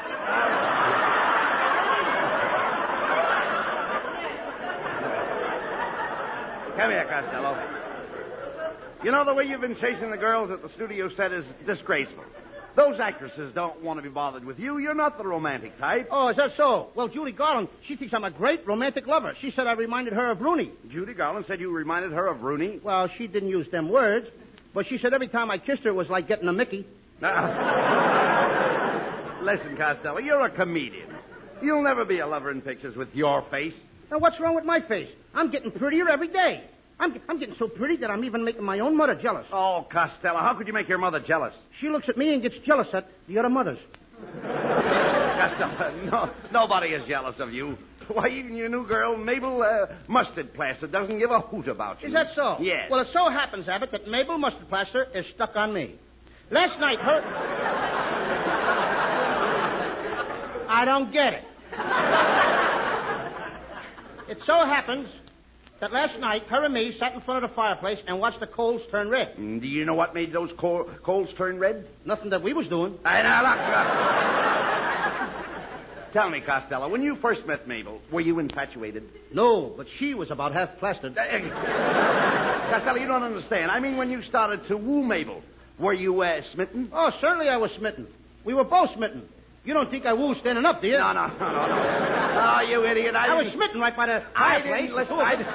Please, I didn't say sitten. I said smitten. When you held hands with Mabel the first time, were you smitten? No, sir. You weren't smitten? No, when I hold hands with a girl, I don't wear no smittens. No, look, Costello, I'm only trying to find out how you feel about Mabel Mustard Plaster. Now, if you were smitten with the girl, you might hanker for her. Did you ever hanker for her? I even hankered with her. Oh, no, you sap. How could you hanker for a girl? Well, it happened last Sunday, Abbott. Mabel and I got in a rowboat and rowed way out to the end of the point. Yes. And we hankered there all day. Boy, did we have fun. I wasn't even wearing my smittens. It wasn't cold. No, Costello. You're confusing the issue. You're talking about anchoring a boat, and I'm talking about hankering for a girl. Now, hankering is like yearning. Tell me, are you yearning for Mabel? No, sir. I'm yearning for myself and my father. You yearn for yourself and your father? Yeah, I make $20 a week, and my father takes half of what I yearn. No. Costello, when I say yearn, I don't mean earn like in earning. I mean yearn like in yearning. And to yearn, you must be smitten. If you are smitten, that constitutes infatuation. Oh, when you say yearn, you don't mean earn like in earning. You mean yearn like in yearning. And to yearn, you must be smitten. If you are smitten, that constitutes infatuation. Now, you've got it. Now, I don't even know what I'm talking about. Costello, forget about being a dramatic actor. You'll never be a success as a ladies' man. Oh, no? Well, for your information, Mr. Abbott, there's a dozen women in Hollywood tearing their hair out just to have a date with me. Well, why don't you go out with them? Who wants to go out with bald-headed women? Oh, get me out of here.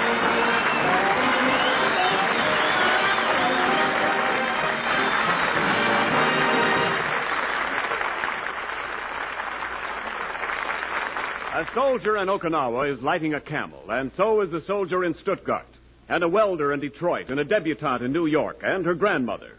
And each of these camels and millions of others the world around are delivering the rich, full flavor and cool mildness always associated with the name of Camel. The flavor and mildness of a superb blend of costlier tobaccos, now as always. For this brand will not be sold down the river. War or peace, Camels are still Camels. In spite of the pressure of these times, the fantastic demand for more and more billions of Camels, costlier tobaccos, properly aged and blended in the time-honored Camel way, are being used. Why, Camels just wouldn't be Camels if green, insufficiently cured tobaccos were used. So, ask for Camels every time you buy cigarettes. C-A-M-E-L-S. Camels, Still the cigarette of costlier tobaccos.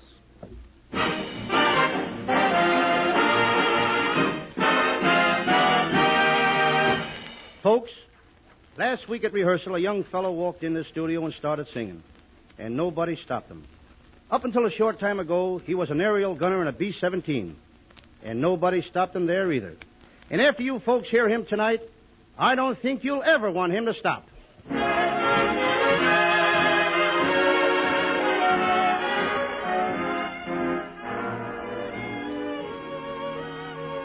Ex-aerial gunner Bob Matthews, with Will Osborne and the orchestra, sings for our Camel fans, I Should Care.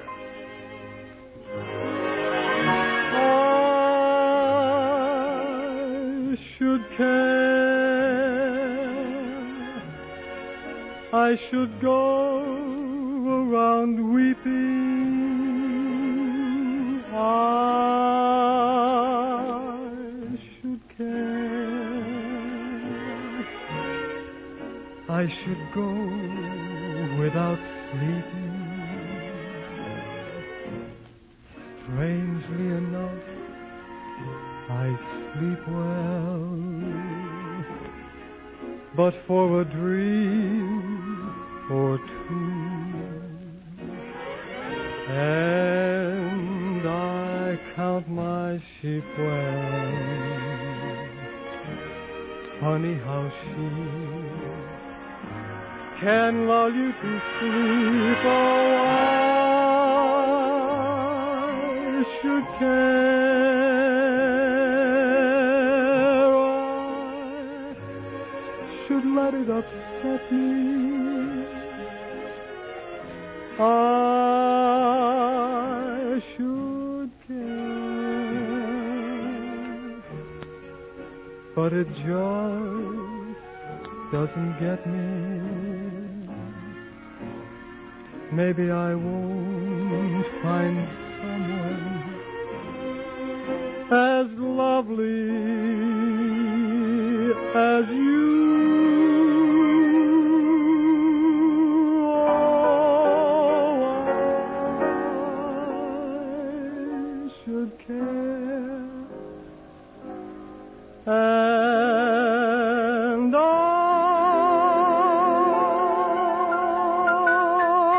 do.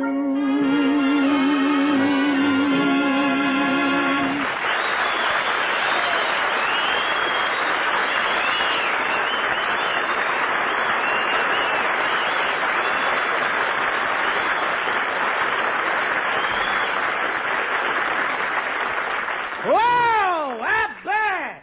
Now what? Abbott, I've made up my mind. What do you mean? I ain't gonna act in no more comedy pictures, no more. I'm too pretty to be hanging off the back of fire wagons, getting basketballs bounced off of my head and having oysters squirting milk in my puss. Oh, calm no down. more. Calm down, All right, Costello. Simon, that's Never mind. Listen, no more of that. Now, look, you're a comedian. You can't be a dramatic actor. That takes training and background. Oh, I got that, Abbott. My whole family was high-class actors. My Aunt Minnie was a fan dancer. A fan dancer? Yeah, and one time when Aunt Minnie was doing a fan dance, a mouse ran across the stage and my Aunt Minnie dropped her fans. And what happened? The mouse fainted. Did they get rid of the mouse? Huh? Did they get rid of the mouse? No, he had a ticket. They couldn't put him out. Now, look, Costello, please, you don't understand. I'm talking about dramatic background like I've got. Why, when I was 12 years old, I was with the Abbey Players of Ireland. That's nothing. When I was 12 years old, I was with the hooky players of Patterson. Come in. I beg your pardon. Which one of you is Lou Costello, the great actor? That's me. Mr. Costello, please face my camera and give me a big smile. That's it. Thank you. Thank you, Mr. Costello. And don't forget to look in the paper tomorrow morning. Will my picture be in? No, but Dick Tracy's in a terrible mess. I'll bet that guy is measles' brother, chickenpox. Hello, yes, this is Bud Abbott. Okay, I'll tell Costello. Hey, that was Universal Studios. They said they are sorry they won't be able to complete our latest picture, The Naughty Nineties, until they are able to secure a dramatic actress to play the final scene. They said that Betty Davis, Katharine Hepburn, Joan Fontaine, and all the other dramatic actresses are busy, and our picture will have to wait. Did they realize that this is a half-hour program? Why, what's wrong? They said all that just now? Yes. We must be running overtime, brother. Never mind that. Costello, this is your big chance to prove your acting ability. I'm going to get you some women's clothes. take you to the studio, and we'll see if you're good enough to fool the director into letting you do the final scene. But they'll recognize me. They know all the dramatic actresses. Yes, but they don't know all the South American dramatic actresses. Oh, I get it. You want me to be another Carmen Miranda. That's Carmen Miranda. With my shape, it's veranda. Some people even think I'm a stoop. All right, look.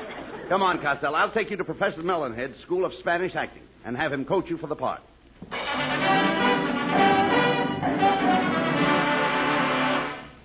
Welcome.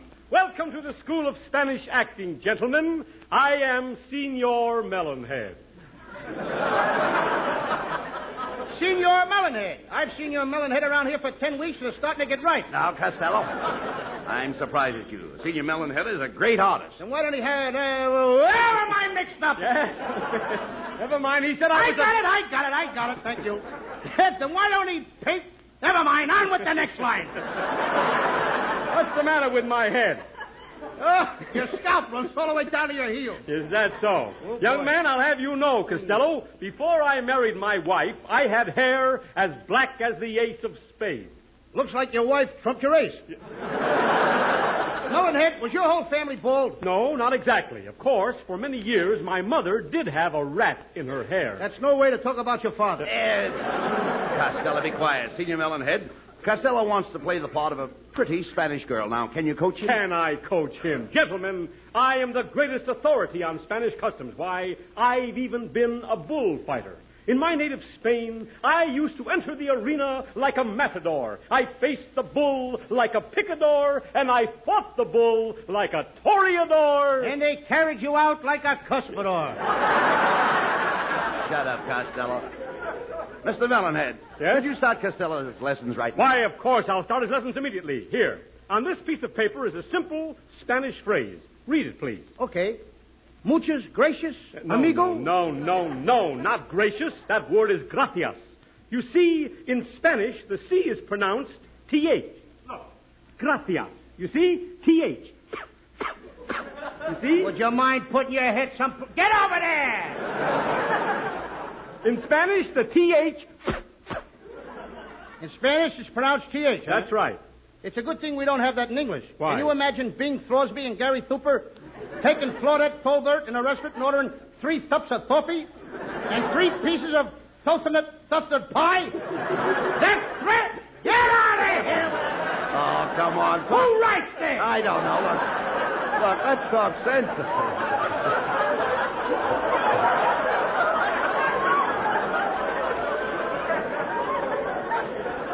Let's talk sense, Costello. Come on. Let's get on with the lessons. Very well, Mr. Abbott. Now, Costello, we'll say that you are a lovely Spanish senorita. You meet a gay caballero at your fiesta. Now, when he sees you, he playfully clicks his castanets, and then he bangs his maracas together. He does? Yes. And do you know what you do? Yeah, I hit him over the head with my fiesta. No. You do nothing of the sort. You invite him. Look, you invite him into your home, and you cook him a delicious Spanish meal in your patio.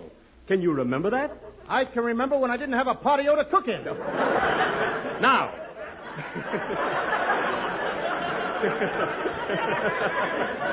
All right, now, Costello, while you're cooking the meal, the caballero strolls into your kitchen. He admires your frijoles. He slyly sprinkles cheese on your tortillas, and then he pushes your enchiladas on the back of the hot stove.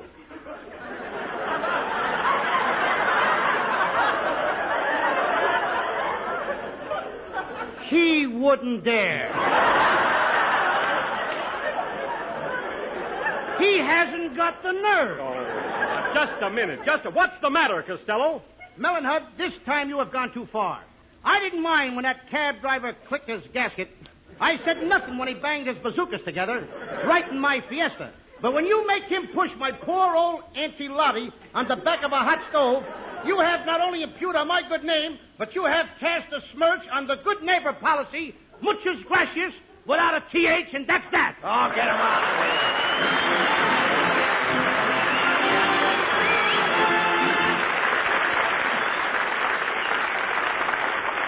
here. Figure it this way. Suppose you were in Germany now. Sure, maybe the big battle phase of the war is over, but there's still plenty of dirty fighting ahead. Long, weary slugging. You're standing at what used to be a street corner in a smashed Nazi town, and a GI comes up to you and says, "How's for a cigarette, bud?" Would you give him one? And how you would. Why, you'd even give him the last one in your pack. And that, folks, is the thing to remember when you, cozily here at home, can't get all the camels you want. You are giving your camels to that fighting pal of yours in Germany, or wherever else on the global war map he may be. Yes, it's the service first. Army, Navy, Marines, and Coast Guard, wherever they go in their winning of the war, they have first call on camels. C-A-M-E-L-S. The service first. Lovely Connie Haynes brings her camel fans one of the most popular songs of the day. With Will Osborne and the orchestra, Connie sings... Every time, every doggone time I fall in love, I get a shoving around every time. Every doggone time I try romance, I'm taking a chance on losing my mind. I'm gonna learn to be a hermit and live in a hermit's cave until I lose those blues my sweetie gave to me. I'm gonna burn my bridges behind me. I'm gonna hate all you men. You can look, but you'll never find me behind the 8-ball again. 'Cause every time, every doggone time I fall in love, I get a shoving around every doggone time. I'm gonna learn to be a hermit and live in a hermit's cave until I lose those blues my sweetie gave to me. I'm gonna burn my bridges behind me. I'm gonna hate all your men. You can look, but you'll never find me behind the 8-ball again. Every time, every doggone time I fall in love, I get a shoving around, I get a pushing around. Every time I fall in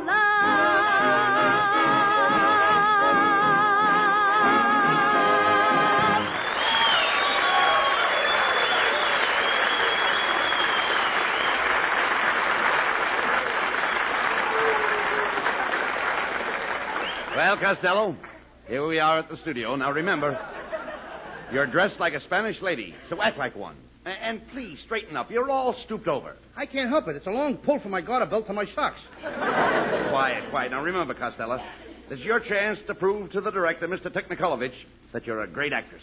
Come on. Ah, Mr. Abbott. And who is this beautiful young lady with you? Mr. Technicolevich, allow me to introduce the famous South American actress, Luisa Costello. Ah, Senor Technicolevich.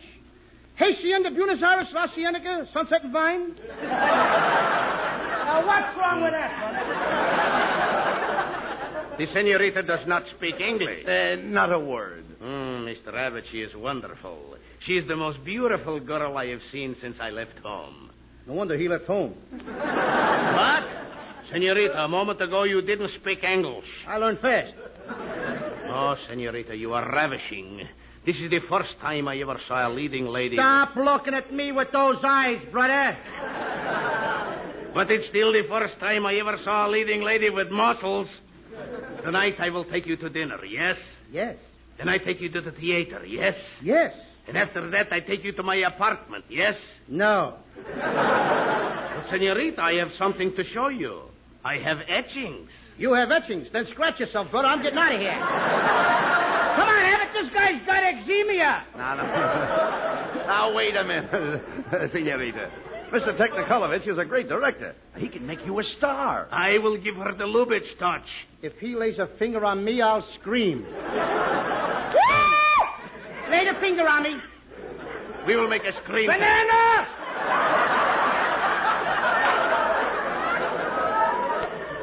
Now, we will make a screen test immediately. Hey, Abbott, this is what I've been waiting for. No more comedy for me. Nice, dignified acting. Now, quiet. Now we will take the scene. Senorita, this is a love triangle. You will play the part of the other woman. Why can't the other woman play her own part? Now, be quiet. I mean, I don't want to take some other poor woman's job away. Now, quiet, please. I mean, but after all, I'm... Now, the scene opens with you in the arms of your lover. Action. Ah, my fiery Latin beauty. Let me put my arms around your waist. You think you can make it? Ah, you are so gorgeous. You have the kind of hair I love to touch. You have the kind of eyes I love to gaze into. You have the kind of lips I love to kiss. You have the kind of throat that I love to... Cut! Senorita, you are too cold. Have you never been in love? What do you do when a man tries to kiss you? I belt him in a kisser. Will you be quiet? I mean, but I'm only trying to tell you that there's a limit. Now continue the scene. Camera, action. You big, strong man. Let me take you in my arms. Ouch! Ah! Senorita, please, don't bend the actors. But I was only... Quiet! I mean, I was just... Quiet! I mean, after all... Shut up! That is Sylvan Simon if I ever seen a guy. Now the jealous wife comes in and catches you making love to her husband. Action. Aha! So this is what goes on behind my back. You Latin cheater, where's my gun? Oh, wait a minute, Matilda. Put down that gun. The senorita and I love each other until death do us part. And I think that's what's going to part us.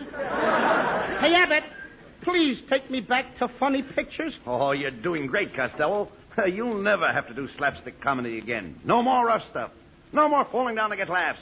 No more getting pies thrown into your face. All right, quiet. He was only trying to... Shut up, you! Now, continue the scene. Camera. Oh, you fat double-crossing husband stealer. I'll break this chair over your head.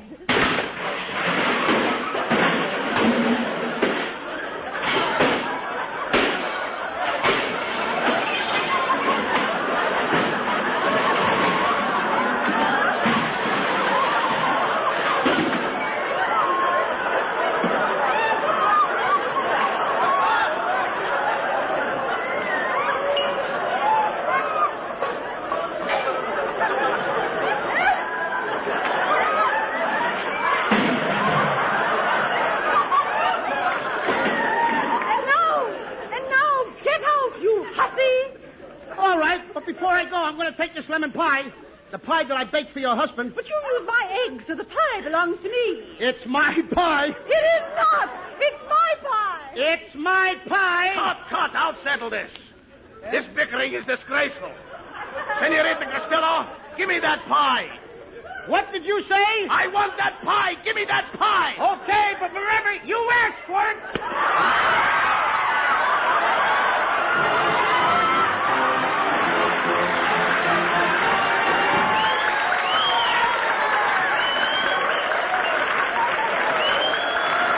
Costello will be back for Camel cigarettes in just a moment. Thanks to the Yanks of the Week.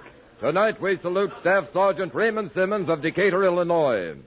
In the Philippine battle, he killed 7 Japs with his rifle and wounded several others. Then he was wounded too. For 2 days, the Japs left him lying in the blazing sun, left him there as bait for rescue parties they could shoot down. On the second night, however, though critically wounded, he pulled out and escaped back to our own lands. In your honor, Sergeant Simmons, the makers of Camels are sending to our fighters overseas 500,000 Camel cigarettes.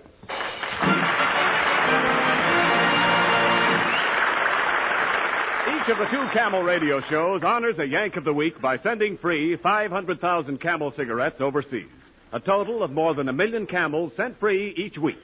Camel broadcasts go out to the United States twice a week, are rebroadcast to practically every area in the world where our men are fighting, and in cooperation with the Good Neighbor policy, also to Central and South America. Listen again next Thursday to Abbott and Costello.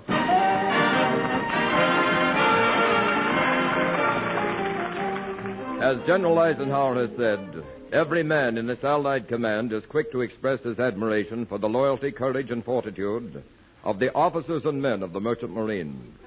Now, skilled seamen and experienced officers are needed more than ever before for the final push to victory. This is vital. This is an emergency. No beginners, but skilled, experienced men. Wire collect, Merchant Marine, Washington, D.C., giving your rating, license, and address.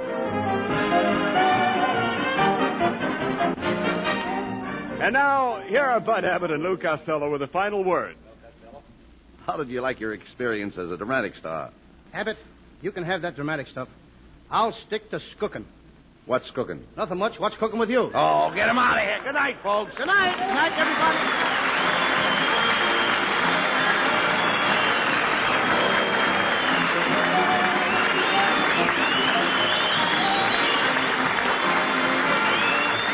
Yes, folks, be sure to tune in next week for another great Abbott and Costello show brought to you by Camel Cigarettes. And remember, Camels are worth asking for every time. See for yourself how Camel's mildness, coolness, and flavor click with you.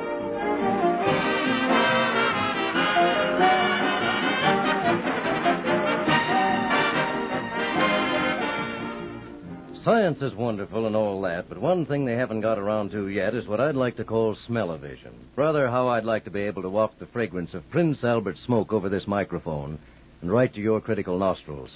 Then I wouldn't have to say a word. You just head straight for the nearest package of Prince Albert and load up your pet pipe. And you'd find not only fragrance, but flavor. Rich, full-bodied, real He-Man tobacco flavor, but no tongue bite, no sir. Because Prince Albert gets special no-bite treatment that gets cheers from your tongue. Crimp cut, too, for perfect packing, easy drawing, and even burning. And a beaut of a bargain, Prince Albert, just about 50 pipefuls per package. Saturday night, be sure to listen to Prince Albert's Grand Ole Opry. For nearly 19 years, bringing the real authoritative American folk music and fun to Southern radio audiences, and now broadcast coast to coast. Remember Grand Ole Opry every Saturday night on NBC.